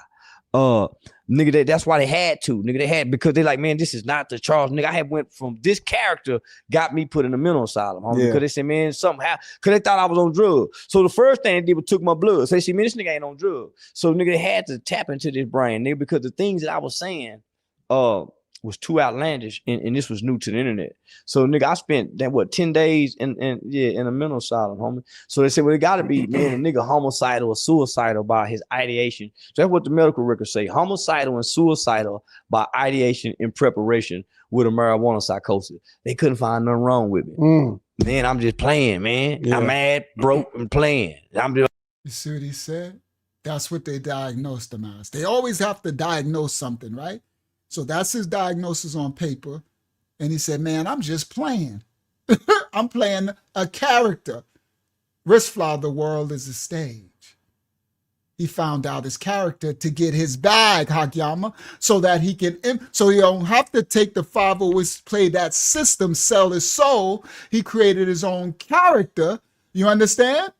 And he created his lane, his bag, and now he can implement his systems without begging for the handout like the Jewish lady taught him to teach your people. Get your own. You see it, guys? Let's continue. suicidal by his ideation. So that's what the medical records say. And something happened because they thought I was on drugs. So the first thing they did was took my blood. So they said, man, this nigga ain't on drugs. So nigga, they had to tap into this brain, nigga, because the things that I was saying was too outlandish, and this was new to the internet. So nigga, I spent that 10 days in a mental asylum, homie. So they said, well, it gotta be, man, a nigga homicidal or suicidal by his ideation. So that's what the medical records say. Homicidal and suicidal by ideation in preparation with a marijuana psychosis. They couldn't find nothing wrong with me. Man, I'm just playing. He said basically they couldn't find nothing wrong with me. All that crap they just said, that's what I'm talking. Come on, speak, Charleston. He said all that ideation by marijuana sensitization mean ain't nothing wrong with me. Yeah, if you can learn some grant writing, there's some position, there's some stuff. There's a lot of money out there. And you don't have to sell your soul to get it. It's there for us. Yeah, I had back when I was doing the Christian thing, this Christian woman, and she knew how to do it. But then she fell out, and it was a mess. But yeah, if you get someone that learned that, that will behoove us. If any of y'all could learn that skill set. And I used to work at a nonprofit when I first came home at the UCF University, Central Florida University, the college. I got the job through the system when I came home, and through the system, and they put me in the Media for Arts Entertainment, a nonprofit. And we used to travel through all the black schools through all Florida with this white lady. And I seen the grant, one of the people, because I just was doing the secretary work, and the white girl, the other girls was doing the grant, and they'd have these big books in the grant, and they would, every year they would have to reapply for the grant. They got grants from the Smithsonian, and your grants be like $1 million and stuff, and it'll fund you for the whole year, and it pays the salary of everybody. And then the lady who ran it, she was the what's the name of the University of Central Florida, not the dean. What do they call that? I forgot what it's called now. Those people who at the top of the like the dean, like the people who run the university. I forgot what they call it now. A lady, and I went to her mansion and everything. I was kind of a black poster child for a second until I messed up. I told the story of the 25 Life, and I met my ex Lexi, and Lexi got me. No, not the CEO. It's called the Emeritus, EMRITUS. No, the Emeritus, something like that. It's probably a Greek word, Emeritus. It's a label that they call them. Y'all can look it up. I'm glad I just remembered it, right? So, and then Lexi got me fired. For those who know the 25 to Life story, y'all, Lexi, the one who got me fired, that's when I worked at the nonprofit. When she was calling up and got me fired, that when I was online, I went in the dating thing, and I met Lexi, crazy butt, got me fired from the thing. But anyway, so I experienced The Most High had me, Emeritus, that. Thank you, Sister Hayazak. That's what it is. So, but I experienced and I watched, and I was gonna learn, but Lexi got me fired. If I would have stayed, I would have graduated to become the grant writer too. Oh, that would have been dope. I wouldn't know how to do it now. And that laptop got me in a mess. Those for the 25 to life. Y'all know what I'm talking about, that laptop. Oh, that laptop got me fired. But I experienced that grant writing and the money, and they would pay for everything. We was going everywhere with the school. Black schools, they putting on plays. It was to keep arts and entertainment in the schools for arts, because the system was trying to remove any arts and music from the public school system, elementary schools, and went through all of Florida. All right, so let's continue. We almost there. The medical records say homicidal and suicide. Look, we made it to 55 minutes. We might have part 4 of this one. So I'm gonna get through. I'm gonna get through this part, right? But we ain't gonna get through the whole thing. But I'm gonna get through this part that's about to come, and then mental asylum, homie. So they said, well, it got to be, man, a nigga homicidal or suicidal by his ideation. So that's what the medical records say. Homicidal and suicidal by ideation in preparation with a marijuana psychosis. They can find nothing wrong with me. Then I'm just playing, man. Yeah. I'm mad, broke, and playing. I may be playing too far, but man, I ain't hurting nobody. What I'm saying. But see what he said? He said, but I'm just playing a character. He said, I'm mad, I'm broke, and I'm playing. I'm playing Igga. He said, I'm not hurting nobody. He said, but maybe I might be going a little too far. Yeah. He was going, like, he was taking it, this character, he was going far, but that's what got him to cut through the noise of the internet. That's what got him famous now. That's what got him to be able to now have his programs and have his funding. He got his own lane, his bag. So when he said before, like, he thought he might have messed up, but he actually did the right thing. It all turned out. All right, listen. I may be playing too far, but I may be playing too far. Man, a nigga homicidal or suicidal by his ideation. So that's what the medical records say. Homicidal and suicidal by ideation in preparation with a marijuana psychosis. They couldn't find nothing wrong with me. Then I'm just playing, man. Yeah. I'm mad, broke, and playing. I may be playing too far, but man, I ain't hurting nobody. What I'm saying. But my words were really hurting people. Yeah. Yeah. You see, he said, but my words was actually really hurting people. So he understands, but that character, the way he pushed it, got the attention he needed. And it got him to the position where he can now do this, what he's doing now, that I can break this down and it can help others. Same thing that WAC 100 said. Yeah, the sacrifices. That's it, Wristfly. You seeing it? The sacrifices. A nigga so paranoid with success, they done tricked us into believing that God don't give us success no more, that everything got to come through the Illuminati or the devil. You got to sacrifice. So nigga, they done made us believe that nigga success, God don't make, so everything have to be demonic now. We're being... Woo! I grabbed that clip because he broke that down really quick. You see what he said? He said they got Black America, Black people so paranoid now with success that anybody that is success now, they're saying he had to sell his soul. Y'all see it? Listen, Miss Fly. Anybody, oh, he did Diddy, or he gay, or he sold his soul. This is more engineering.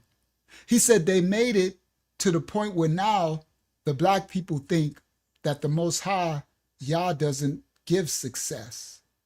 Yah doesn't reward. If the only way anyone can get success is to serve the devil. Oh, come on, that was a word, Charleston. See, this is more of the stage, more of the conditioning. It don't stop. The systemic, it continues and it morphs and it grows with the culture. As it grows, the culture, the Most High gives increase and prosperity. So now they got the Blacks thinking we can't have success. Ramayah, they saying the only way we got success now is to sell our soul to serve evil. The Most High doesn't reward us with success, but that's a lie. Come on, Charleston. But my word will really hurt people. Listen. Yeah. A nigga so paranoid with success. Yeah. They done tricked us into believing that God don't give us success no more, that everything got to come through the Illuminati or the devil, or you got to sacrifice. So nigga, come on. You see, they can't. They made us not believe in ourselves so much that any success is a crab in a barrel. You're gonna title it that it's the devil, or he is this, or he did this, to stop you from being successful.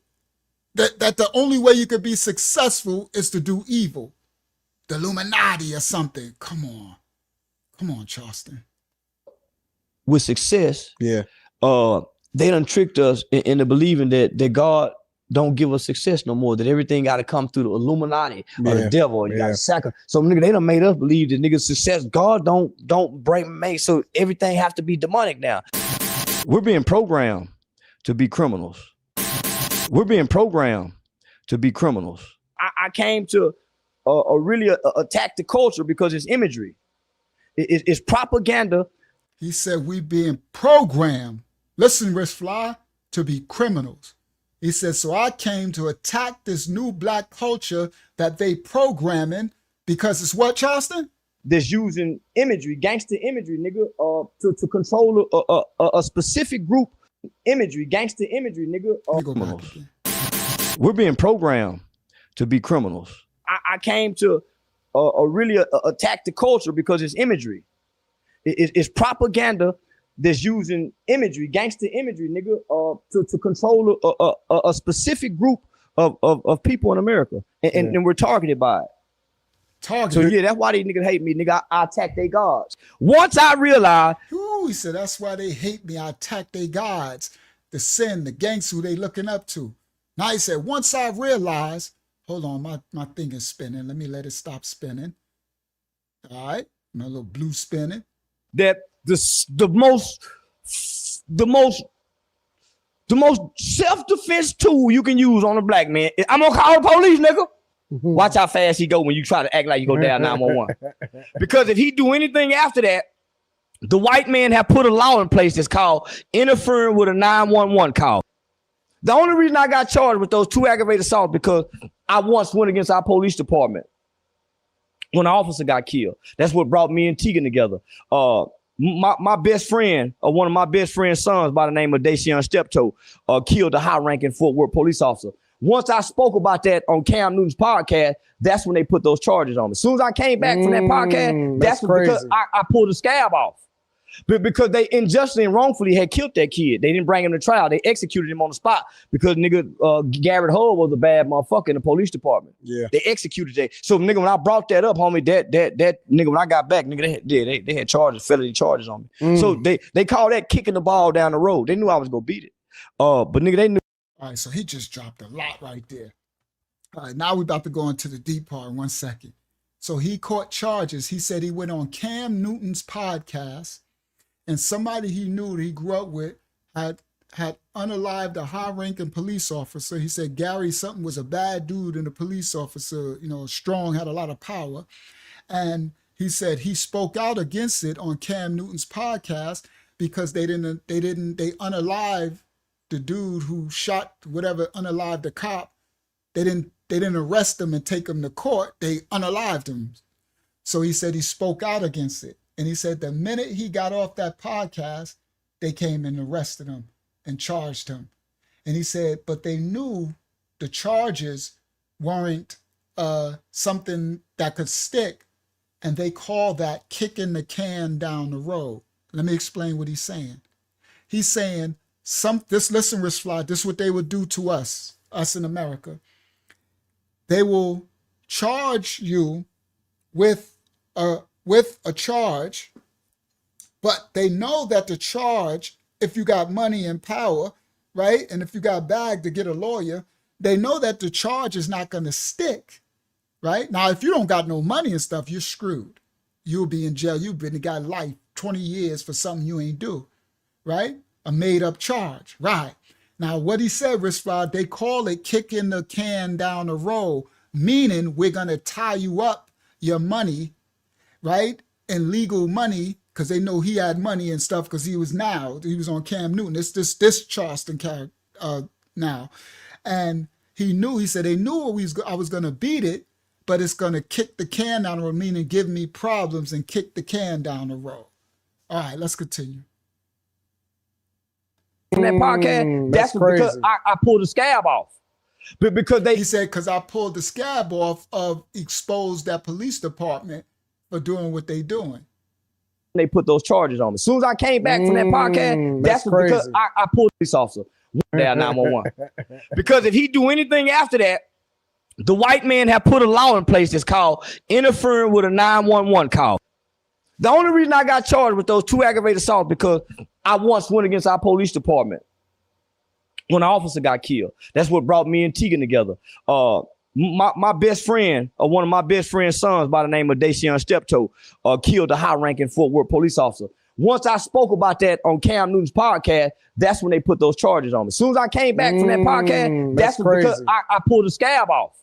But because they unjustly and wrongfully had killed that kid. They didn't bring him to trial. They executed him on the spot because Garrett Hull was a bad motherfucker in the police department. Yeah. They executed that. So nigga, when I brought that up, homie, that nigga, when I got back, nigga, they had charges, felony charges on me. So they call that kicking the ball down the road. They knew I was gonna beat it.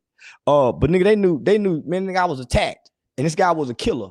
This was our Woody. This was our thug. Yeah. Everybody scared of this nigga, homie. I ain't scared of evil, nigga. Because he's talking about the black dude who was the Debo in his neighborhood from part 1 was the snitch. He attacked him in the barbershop. He said everybody was scared of him in Fort Worth. He said, but I wasn't scared of him.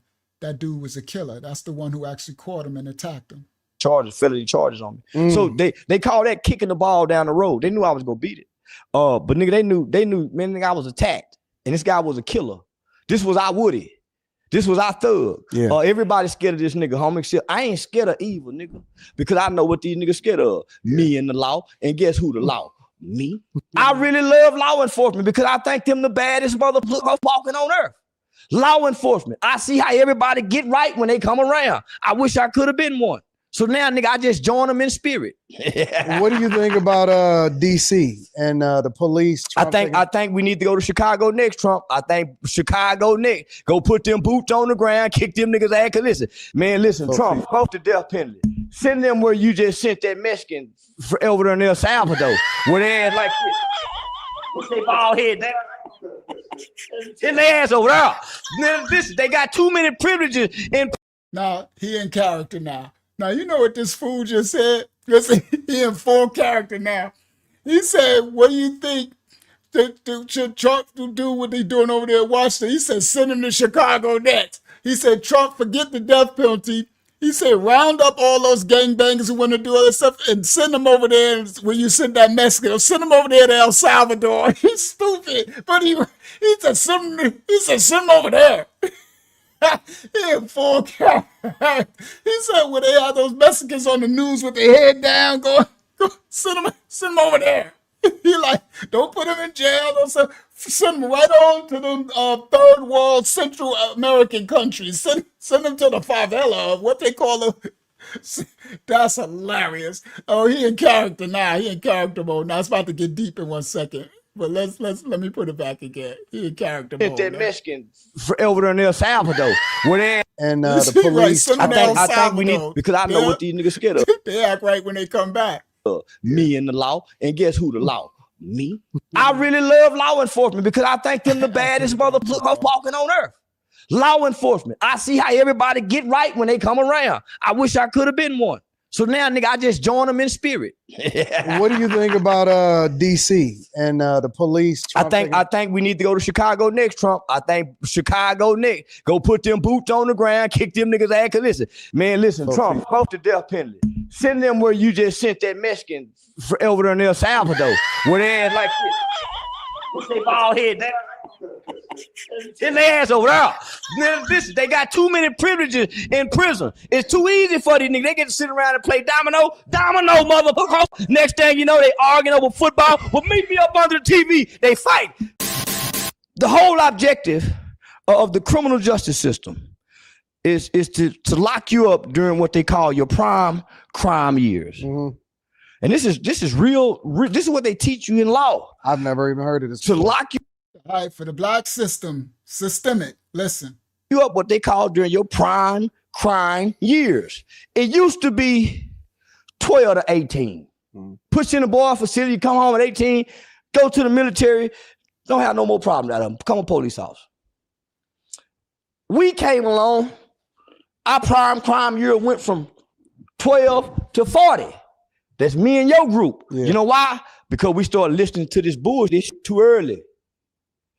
Crime and the criminal. All right, so he said the first time they had it, they said to lock you up during your prime crime years. It used to be 12 to 18 years old. The time juvenile would use, right? He says, send them away, put them in system, they come back, they all right. He said, but then now our generation, right? He said, he's a little younger than me, he 40s. He says, our prime crime years went from 12 to 40 years old. He said, you know why? Because they started the media and the music. Listen, Wristfly, it's a new systemic. The things that they fed us, the conditions, have us not mature anymore. You see? So before you used to be 12 to 18 years old, then you would become an adult. Now you 12 to 40 and you have 40-year-olds that are still 12-year-olds. Because now the experiment has been done so well that the fullness of the indoctrination is on the generation now. So listen. Elements of society, go to the military, don't have no more problem out of them. Become a police officer. We came along, our prime crime year went from 12 to 40. That's me and your group. Yeah. You know why? Because we started listening to this bullshit too early. Crime and the criminal elements of society start being propagated, promoted, glorified, and idolized and rewarded in our culture.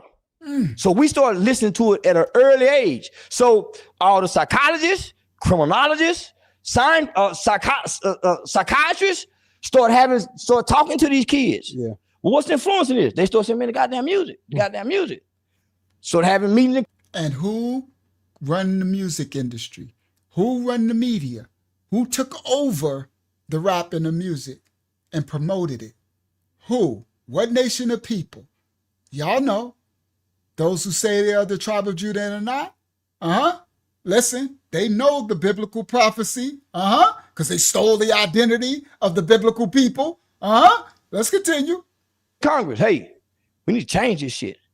We need to start being propagated, promoted, glorified, and idolized and rewarded in our culture. So we started listening to it at an early age. So all the psychologists, criminologists, psychiatrists start talking to these kids. Yeah. Well, what's influencing this? They start saying, man, the goddamn music. Start having meetings in Congress. Hey, we need to change this shit. We need to start sending kids to prison at 12 years old. Why? Look at these reports. This is deeper than statistics. Look at these reports. So, nigga. And that's from the conditioning, Wristfly. So now they changed the legislation and said, now we need to start sending these blacks to jail, to prison at 12 years old. Listen.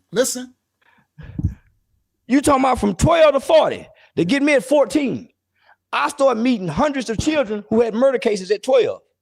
My partner killed his next door neighbor, stabbed 93 times. That's crazy. My partner at 12 years old killed his next door neighbor 93 times. So I fell in a group of children in America who became the first children of this era who began to commit crimes such as murder and capital murder outside of California, Chicago, New York, Philly, Baltimore, DC. So them niggas were killing in the 70s because of poverty. Yeah. In the South, we didn't have really extreme poverty. We had more of a community base. They didn't have a community base up there. So outside of those major cities, they probably had a few kids that were catching violent cases. Oh, hold on. I got to break this down, y'all. Listen clearly. Now we're going to get, this going to be our closeout. He's going to rock this, then we're going to go into this part, and now you're going to have this going to close out part 2, and we'll do part 3 next time. Listen clearly. He named those certain cities, New York, Chicago, D.C., Baltimore. Listen what he said. He said, back then, there was the South, we didn't have that problem. We didn't have those little children murdering. He said up there in the North cities, they had it from the poverty. Listen, I'm going to show y'all what he's talking about. Give me 1 second. Let me put it back again. Listen what he said. Outside of California, who had murder cases at 12. My partner killed his next door neighbor, started 93 times. That's crazy. My partner at 12 years old killed his next door neighbor. Now, Risla, what he's bringing up, he's talking about the indoctrination, the systemic experiments done on our people to create this environment in the children, which wasn't there. You understand? Listen. 93 times. So I fell in a group of children in America who became the first children of this era who began to commit crimes such as murder and capital murder. Outside of California, Chicago, New York, Philly, Baltimore, D.C. So he's now listen, he's talking the 70s into the 80s, talking the 80s.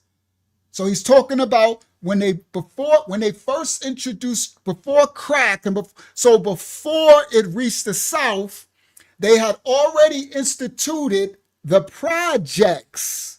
Remember, every place that he just names have projects, and poverty-ridden, overcrowded neighborhoods. I'm going somewhere. The experiment, the project that they created on our people.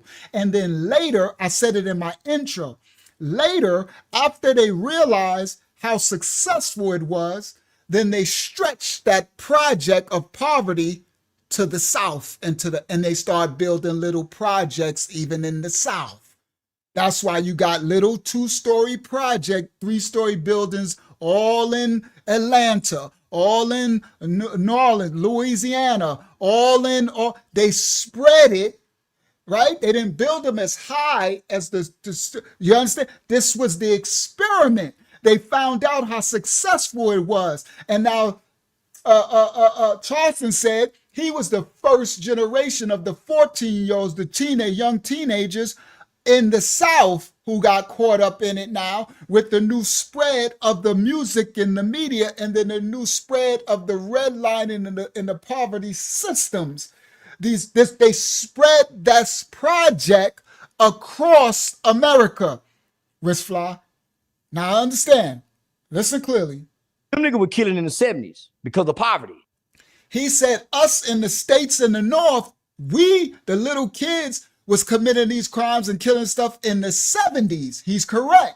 Because of poverty. That's me. I grew up seeing the killings and the murders and the heroin addicts and all of it, because it was in the inner cities, the big populous cities of New York, D.C., California, Chicago, all that. Come on, he dropping it. Listen clearly. But this is before the South got introduced to this part of it, but it was on its way. But they did the experiment on the major cities first of the North, all right, of the major cities of the Northwest or whatever, right? Listen. I started meeting hundreds of children who had murder cases at 12. My partner killed his next door neighbor, started 93 times. That's crazy. My partner at 12 years old killed his next door neighbor 93 times. So I fell in a group of children in America who became the first children of this era who began to commit crimes such as murder and capital murder. Outside of California, Chicago, New York, Philly, Baltimore, D.C. So them niggas were killing in the 70s because of poverty. Yeah. In the South, we didn't have really extreme poverty. We had more of a community base. They didn't have a community base up there. Facts. In the South, they didn't have all that level. Even though they were poor, they still had community base. That's why when we went to the South, they were still polite. And hello, right? But up north, in those cities he's talking about, we were already exploited. We were already destroyed. I was born in the destruction. I started selling drugs when I was 12 years old, Risfly. I was 12 years old on the block at night, 3 o'clock in the morning, and still had to go to school in the morning. You understand? Because I didn't have a mom and a dad. I had a grandmother, and all she said was, just survive out there. You see?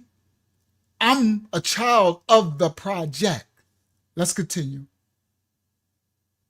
So them niggas were killing in the 70s because of poverty. Yeah. In the South, we didn't have really extreme poverty. We had more of a community base. They didn't have a community base up there. So outside of those major cities, and we used to have it during the Black Panthers before. He's correct. In the 60s, at the beginning of the 70s, but they destroyed the Black Panthers. We used to have community centers, red, black, and green. I told it on my 25 to life story. And they taught us who we were, knowledge of self. We were kings and queens, and we descend from royalty, and then, right? And they destroyed it, and they pumped crack and then the heroin and stuff in the liquor stores and stuff, and destroyed all the community centers. And he's correct. They destroyed it. They destroyed the parks, the community centers, all of it.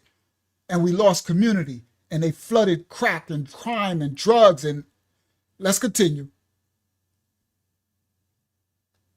Baltimore, D.C. So them niggas were killing in the 70s because of poverty. Yeah. In the South, we didn't have really extreme poverty. We had more of a community base. They didn't have a community base up there. So outside of those major cities, they probably had a few kids that were catching violent cases.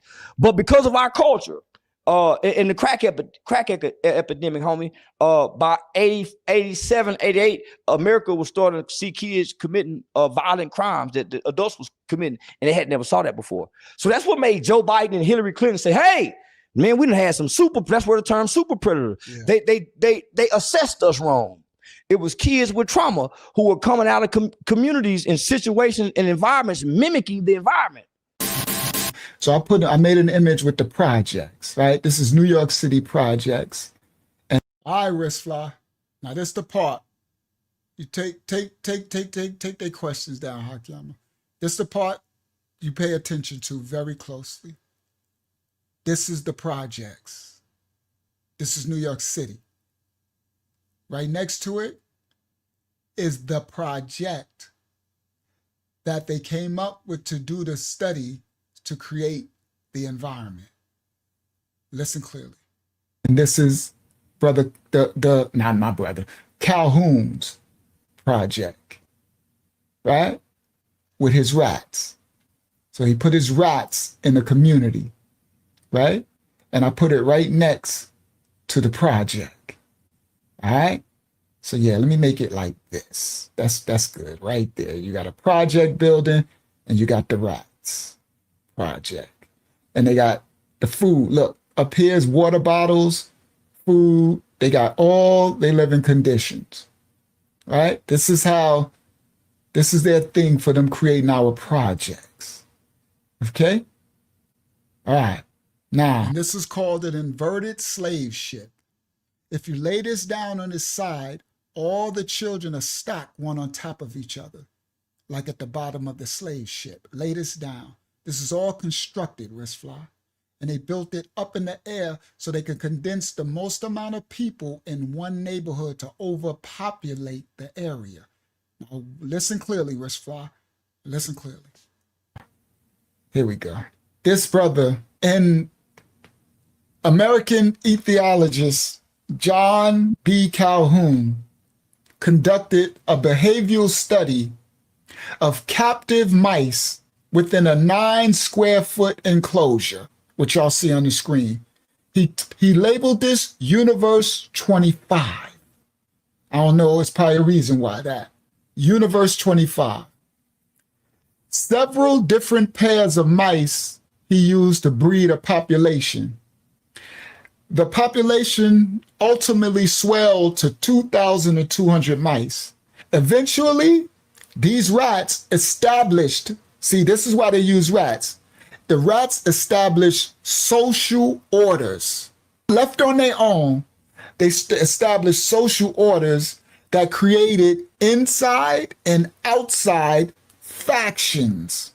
All right, so he created this environment, and the rats had all the water, all the food, everything necessary for survival in abundance, lack of nothing, right?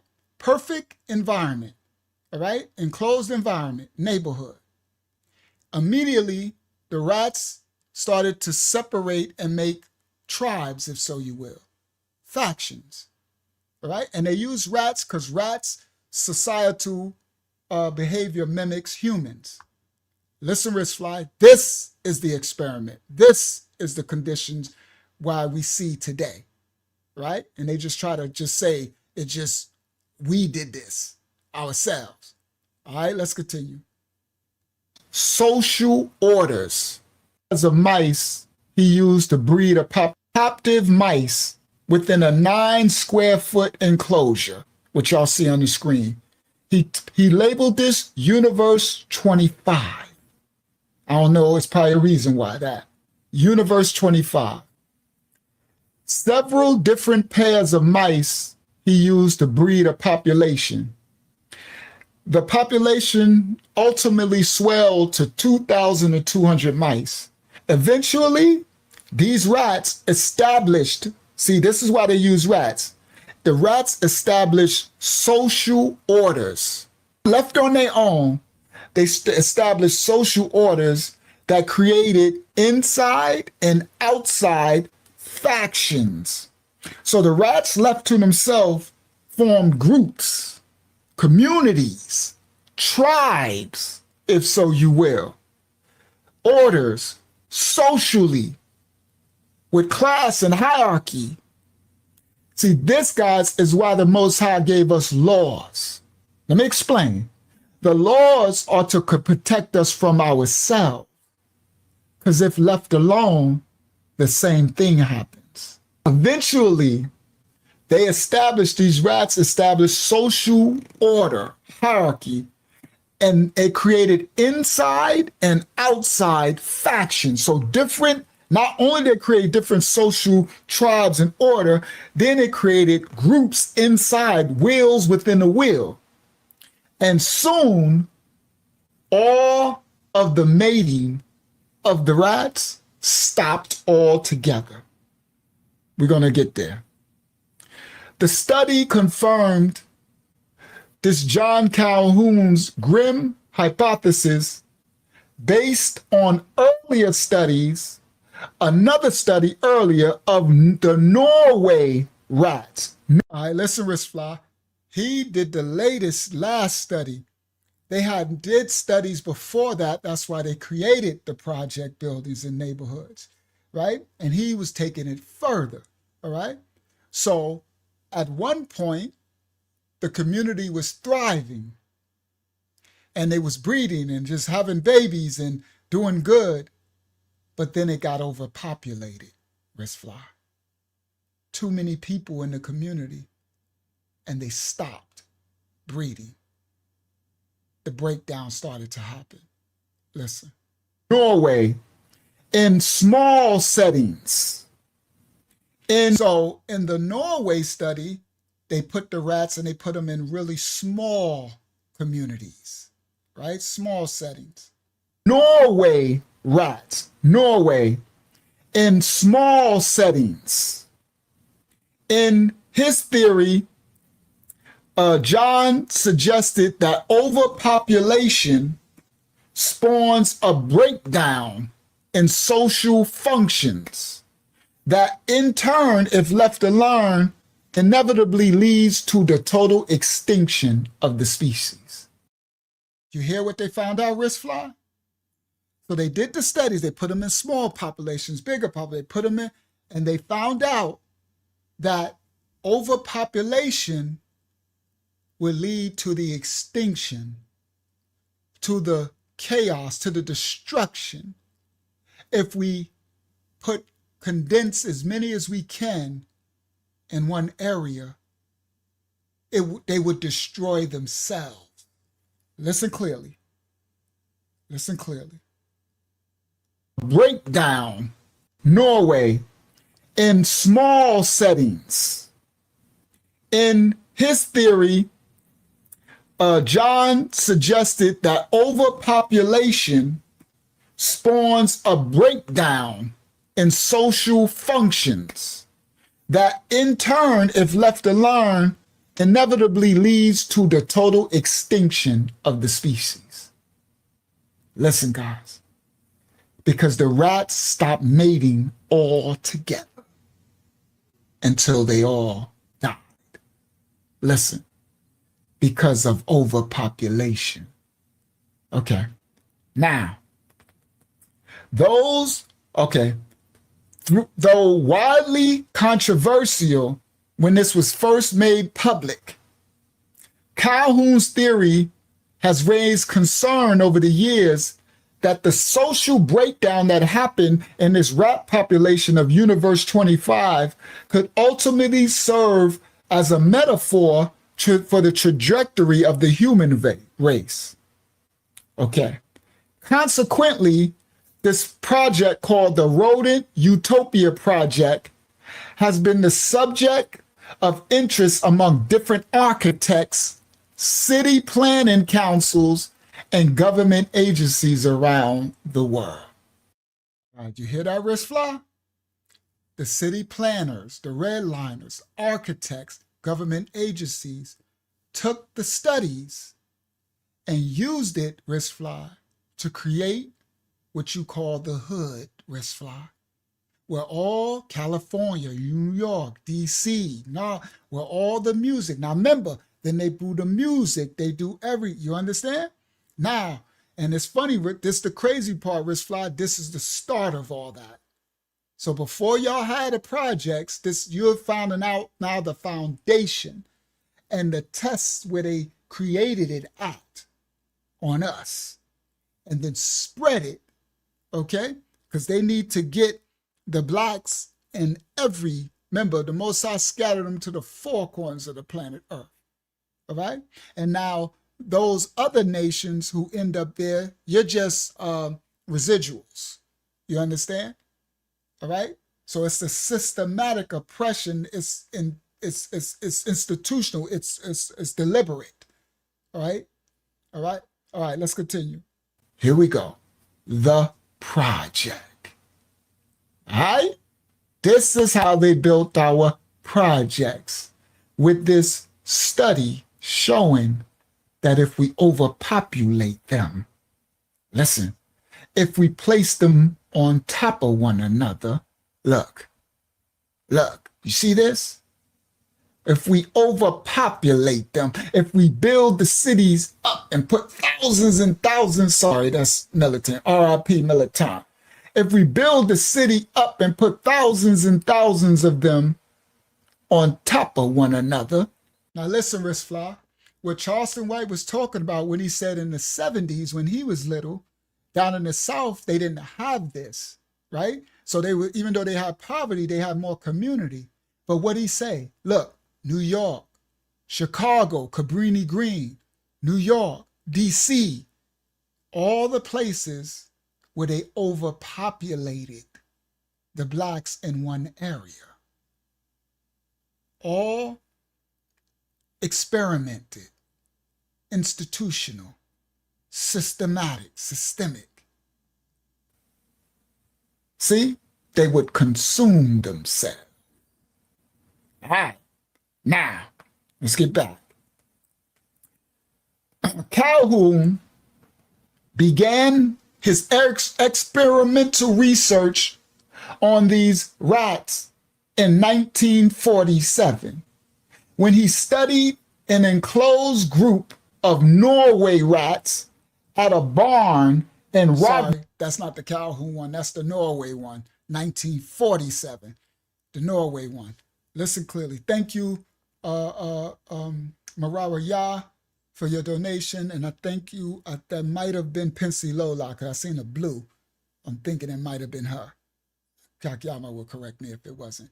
But thank you for your donation as well. All right, thank you so much, Daughters of Yah. All right, let's continue.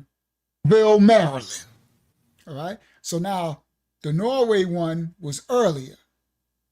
Barn and Rockville experimental research on these rats in 1947, when he studied an enclosed group of Norway rats at a barn in Rockville, Maryland. He supplied these rats with unlimited food and water. He expected to see their population to swell to over 5,000 over the course of this 28-month experiment, over 2-year experiment. However, the population capped out at 2,000 after subdividing into smaller groups, each of which comprised merely of only a dozen individuals. No. I think it's 2 different tests. Give me a second. Let me make sure. The one I'm talking about here is the Norway. I was confusing with Calhoun's. So the Norway one was smaller, right? And it capped out. I'll come back to that. Because this one might be the 200 rats. Because this is the Norway one. One of them capped out to only 200 after he thought it was going to get up to 5,000. All right. So what they found out was what the rats did once they started to overpopulate, the population decreased. It maxed out. They would start to unalive one another. They would start to, let me not get ahead of myself. Let's continue. Listen. Continuing with, no, they called it the Norway, but it was done in the in Maryland, Rockville, Maryland. These studies, all the way during the 1950s, Calhoun set up more complex enclosures. So this is the study. It's almost some Tyrone. This ain't the Tryon experiment. It's Calhoun. Calhoun set up a more complex enclosure to examine how further groups of these rats would behave in a sterilized environment that's free from predators. Over the course of these experiments, the same sequence of events would transpire every time. So he was baffled. He like, okay, no matter what I do, the same sequence of events keep happening. The mice, they would meet one another when they start the experiment. They would immediately mate and start finding some chicks. Chicks will find dudes, dudes finds chicks. They mate. They would breed in large quantities, start families. So when he started the experiment, everything was good.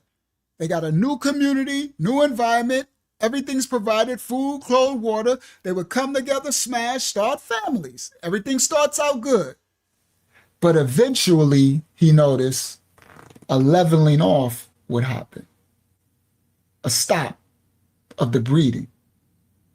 After that, once the leveling off starts to happen, after the population starts to get too many in the project. Listen. After too many in the project, listen, any what they call that? Abortion? Anyone? Abortion, anyone? In the projects? Listen. It says, after that, a leveling off would occur. And then once this happened, the rats would develop either hostile behavior or they would, it literally says this, cliquish. They would form cliques, which I don't know, most probably don't know, from the 90s, we became cliques, posses. So in the study, Rishfly and everybody, listen clearly, Calhoun and them called it the rats. So once they got to everything was good until the population start to get overcrowded, Rishfly. And once that happened, the rats started to become hostile, aggressive, and they started to form posses, cliques, groups within. So this is the experiment, gangs, if so you will, Rishfly. Listen clearly. Left alone on their own, just with the conditions that they provided. The environment, the community. Okay? All right, listen. So they formed cliques, and that's what we called it in the 90s. In New York, we was cliques first, my clique, and then it was my posse. Or it was posse first, then cliques. I don't remember which one was first. But he used to be like, yo, that's my clique. It was a crew. It was my crew that was beginning of hip hop. Posse came later, and I think clique came after that. It's my clique. All right? All right, let's continue. From the 90s, we became cliques, posses, crews, gangs later.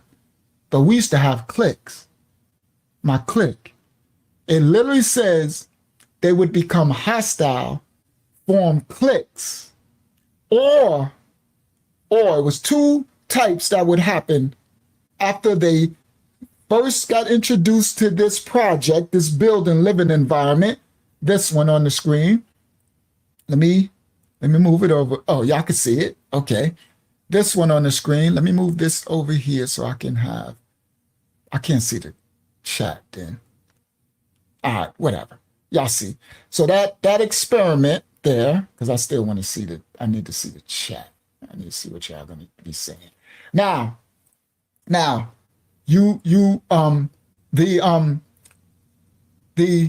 they would either, this is what happened in that experiment to the right.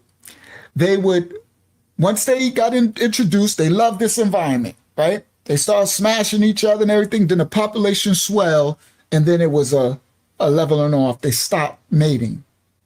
Once that happened, two things happened. Some of them became hostile and cliquish. They started posseing up. Or the others became passive and took on antisocial behavior. So now you have hostile clique of aggressives and the others passive and antisocial, but in the same hood. Yeah, this ghetto hood project. This is the hood. Now, eventually, the whole population would just die off to extinction. We're going to walk this down.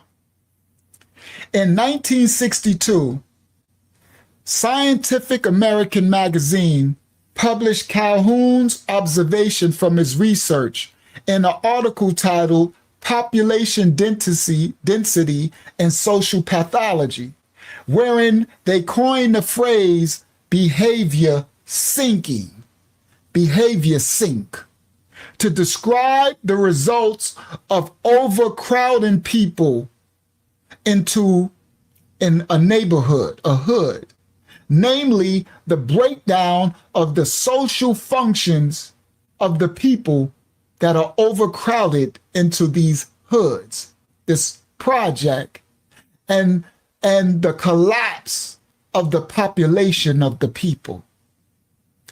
In the enclosed rat environment, the breakdown of the social function and the collapse of the population in the enclosed rat environment in this project. When this news hit the public, this news hit the public just the same time that they started to make urban expansion. The same time they started to push these projects, building these housing projects, okay? Everywhere. So they taken the information from the studies and they implemented the application of these projects, okay? They implemented it and they called it urban expansion. See, Riskfly, this is the terminology they use to make people, oh yeah, they're doing urban expansion. It's good for the black people. Good, they're doing something for these little black ignorants. They're doing, but this is an actual project of extermination, Riskfly. Continue, let's listen. Okay? At the same time, they saw a growing number of college graduates flocking to big cities for work opportunities. Many of the regular society viewed this article as a warning of what could happen to the human race if population continued to rise at their current rate. You see, they're going to mix in this overpopulation crap, but this is I ain't going to let it digress into nothing else but the project of what they did to our people. Listen, this is what happened to the black. This is why these Iggers. All right? Now, the early rodent studies, Universe 25, Calhoun's experiment with making a rodent, a rat, utopia, heaven, community. Expanding on his earlier studies, Calhoun devised his ultimate research experiment in Universe 25. A population, see, he did a bunch of them, but this was the big dog. A population of rats would grow within a 2.7 square meter enclosure, which you see on the screen, consisting of 4 projects, 4 pens, 4 buildings. Listen, they call them pens, like a pig pen, P-E-N. 4 pens, which each consist of 256 living compartments. Listen, 4 project buildings consisting of 256 apartments in each building. That's what you're seeing on the right and the left. Okay? And in this project, these buildings, they had 16 boroughs that led to food and water supplies. So everything was contained in itself. That's what's in the projects. Well, at least New York City, you got your own grocery stores inside. You got your own deli. It's the hood, boy. You go there and get yourself clapped fast. You better take a gun with you to the store when you little thugs right outside the store. All right. So yes, compartments, apartments. Yes, Yahakana. Come on, y'all know we really gonna break it down here. All right. Now listen. Inside of each enclosure, each pen consisted the 4 buildings consisted of 256 living compartments, complete compartments, and 16 boroughs that led to food and water supplies. Now, inside of this enclosure was a plague-free environment, meaning no plagues. He gave them the best of everything. They had a plenitude of comforts, no diseases. The comfort, everything was supplied for them. He made sure that he had no predators, so it was a lack of predation. And they had an unlimited supply of consumables. Listen, unlimited supply of consumables. The rats, the mice would enjoy all the luxuries that are equivalent to modern human life. This is the Calhoun experience. Oh, no, Tryon. All right, we bring truth to power here. Now, the mice had all the luxuries equivalent to modern human life. Calhoun initiated the experiment he started off with 4 healthy pairs of mice, which were set loose into the enclosure to begin their new society. 4 pairs of healthy, 4 pairs. So 8, a pair, a male and woman, 8 couples. He took 8 couples, put them into this big environment. For these little rats, they in the projects, a nice big environment to let them begin their new society. During the first 104 days, a phase that Calhoun dubbed the strive period.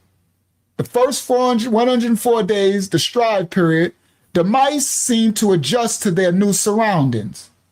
They seemed to mark their territory, and they began to start mating, to nesting, meaning they start to claim their buildings. Okay, You got this one, we got this one, we gonna live here and everything. And they began to build their families.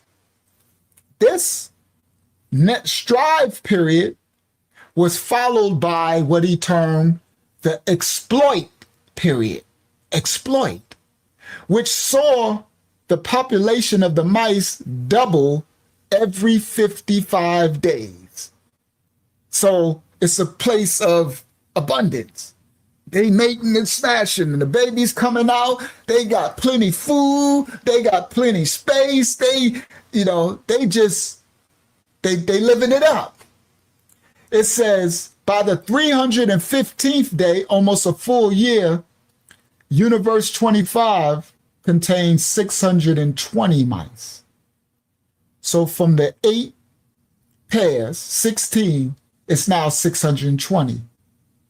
It says, despite the abundance, listen guys, of space throughout this whole enclosure, the projects, each compartment could house up to 15 individuals.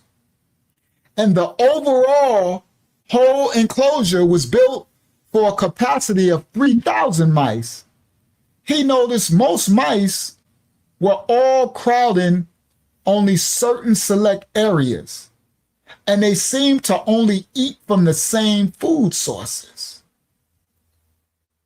He said, as it turned out, the act of eating, he saw it came to be viewed as a communal activity. That's what I was going to say. Community. They would rather be together in community. Tribal. Family. So they had all this space, but he noticed that they were just communing in certain areas, and they were all eating from the same food source. And he found out that this eating was communal activity, which caused most of the mice to favor the same few compartments because it was community, tribal. All of this huddling, however, led to a drop in the mating. So all of this of them coming together within a tribe and starting to all just be in one space together led to a drop in the mating, and the birth rate soon fell to a third of its former level. And a social imbalance also took place among the mice. He noticed 1/3 of the mice emerged as socially dominant. 1/3. This is what started to happen on its own when you put them in this enclosure. 1/3 emerged as socially dominant. The other 2/3 turned out less socially adept than their forebearers. So 1/3 emerged as socially dominant. The other 2/3 turned out less socially adept. As bonding skills diminished among the mice, Universal 25, this project, went into a slow but irreversible decline. Entropy. Now this man ain't have to do nothing for it, but only thing he had to do was contain them in this project. Y'all hear me? Come on, in the project. In the projects. This is what happened to us. Now, by day 315 a year, behavior disparities between the males of the high, the dominant, and the low status started to become more pronounced. Those who were less beta, less alpha, those who were less social dominant at the bottom of the pecking order found themselves being shunned by the females. Y'all hear? This is where, when we get through this, y'all gonna hear this was us. Y'all hear me? Yeah, 2/3 were weak in One True Sky. Y'all gonna see exactly what happened to us. They said, listen, this is what he said. This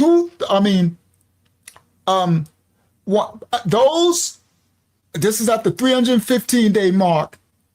The males of high and low status start to become more and more pronounced. Those males at the lower pecking order found themselves spurned by the female. Females weren't checking for them, and they wanted the bad boys. So those males withdrew from mating altogether and became even more antisocial. By them having no roles to fulfill within the society of mice, the outcast males who started to become outcasts, they started to wander apart from the larger groups. They started to go into different sections, and they started to eat and sleep alone. And they even sometimes started to fight with one another. These were the lower beta antisocial. The women started to spur them. The dominant men, they started to eat and sleep alone. But the alpha males, the more dominant social males, by contrast, they became more aggressive. This is the projects. More pugnacious. Often, they started launching into violent acts with no clear provocation or motive. Calhoun's like, nobody's messing with them. Doesn't this sound like the hood? You see? I know I wish I would have did this a lot earlier, this part. Right? Those who watch it on a replay, I know Rich probably sleep. See, this is the violence. They found out with nobody doing nothing, the alpha ones just became more violent and aggressive. At times, these alpha males would roam around with no clear provocation or motive. Calhoun's, by contrast, they became more aggressive. This is the projects. More pugnacious. Often, they started launching into violent acts with no clear provocation or motive. Calhoun's like, nobody's messing with them. At times, these alpha males would roam around the project. Listen, guys, y'all hear this? They would roam around the project and would indiscriminately start to rape the other mice, regardless of the gender. Wow. You hear, Wristfly? I see you still awake. This was the conditioning. None of this was happening left on their own, but put into overcrowded conditioning, these things happened on their own. The aggressive males started to roam around the compartments, the pen, and started to indiscriminately grape the other rats, male and female. Let's continue. Okay? Now, get that dude out here. We got a troll. We got a rat in the building. We got a rat in the building. All right. So now, y'all can get rid of him. They started to, listen, with no provocation, they started to roam around this project, and they started to rape male and female rats, regardless of their gender. Meanwhile, the less socially active rats, the beta rats, those rank between the aggressive alphas and the outcast omegas. So listen. So there's 3 class systems that popped up. Okay. So there's 3 societies that developed. Now these people, they just watching this. It was the alpha males, the diddy rats, who became more dominant. Then they later started to rape the other rats, the other mice, male or female. Then it was the beta, the less dominant, but it was the omega. Those were the ones who just went away. Those were the ones who went, and the outcasts, outcast omegas is what he termed them. They just went and started eating on their own. That's the MGTOW. Those are the ones that said, forget it. We just done with this whole society altogether. We done with these, let the woman chase after these alpha aggressives, and they went amongst themselves. Okay? So now listen. The beta, so as the alpha rats started to roam around the project and indiscriminately rape other male, shout out to Butter in the building, other male and female rats, the outcast, those ranked between the aggressive alphas and the outcast omegas, the betas, they grew timid and inert, and they often end up being passive recipients of violence from the alphas.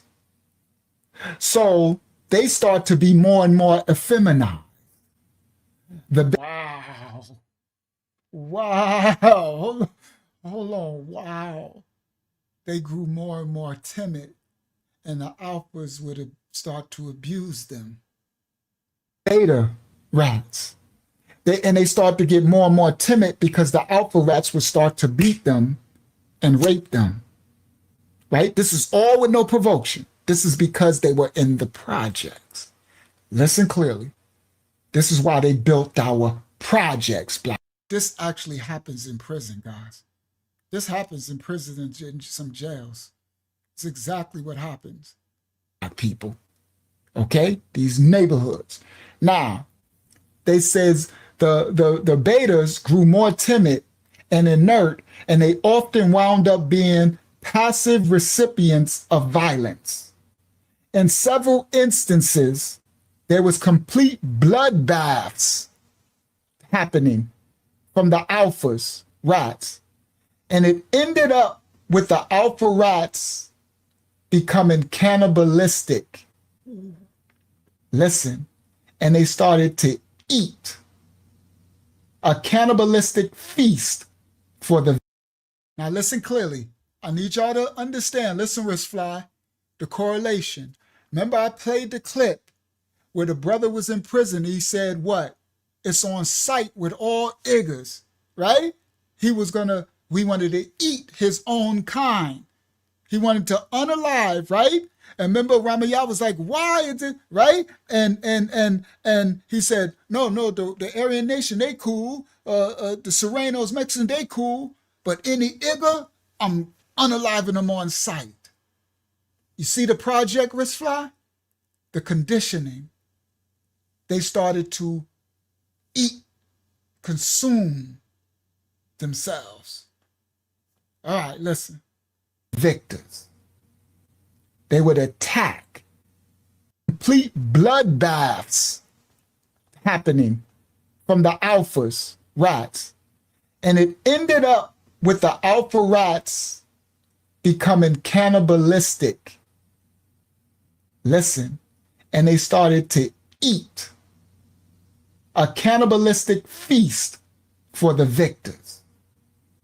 They would attack, and to the point where they started to become cannibals. With all the food still there, cannibals eating, killing one another, consuming one another. Infant mice mortality rate increased with the male mice started to abandon their traditional roles in Universe 25. In this project, the male mice started to abandon the house, abandon raising the children. So the females were left to fend for their nests. Listen, consequently, because of this, many female rodents, mice, adopted more aggressive forms of behavior. Yo, the ghetto loudmouth, what they call now 304s, they become not effeminized, masculine. Wow. Taking on the role of the male. This is crazy. I haven't heard this since I did this study almost 2 years ago.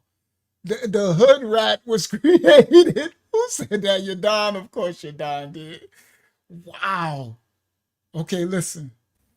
The hood rats, aggressive, adopted more aggressive forms of behavior. The ghetto loudmouth, what they call now 304s, the hood rats, aggressive like men. Listen, this is a perfect play out of what happened in Black America, so-called Black people. And it's happened in other countries, but we're talking about the projects in America. Y'all listen clearly. For those who want to know what happened to the Black people in the hood. Listen, many of the females, yes, survival, adopted a more aggressive forms of behavior, which would sometimes spill over into violence towards their children. Knew that was going to come. I'm about to say into violence of the kids. These rats. The other females started to refrain from motherly duties altogether. Okay? Altogether. And started banishing their unraised litters, their children, leaving their babies, and withdrawing from further mating, which resulted in serious consequences. Other experiments showed that another group of the women rats started to self-worship. They stopped taking care of the house, of their litter, of their children. They stopped providing for the male rat, their husband, their mate, and they started to only be consumed with their own image, feeding themselves, and they started to get fat, feeding themselves and only caring about self-worship. Shout out to K-Mo in the building. Self-worship. This is what happened to our people. It was and it ain't finished. It was institutionalized. It was created. The project. You heard? And that's where I was born, in the project. You heard? Now,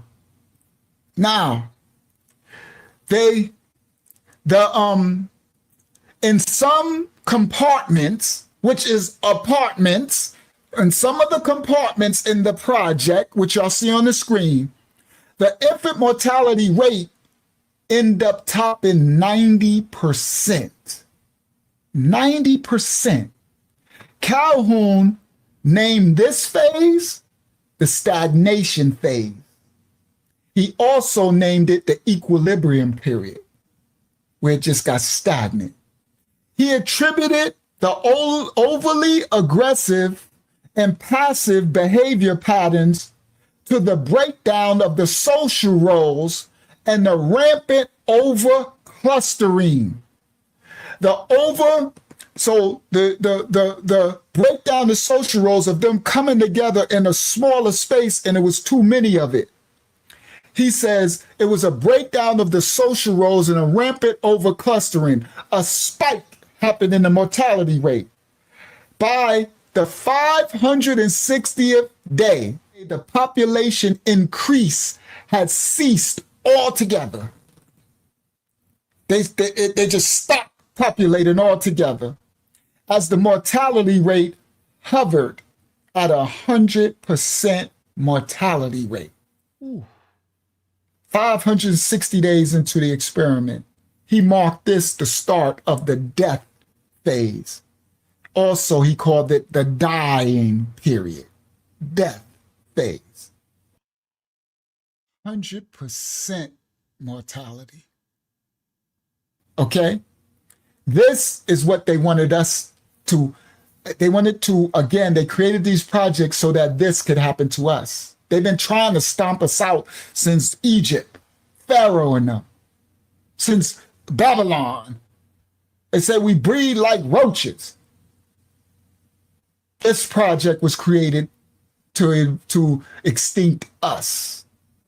Now listen, they says, he titled this period the death phase, the die period, in which this rodent mice utopia slid towards straight total extinction amidst this violence that's happening now, this hostility that they're having for one another, this lack of mating, this killing of the babies. A younger generation of the mice reached maturity during this, having never been exposed. Listen clearly to this one. Now the next generation is coming up, which was never exposed to the first normal, healthy project community. I haven't seen this. This hits different now.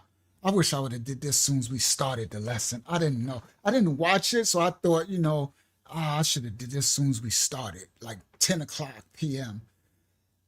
I wasn't even thinking through this, that after all this, there's going to be another generation born who's never witnessed the beginning of this project. When they was just breeding and they just had a great community, and before the breakdown, before the overcrowded. So this next generation, they're going to be a mess. They're going to be the children of the corn. They're going to be the children today, the generation today, on demon time, right? With their pants sagging, can't talk, all in quick, right? Talking about, I'm an unalive, it gonna say, talking about, where you from, right? Wow. This is insane.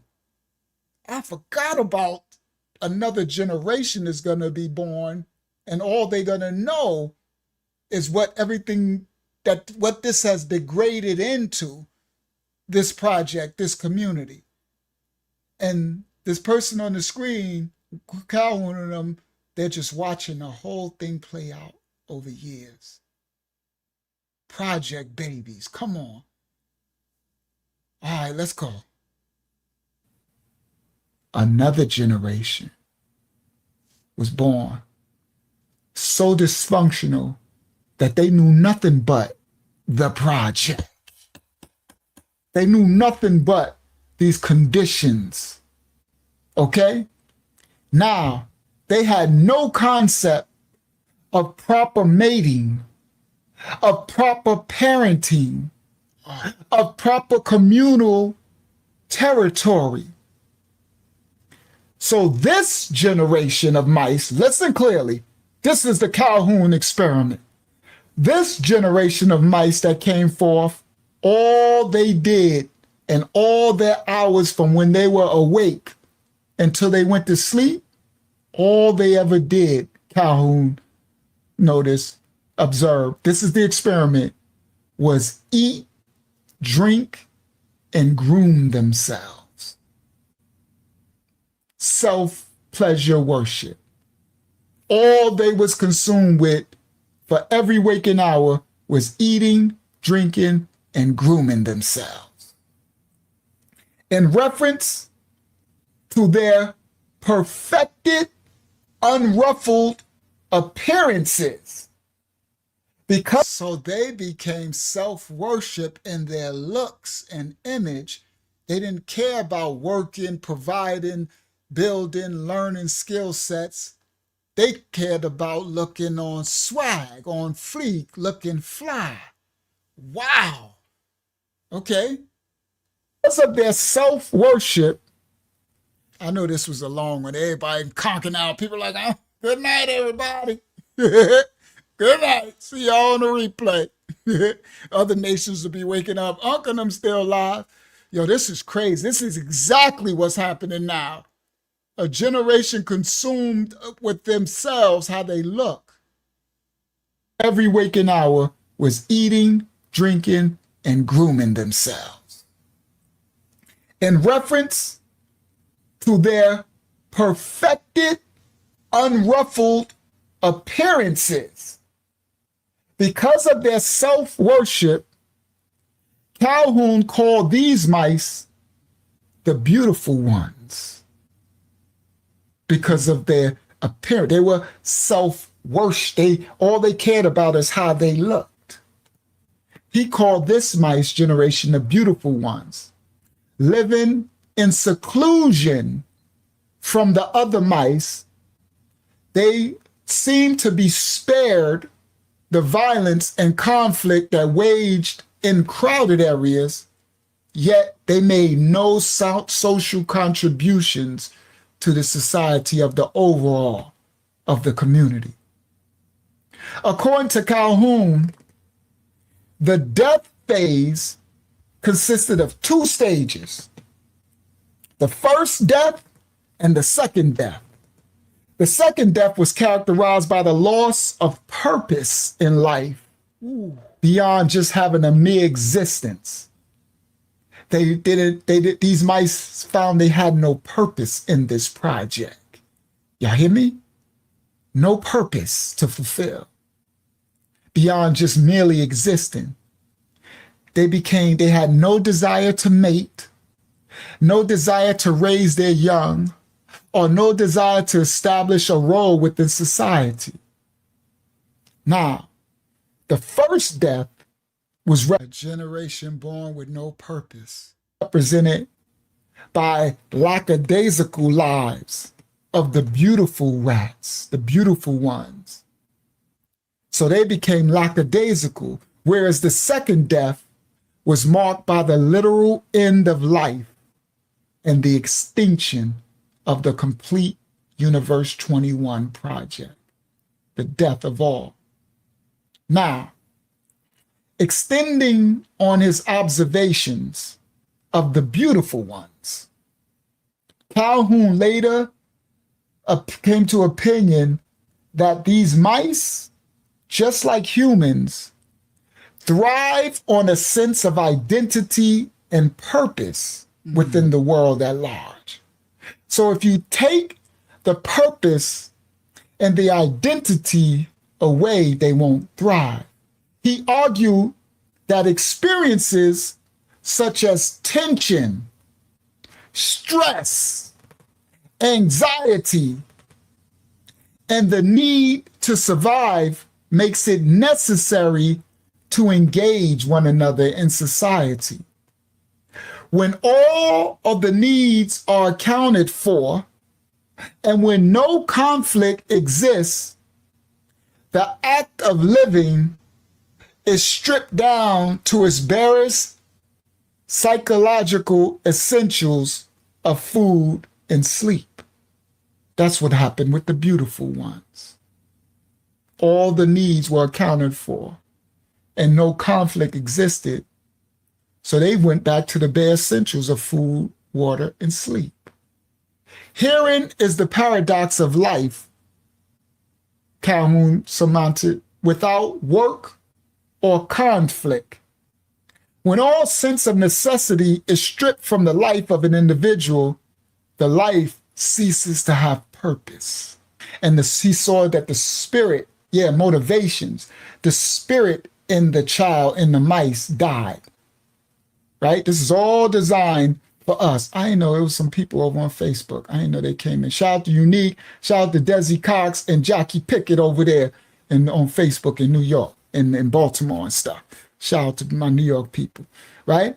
So now, wow, taking the identity, the character, the nature, function, the purpose away. Now, this is what happened with our children, with us too, right? He said, gradually, the mice that refuse to mate or engage in society, they eventually came to outnumber those that formed gangs.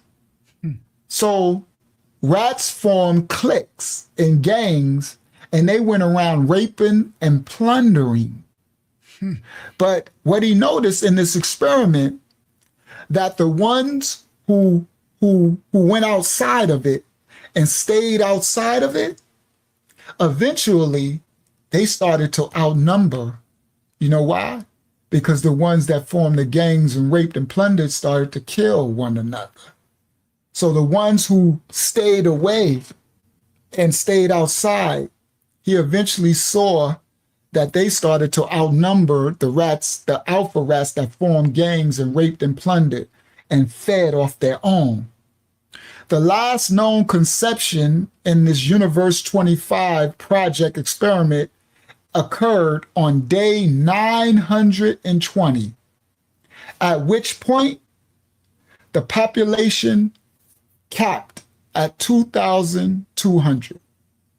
It stopped right there, well short of the 3,000 capacity for the whole project. It never filled the project. It capped off. Now, an endless supply of food and water and resources. Listen to this. An endless supply of food, water, and other resources was still there for the mice. Wow. But it didn't matter.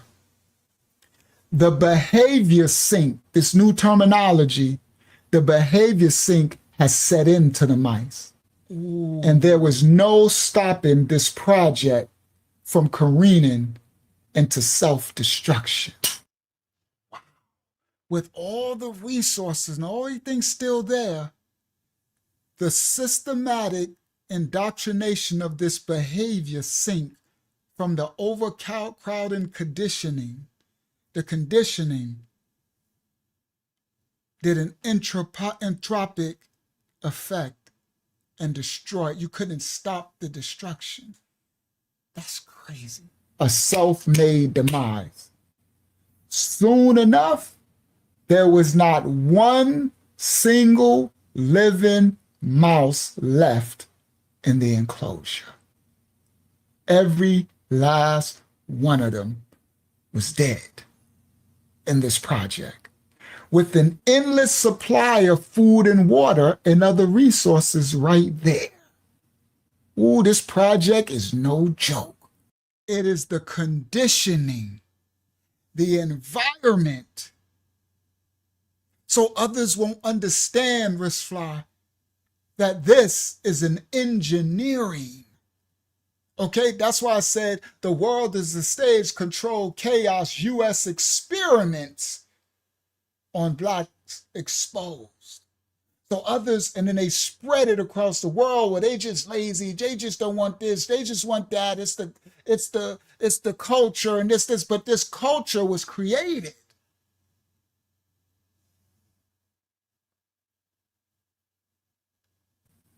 Boy, they built the You know why we still survive, right? Father's grace and mercy. Come on. The DNA.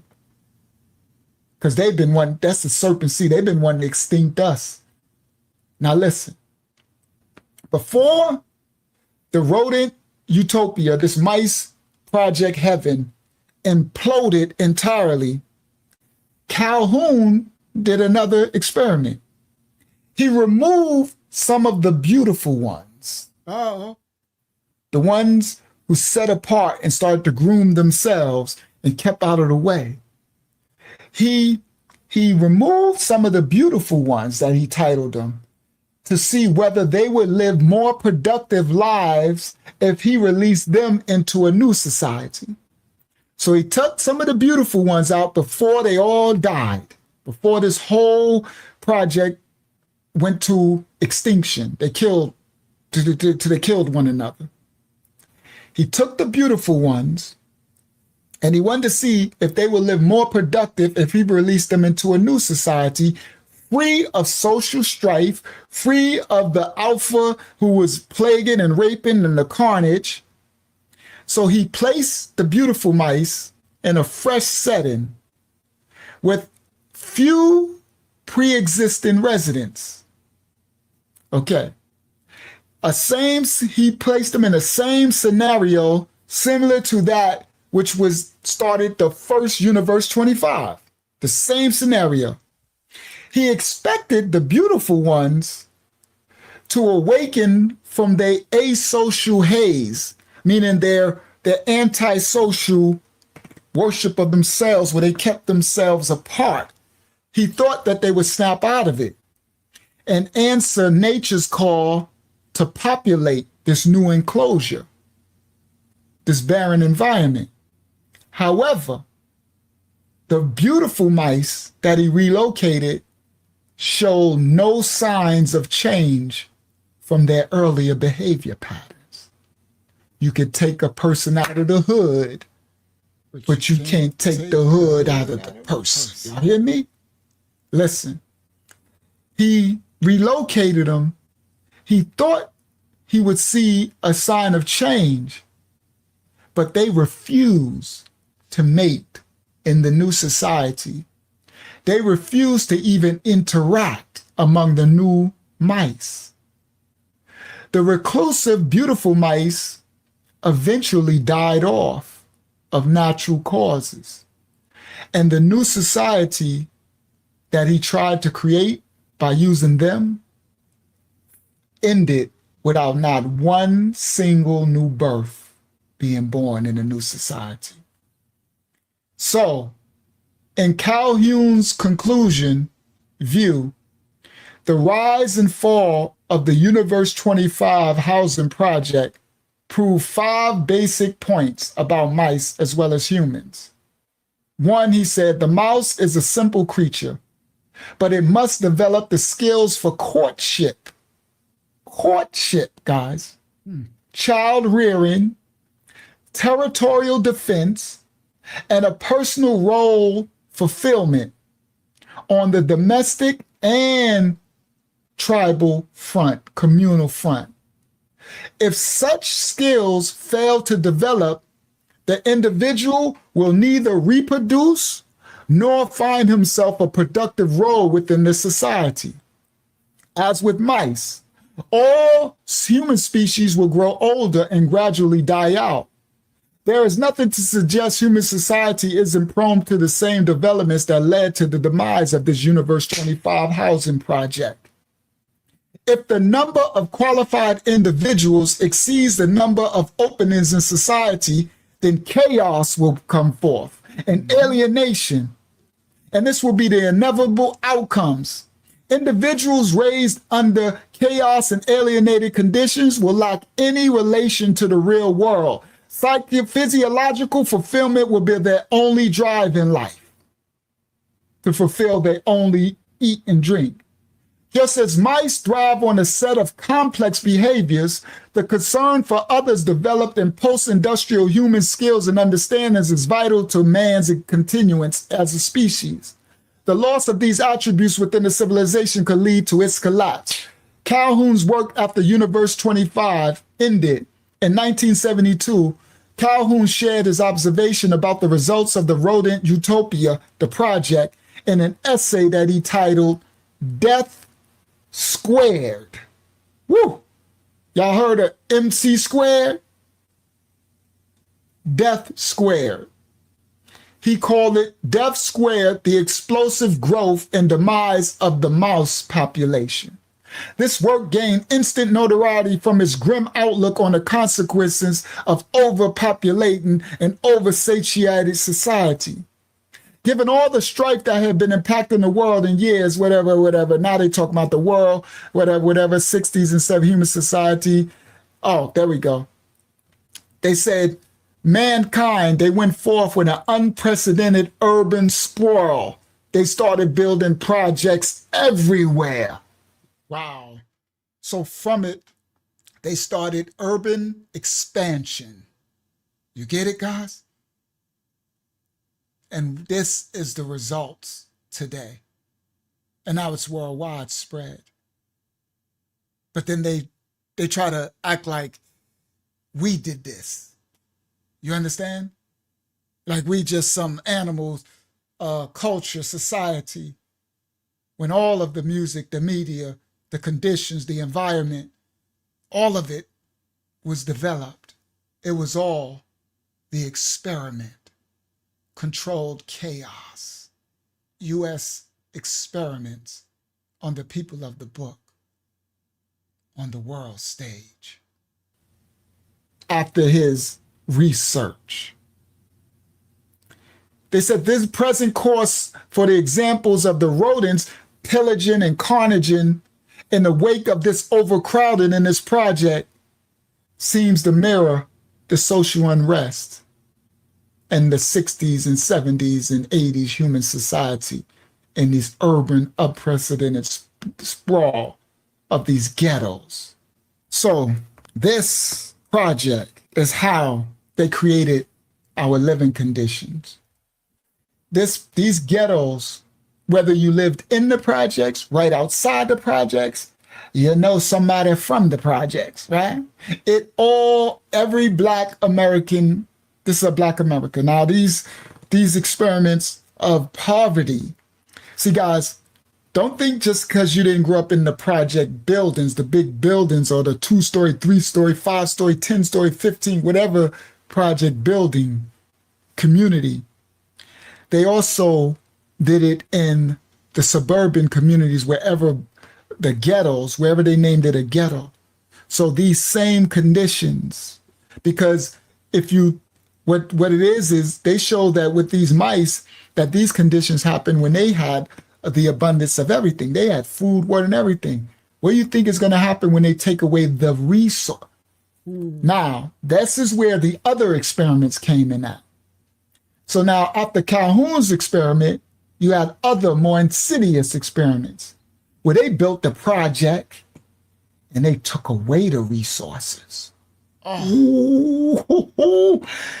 Now, so the other experiment, they gave them all the food and water and the resources. Oh, these serpents are even darker. Oh, they did plenty experiments to try to destroy us. They've been doing this since Egypt, since Babylon, since Persia. You heard? Oh, you seeing it, wrist fly. Now I knew after this one, you would have a complete understanding of the systemic part. Now, when you go back, now you understand why Amanda said, now you understand why certain people are like, no, you got to look at the systemic part. You can't look at today and not understand the history, what was created. So they went even deeper. I'm closing out now. And they did even darker studies. And they created these communities and didn't provide the food, but enough food and water for everybody. Oh, now you see what happened with enough, just the overpopulation happened. When they took away the resources, the rats immediately start to prey on one another. They start to go on different compartments and steal food, resources. They started to kill for food.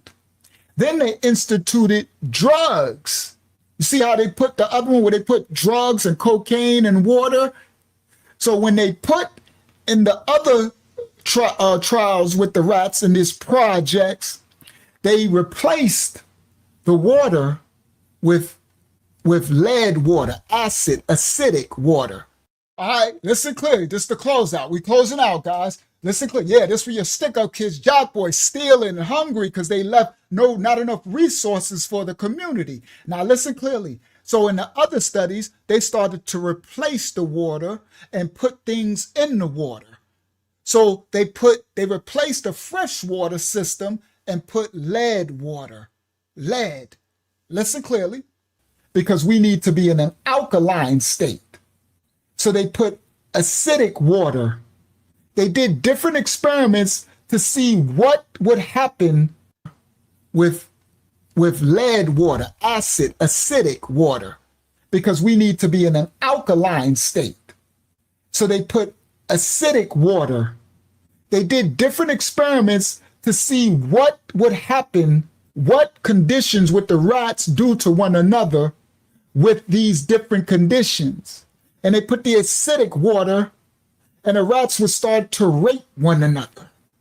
They started to steal. Then they did one where they put little pieces of fluoride in the water. Oh, they did all of it. They put a little cocaine in the water. They put heroin in the water. They put it in the food. Then they removed the food and they rationed the food where it wasn't enough food for the population to see what conditions. Oh, they went through thousands and thousands of experiments to provide us with our projects and our hoods, that they flush liquor stores and Jesus Christ. You heard? Roman Catholic serpent seed religion, not the Mashiach. No disrespect to my Christians, brothers and sisters, but that's what they did. Christianity. That ain't ours. You heard? Drugs, what they put on every corner. Liquor stores and churches. Y'all hear me? 2, 4, 5 churches on every block and 5 liquor stores and 5 drug dealers. You heard? Then they pump guns in. Do you understand? Imagine those rats knew how to use guns. It would have been a whole project community of thug-toting rats running around with AK-40. You hear? Hood rats. Walk around with AK-47s and subs and choppers and stuff. Oh my goodness. So understand, yes, we lived and survived. We're going to always live and survive their projects because there's a remnant that the Most High is keeping alive. The ones who will come back to him, all right, to be the light in the darkness. This is a serpent seed experiment to exterminate the children, the people of the book. Keep us to curse ourselves. Now y'all got the full understanding of the Calhoun experiment. So next time y'all see someone talking about the Tryon experiment, wrong. Definitely wasn't no Tyrone. Okay, that was the wrong experiment. Tryon was experimenting on the condition, the good and the brain and following. But Calhoun, they was going deeper, and it was other darker ones. Like I said, they continued. And so, of course, the system continued with their own. And so, all right, now let's build this living condition for these Black people and put them in the project and watch them consume themselves, hopefully to extinction. But they can never extinct us. We're like roaches. we gonna multiply. We babies kids. Egypt said we can't stop them. They multiply no matter what. You heard? It's going to always be a remnant that's going to be here. All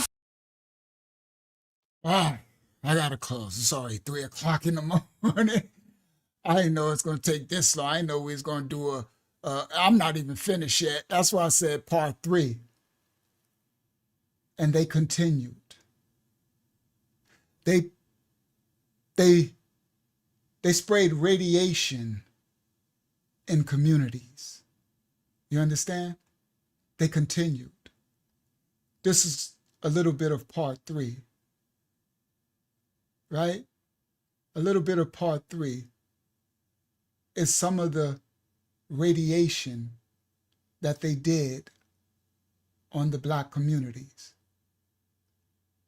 Like a ghost. That's exactly what it looked like, a thick fog. It was summertime and it was hot. We would just run through it as fast as we could and try to just cool ourselves off. It stuck to you. The spray was so foul as far as the odor. It made some of us have headaches, nausea, dizziness. That's what I remember. It made me sick. It wasn't the weather. It was an eerie smoke descending from rooftops, rolling from the backs of trucks. regular flatbed truck, but it had a big machine on the back. And it had a big nozzle that really sprayed a fog you couldn't even see through. It was that thick. And it really, we felt it as it would adhere to our skin. And as far as the guys on top of the buildings, they tried to portray them to us as maintenance workers. But we was like, what is a maintenance worker doing? And basically a hazmat suit. And they had masks and goggles. In the 1950s and 60s, in secret, the U.S. Army sprayed zinc cadmium sulfide into the air of a St. Louis housing project. You see it, Rich Fly? See this housing project?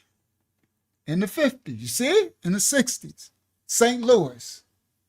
If you go now, they knocked all the buildings down, like Chicago. See, once they completed the experiment and bred these new generations, then they was able to just knock the buildings down and try to act like nothing to see here.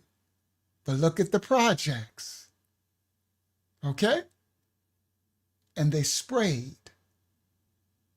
okay, radioactive and other stuff to destroy these Black communities. A largely Black neighborhood called Pruitt-Igoe. It was a lose-lose situation for us in Pruitt-Igoe. So look at their housing project. See, now y'all got the understanding of the RAT project, okay? We were subjects. We were subjects. They didn't ask for our permission. We didn't ask for them to spray us.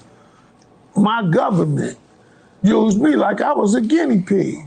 We're standing at where Pruitt-Igoe used to be here in St. Louis, and it's hard to believe more than 10,000 people used to live here. As we bring our drone up, you can see it's mostly just an empty lot now, overgrown with trees. Now look how small, Rich Fly, this area is. You see how small this is?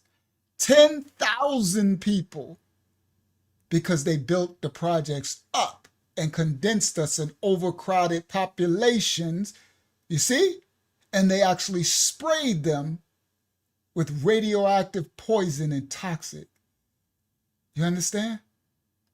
This used to be filled with 33 high-rise buildings. It was all... See, that's them knocking the buildings down, like they knocked my project buildings down. It ain't there no more. They knocked the buildings down. Newark, New Jersey, Chicago, New York, all over. This St. Louis, Baltimore, everywhere. So what they was doing was trying to destroy the evidence. You understand? So people now wouldn't even know that St. Louis had these levels of projects. I didn't even know that until seeing this. You see? Demolished in 1976. And according to the National Research Council, St. Louis was chosen for spraying experiments because it had similar characteristics to Soviet targets like Moscow in terms of population density and terrain and proximity to a river. So the American government chose St. Louis and those projects to spray them with radioactive chemicals because they said the population mirrored the city of Moscow, just the Cold War, what they going, and they did this to our people, Resfla. Okay? That's what I meant by systemic. So the people, that's why I say you will learn really the truth. That's why I know at the first part, you was like, but you know, that's why you was like, I agree with what they're saying. They're saying, yeah, they need to do this. Because now you see how easy it is to be bamboozled when you don't know the history. When you don't understand, it's so much deeper. The government now admits to a secretive series of Cold War tests, including one dubbed large area coverage.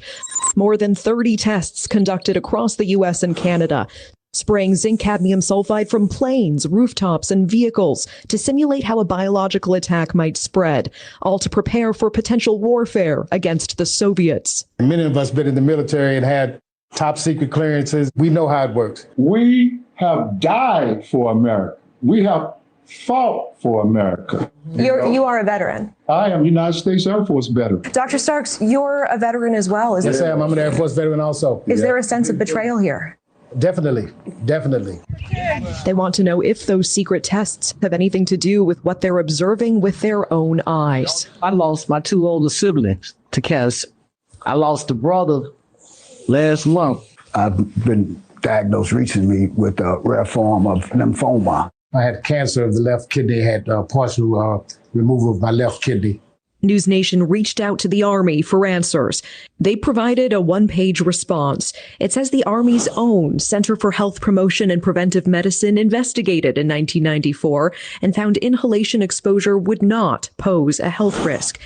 They also cite later corroborating reviews, including a 1997 review by the National Research Council. Yes, and the Army said, no, the radiation, they're going to be good, no health risks.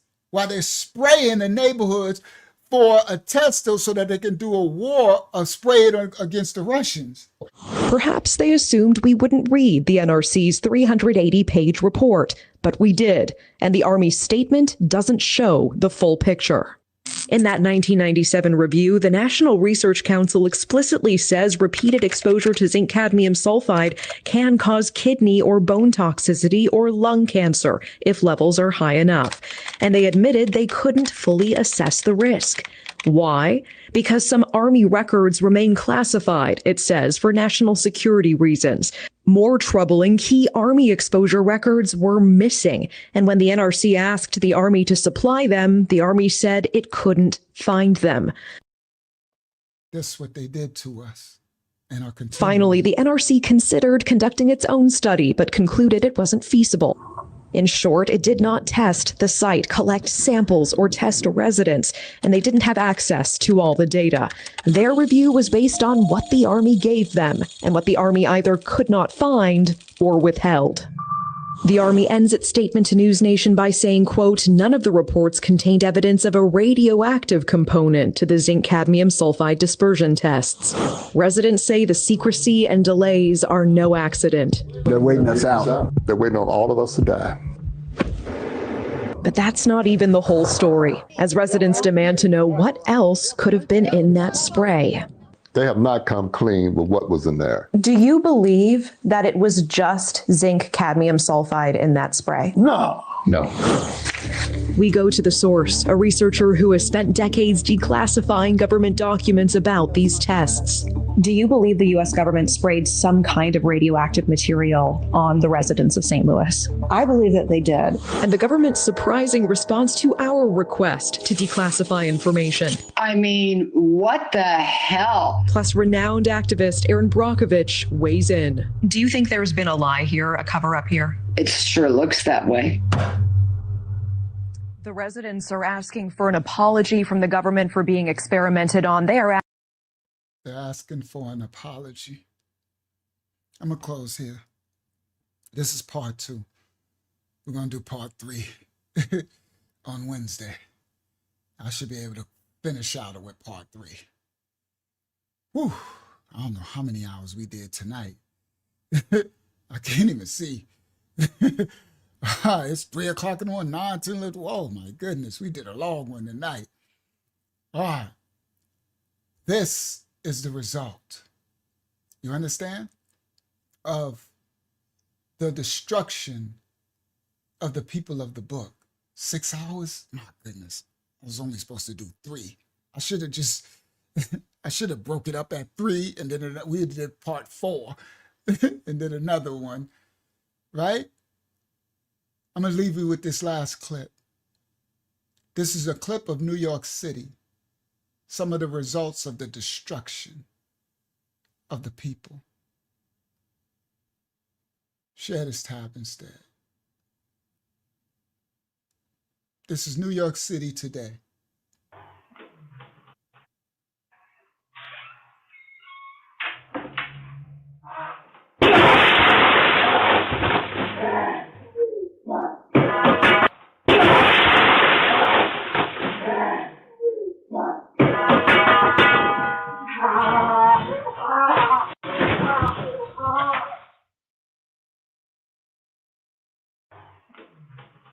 Now, see that? The drugs and the conditioning, the destruction of a people. It was institutional. Yes, zombies. It's like he crashed through that glass just to see if he was alive. Like, And look at his condition. Look at his shape. Look how he walking back. He looked like he could be a top level athlete on a world stage. You see? And you see he ran head first through that glass. And look.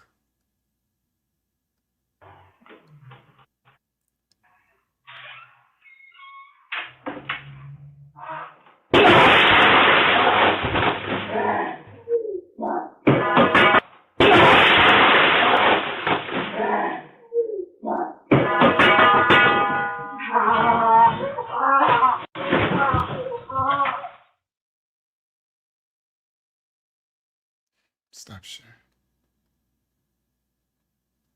It's the saddest thing in the world, but that's the reality. Zombies everywhere now, right? The drugs and the conditioning. Now they got all type of fentanyl and all type, and yes, it's filtering to the other nations as well. Yeah, it's really sad after tonight's show and showing everything, the conditioning. Yes, it looked like he's being tormented by devils, right? And look how strong he looked in his conditioning. Look at the strength.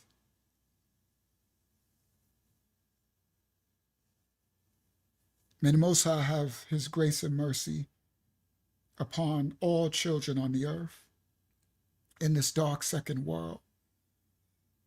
May the Most High's will be done over the serpent seeds who've implemented these practices on the innocence of children, on the innocence of nation, and especially the children of Yasharah. The curses of the Bible. May we heal from the transgression, and the only salvation is the Most High. This has been part 2. The world is a stage. Controlled chaos. United States experiments on the so-called black people exposed. And these things filter off to the remnants of other nations. May you take this understanding and understand the truth that the media and what they're portraying, the theater stage, is half, not even a third of the picture. There are root causes for it all. And the destruction, these are the results of what's happening in these neighborhoods now and everything. These are the results. Thank you, Hakyama. Thank you, Yashayaha. Thank you, Elder Yayazan. Thank you, Mashiach Assembly, for your assistance on this lesson. Thank you for sojourning with me for 6 hours. I should have broke it into 3. I didn't even realize it when it was going. I should have did the rat experiment on part 4. But it is what it is, right? It's done now. May the Most High cover and bless you all. We're live again Wednesday, 9 p.m. Eastern Standard Time. House of Yah, see y'all on Monday and Tuesday in our studies. May you take this heavy lesson and understand the conditioning and the biblical prophecy of what would happen because of our ancestors' transgression. And may the other nations and the other cities and the other people understand that this is a controlled chaos and it was experiments to create the conditions of what you see and calling the black people today, of black Americans. What looks like total crash outs, it was engineered crash out. May the Most High cover and bless you all. From the house of Yah to you all, Shabbat Yah Shalom. Peace and blessings of the Most High to you all. Go forth and be the light in the darkness, children. Get y'all some rest on the set-apart day. May the Most High cover and bless you all. He adds secures and hooks us tight a gift from your eternal life. He sent his son a sacrifice to show how much he loves us. You are loved, you are loved. You are loved, you are loved. You are loved, oh, you are loved. You are loved by Yahuwah. Praise Yah. Praise Yah. Hallelujah. Hallelujah. Bible study every Tuesday, 8 p.m. We having a Zoom Bible study. I'm gonna put email me for the link. I'm a lion of the tribe of Judah.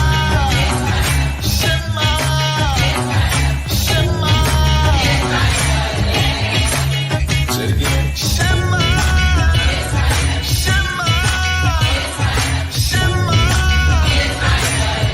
You are the precious chosen people of the Most High.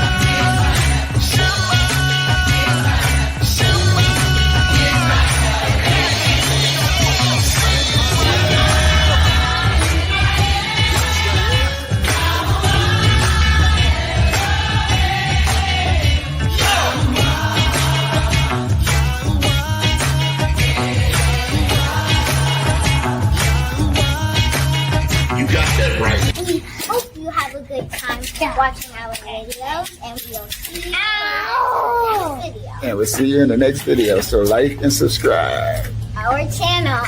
Yeah. We are the true Hebrews. We are the true ones that fulfill Bible prophecy and scripture.